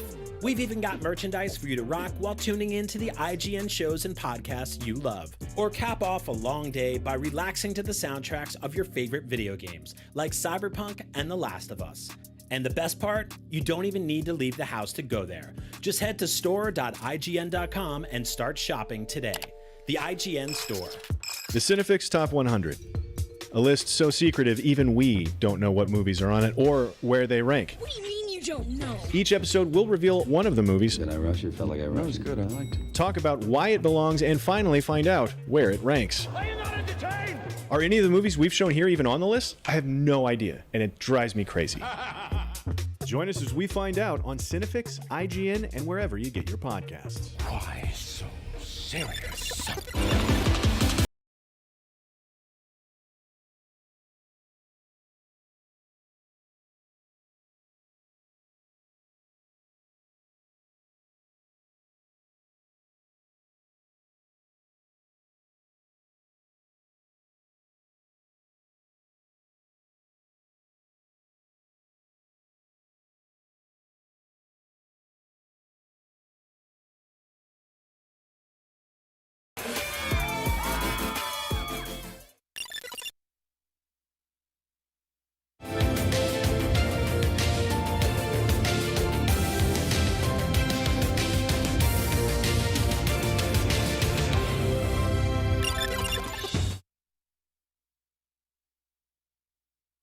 And we're back. It's GameScoop at Gamescom in Germany. We're here on the show floor. If anybody is walking by, I think our audio is being pumped out there. If you'd like to watch the backs of our heads while we talk about video games, feel free to pull up a chair.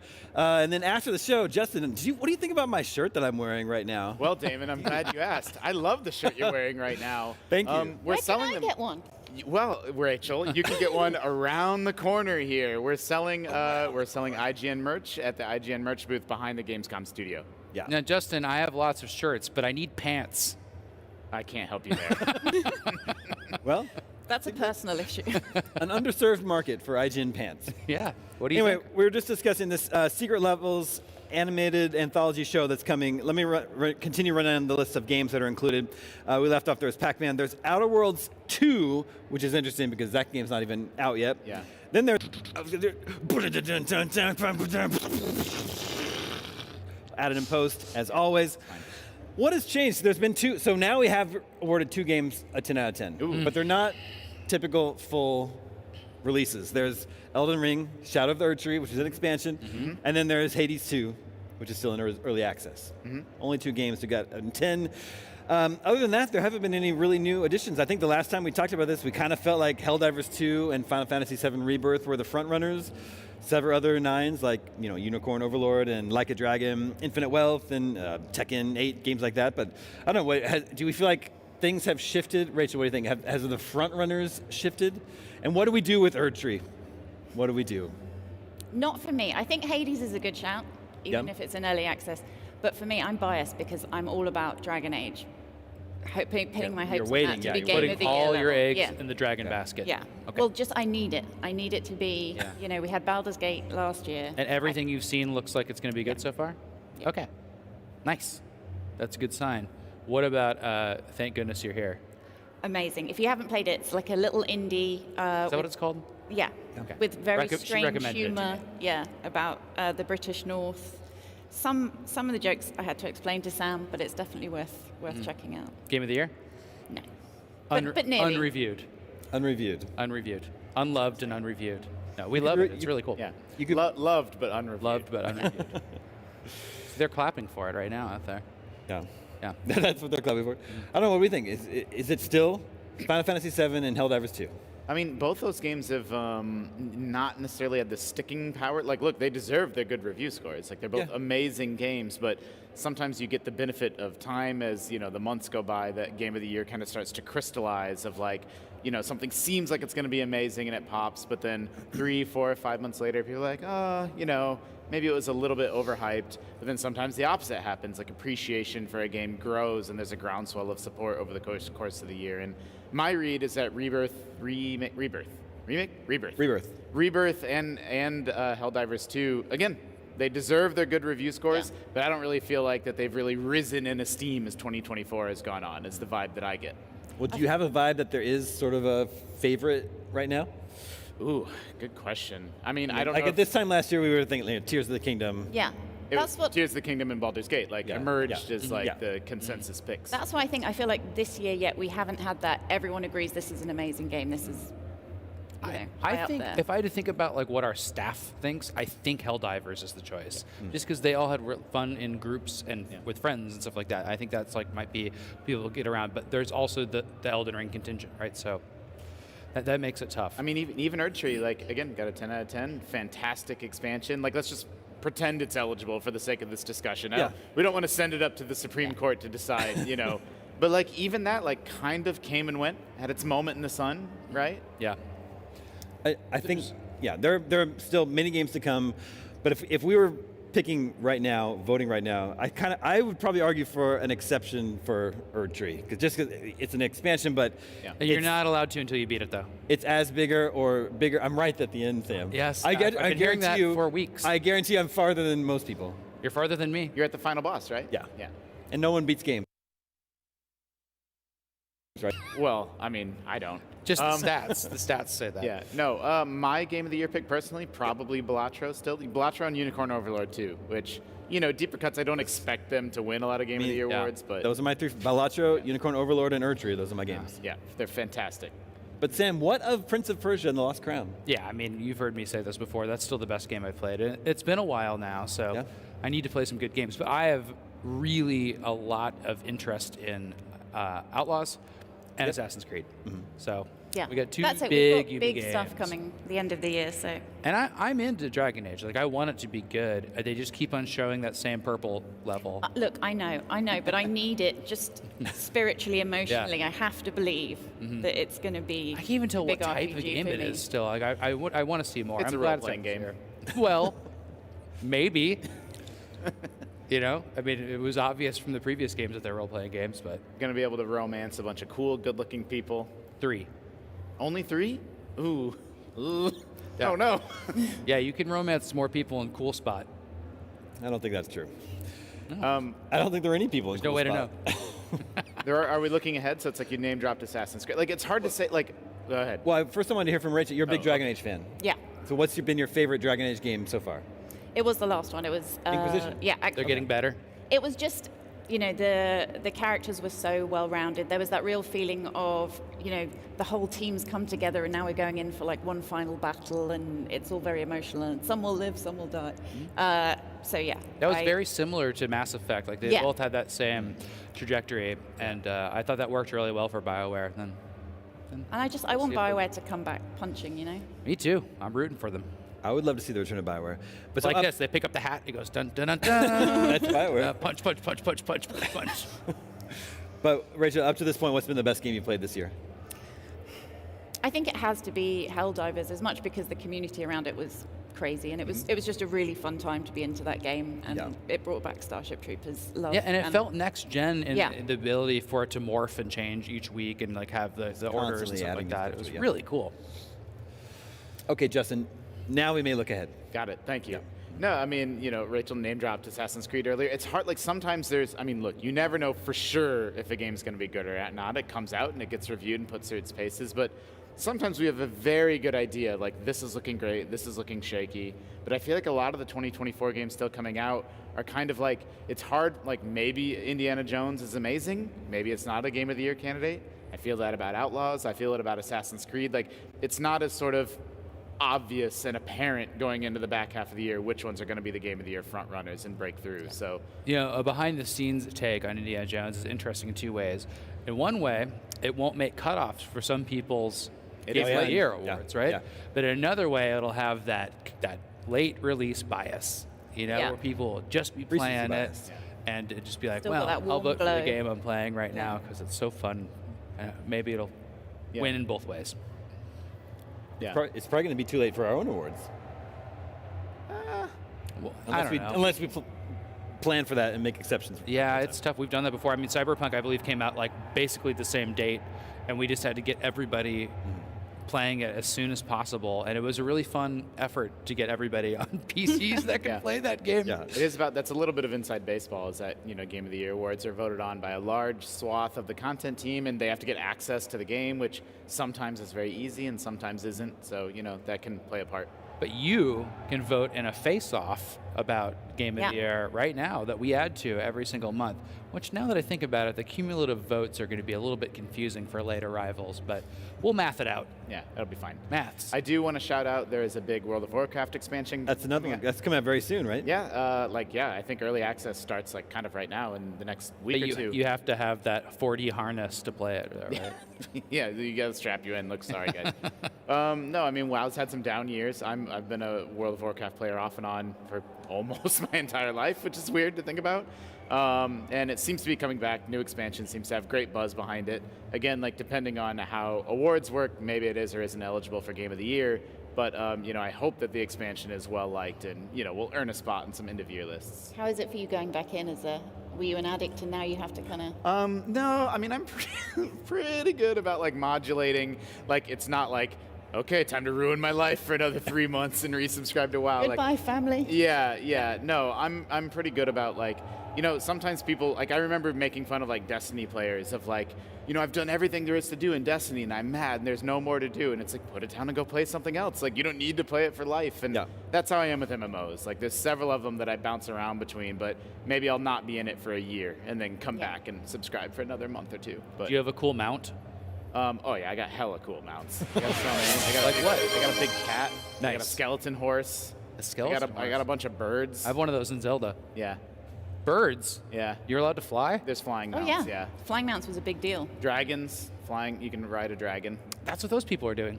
Yeah. Getting sick doing it. Well, now I'm starting to see what the category for best expansion will be. It'll be Erdtree, World of Warcraft, Starfield, The Final Shattered Shape. Space, Vessel of Hatred. Final Shape, and which was that? Vessel of Hatred, Diablo.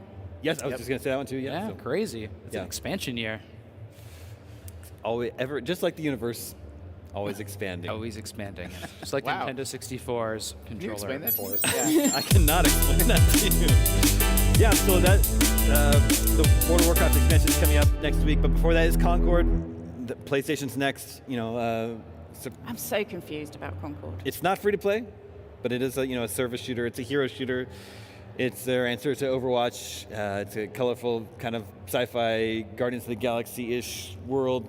But I don't think there's a lot of hype or excitement about that one. I don't know. We're going to see. But that's coming out very soon.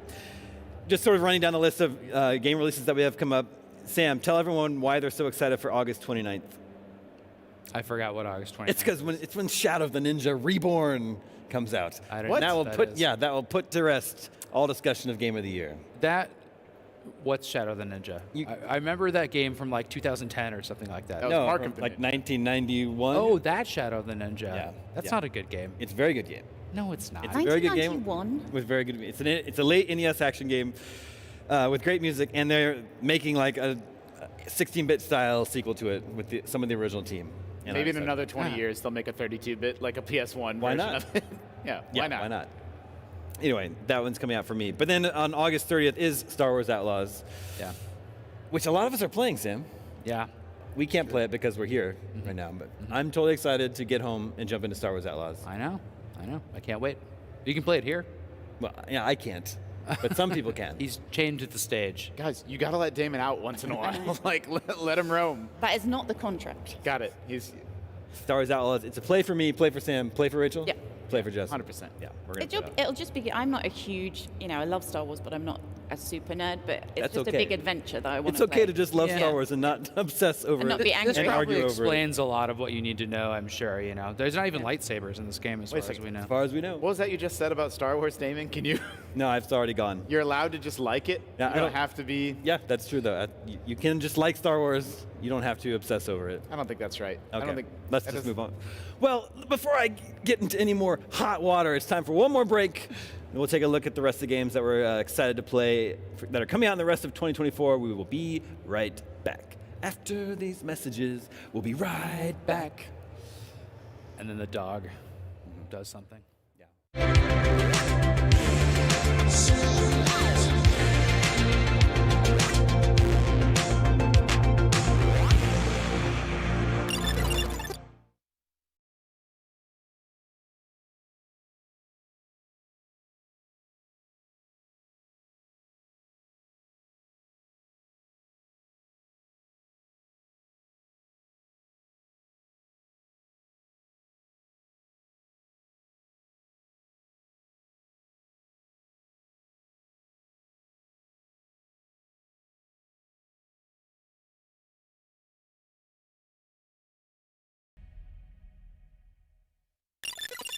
IGN Playlist is the best way to track your game collection. Now you can even import your entire Steam library to Playlist, making it easier than ever to review games, show off your collection of the world, and finally chip away at that massive backlog you keep meaning to get to. IGN Playlist, check it out. Want the ultimate IGN experience? Check out IGN Plus. Members get exclusive deals and giveaways, ad-free browsing, unlimited tracking on IGN maps, discounts at the IGN store and with IGN partners, and best of all, free games. Get 30 days of IGN Plus for just $1. Head to plus.ign.com. IGN has the most thorough, easy-to-use, and high-tech maps out there. IGN maps load faster with more markers than ever and are built for your phone as your constant companion to the biggest games. So start checking off markers for the game you are playing today. Can't find that final collectible you're missing? IGN strategy guides and interactive maps are here to help. IGN guides are trusted by millions, easy to use, and best of all, free. You can even track your progress with interactive checklists so you know you reached that 100% completion. IGN has the very best, most complete, and accurate guides. Every guide is tested and verified for you by experts. Just search for IGN when you search for guides.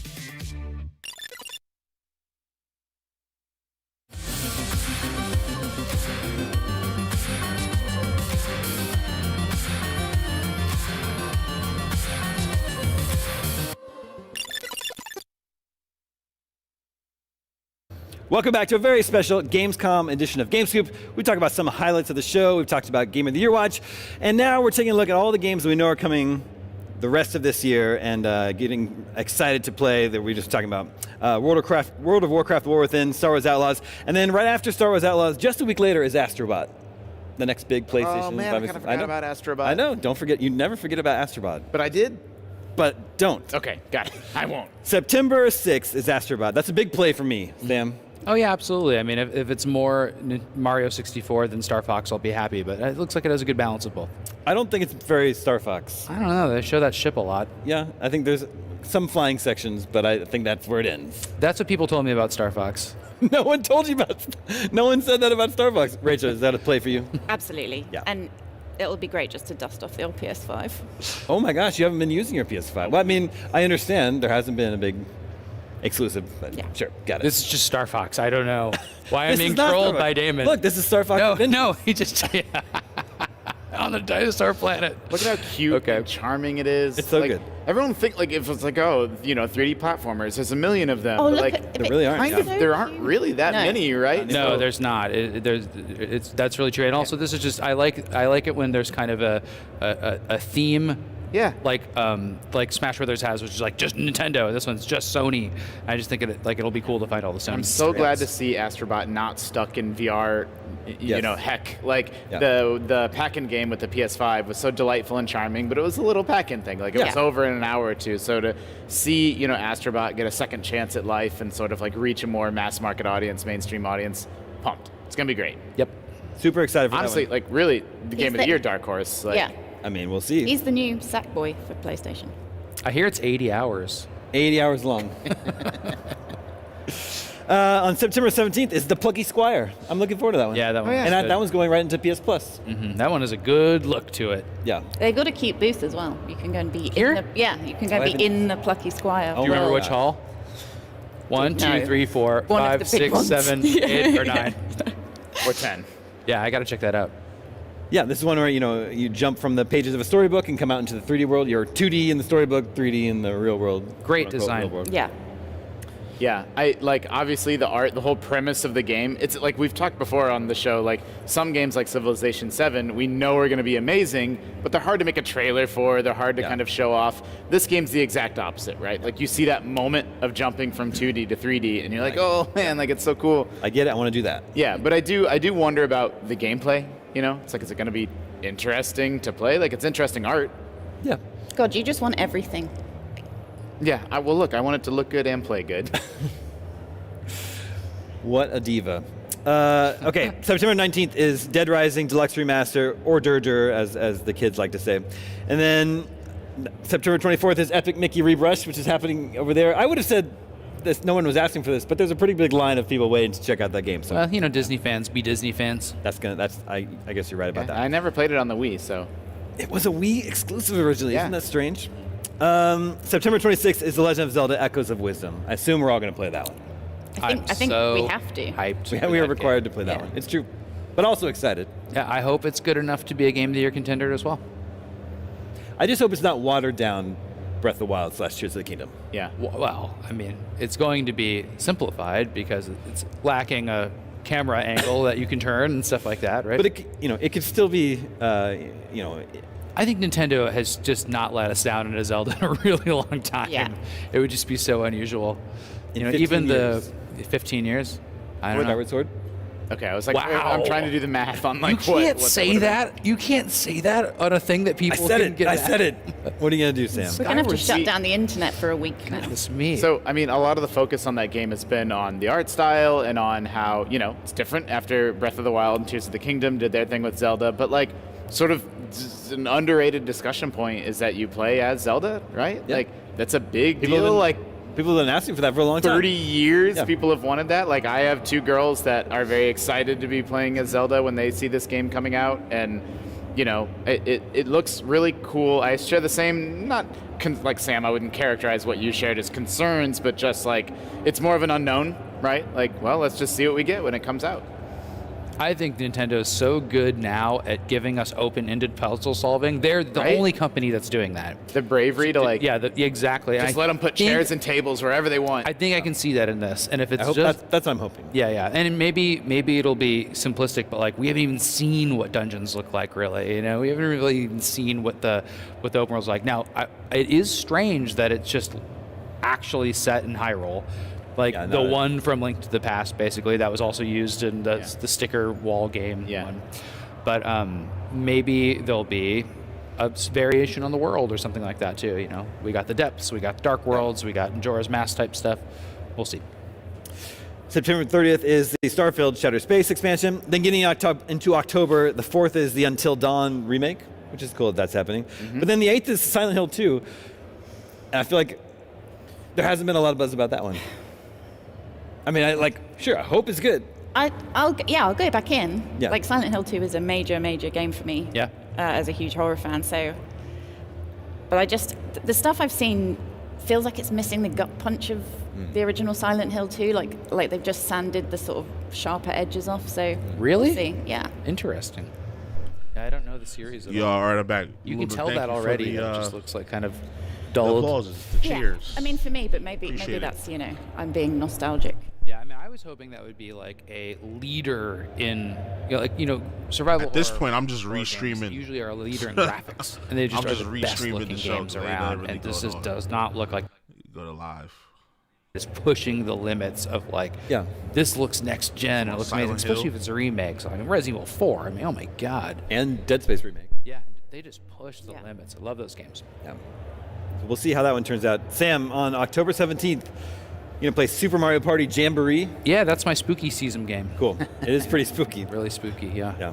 Now, I usually review the Mario Party, so we'll see if that happens this year. This one, it looks better. It looks like the whole idea is that they're trying to address that there's not enough content in those games, that it's not enough just to have 5 game boards and move on. So. The day after is the game that we were talking about last week, the Retro Realms, the new Halloween and Evil Dead games. Did you catch these, Justin? No. What? Yeah, I know. They're making 2 different 16-bit platformers. What? One of them is based on Halloween. Cool.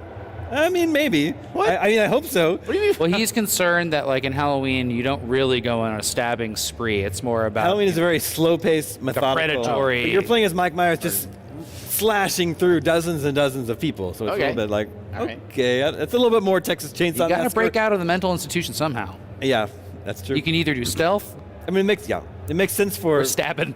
Evil Dead. Remember that scene in Halloween where he's just driving the car? Yeah, that's what the movie is. He's not just. Yeah, but in this, there's a Let bunch him of have people some in front of the fun. car. Yeah. I mean, sure. Have some fun. October 26th is Black Ops 6. No, big game. Yeah. Launching in the Game Pass, that's a big deal. Yeah. And then, I mean, Rachel, on Halloween night, you're just gonna be home playing Dragon Age: The Veilguard. That's a good Halloween. Pretending I'm not in for the trick or treaters. And Okay. Yeah. No. It's just Yeah. lights off outside. Yeah. All the lights off, just playing. Do not disturb. I'm playing Dragon Age: The Veilguard. It would Man, be really we can cool see you if it through was the window. We know you're in there. It would be cool if it was like a Halloween-y game. You know, we didn't know that. That'd be cool. But I don't think so. There'll be some scary parts in it. Maybe. If there's a skeleton in it, then it works. Yeah, I mean, it's very purple. November 7th is Mario and Luigi Brothership. I'd almost forgotten about that one. Yeah, that one looks good.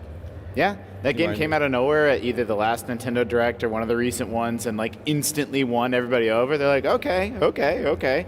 I'm in for some more Mario and Luigi. Yep. I mean, it's a great franchise. I mean, I like out of all the Mario RPG franchises, it's my favorite. I like it more than Paper Mario. Yeah, I always have. I think they're sort of silly and goofy and a little bit more lighthearted.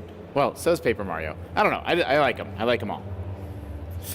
And then November 14th is Dragon Quest III, the HD 2D remake. Yeah. I'm excited for that one. Mm-hmm. Yeah, I've never played 3. I know, like Jared Petty, friend of the show, and many other people that have played all the Dragon Quest. Drockway. Drockway. Is that 3 and 5 are sort of like generally considered some of the very best ones, and 3 I've never played, so good candidate for a remake, I think. And it just looks so good. I just can't wait to have these as an anthology. Just like, this is the way you can play Dragon Quest for the rest of your life. Yeah. That'll be nice. The day after that is Assassin's Creed Shadows, which I believe we're all excited for. Oh, yeah. Then the 20th, this is an interesting one, Stalker 2. Mm-hmm. That's a wait and see for me. I've never played Stalker 1, so Well, wait and see how that turns that is kind of doing what I'm talking about, which is like kind of pushing the limits of like graphical intensity with horror. I mean, it could be a game that's like a real looker. Could be. I just want to point out Darth Vader's walking by. Oh my gosh. Everybody be cool. Sorry. Yeah, sorry. And then, of course, December 9th is Indiana Jones. And then sometime in December is Lego Horizon Adventures. Which is, again, a little bit of an This odd. year on Switch too. Yeah. Pretty interesting. PS5 and Switch. That's what I mean about these games being like again, sometimes you just get a vibe from a game. Like, oh yeah, I can tell that's going to be great. But like Lego Horizon, maybe that game's amazing, right? Like maybe it's so fun and so cute, and then maybe it's just kind of meh. Like, yeah, just have to get our hands on it and see. Read the review. I think all on these games sound IGN.com. so playable. Yeah, like it playable. just sounds like a fun fall. I think so too. It's not. It doesn't have an immediate AAA standout. Maybe Assassin's Creed or Call of Duty or something like that. But like I'm really excited to try everything. It's a good fall. Suddenly, suddenly like that. I know Rachel's number one pick is Dragon Age. So if you're going to pick the one game you're most excited It's for, Zelda. Zelda. Echoes Yeah, of yeah. I mean, Wisdom. but both Ubisoft games are just right there. Yeah. I'm definitely into the Ubisoft games. What do you think, Justin? Number one. I can't pick just one. Yeah, you can. I blacked out. I don't remember any of the games we just talked about. I will assign you a game, and it will be Shadow of the Ninja Reborn. Great. I mean, that sounded cool. Yeah, it does sound cool. I'll pick Astrobot. Very excited. Wow. To play No, that. I forgot about it. Okay, you can have Astrobot. You can have I Shadow pick of the Ninja. Shadow of the Ninja Great. Reborn. A couple other odds and ends to pick up that have fallen out of Gamescom this week. Borderlands 4 was announced. Mm-hmm. Yeah? Well, after that movie, they left them wanting more, and here we are.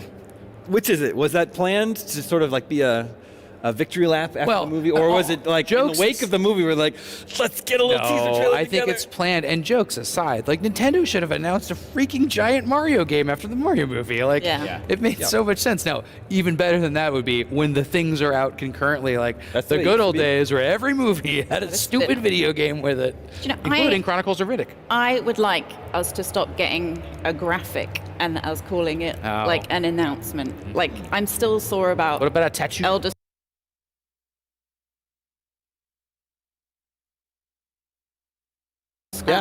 stop showing as just a title card. Yeah.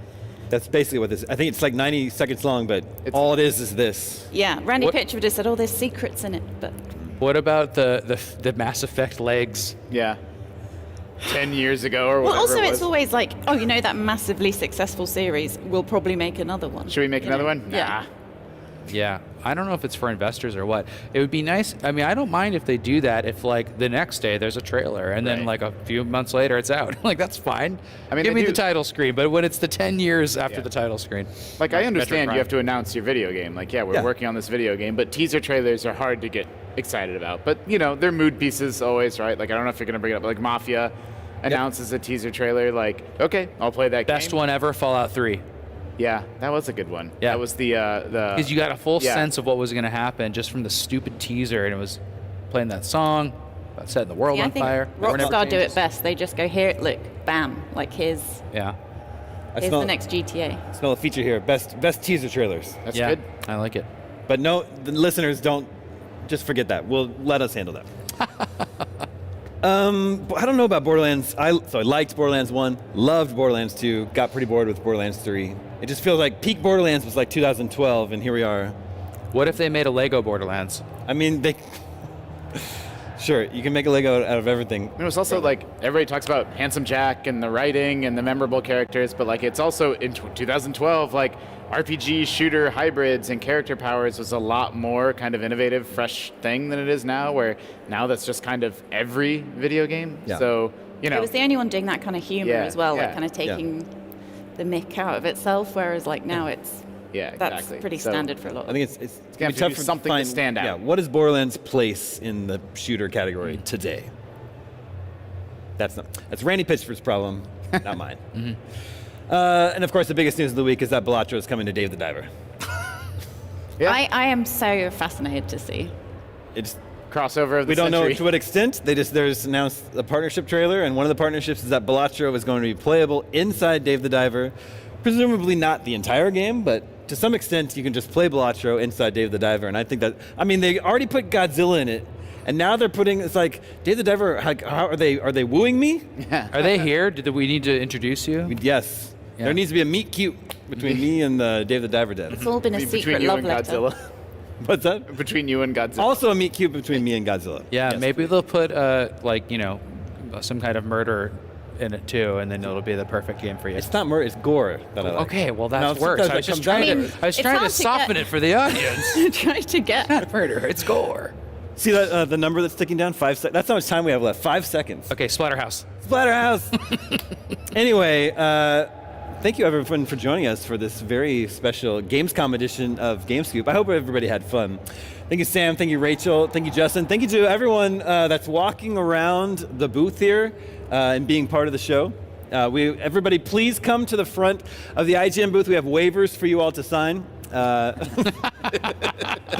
Please don't leave before you do that. He's walking away. That guy's walking away. Corrado, can you go get that guy? Thank you to everyone working behind the scenes to make this episode possible.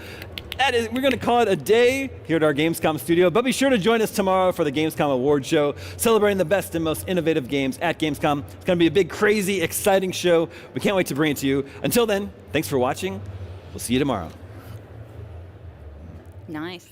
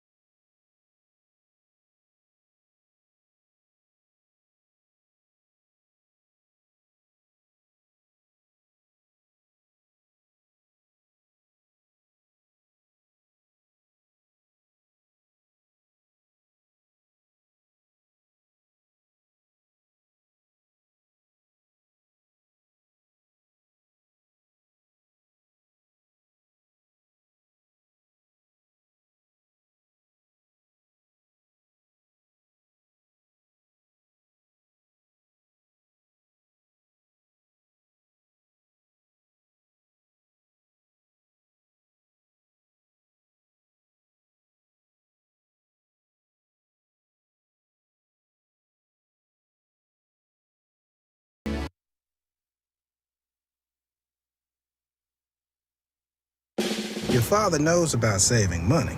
Everything I'm wearing, I've had since boot camp.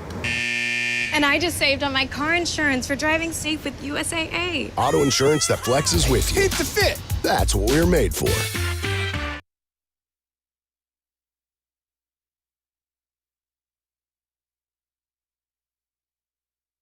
Feed them chow. Nourish them now. With Purina Puppy and Kitten Chow. All right, so we got a brand new game, Black Myth Wukong. I gotta say right now, I played this for a couple hours, and I feel like this might be my favorite game of 2024. But anyways, here we go. This being one of the biggest games I've covered in a long time, I want to see how many likes we could get in the first 24 hours. If this does well, if we get like 20,000 or so, expect the full series every single day till the end. Also, huge thanks to NVIDIA for sponsoring this video. Black Myth Wukong is actually best experienced with a few features I'm about to turn on. DLSS 3, which has frame generation now, and also full ray tracing. To learn more about both of these features, just click that link, the very, very top of the description. Just take where you need to go as far as the Black Myth Wukong, utilizing both the full ray tracing and the DLSS 3. But I'm going to go ahead and jump in and show you each one. The first thing is full ray tracing. Going to have that on. Also got it on very high. It's also known as path tracing. I feel like when it's on, I can actually see better in darker areas because of the ray trace shadows and indirect lighting. The ray trace reflections and caustics made the water in Wukong look lifelike when I was playing it. And now for performance, we got DLSS 3 that kind of gives us the frame generation, which is like an AI technology that kind of just boosts performance while kind of maintaining the quality of the game. Thanks to my RTX 40 series GPU, I'm actually able to get the full 90 plus frames a second with the AI powered DLSS 3 and frame generation, even with full ray tracing and max settings on. Also with frame generation on, you get the NVIDIA Reflex, which just kind of just makes things feel a lot more responsive and reduces the system latency. And that's pretty much it. I'm going to go ahead and jump into the game. Thank you all for supporting this. All the likes, the views, comments, everything on this means a lot to me. I'm actually curious when you found my YouTube channel. It's been a long time. 14 years. Let's get this.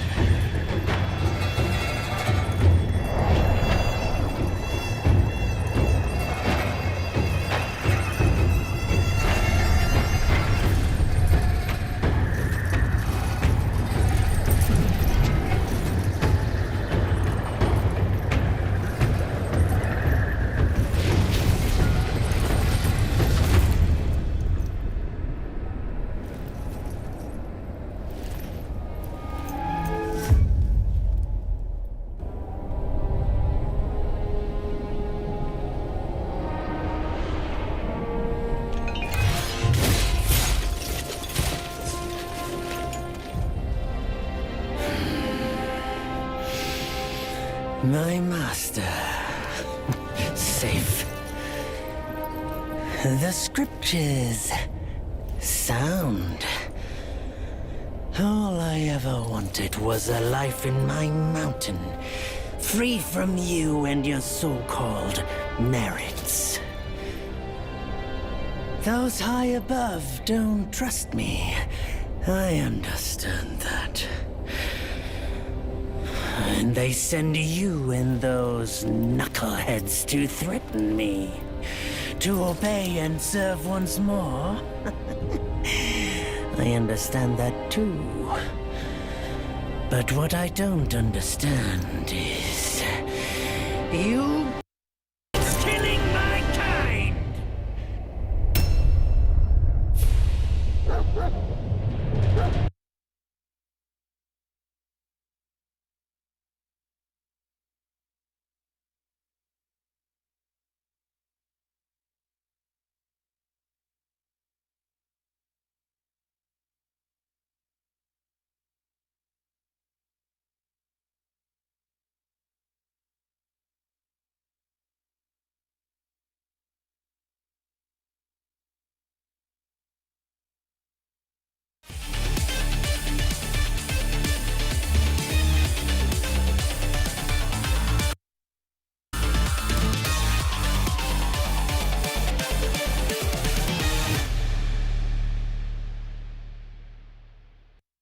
About Halloween is a very slow-paced, methodical. predatory. But you're playing as Mike Myers, just slashing through dozens and dozens of people. So it's Okay.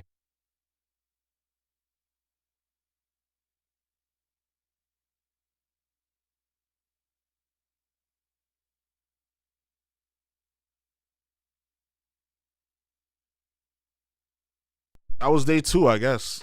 I was looking for something else, but yeah, it was like, that's it. So, I don't know. I might jump back on later. I might not. I don't know. Depending on how I feel.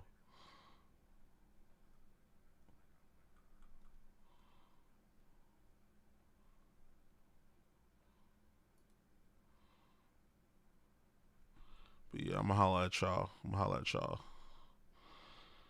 Later.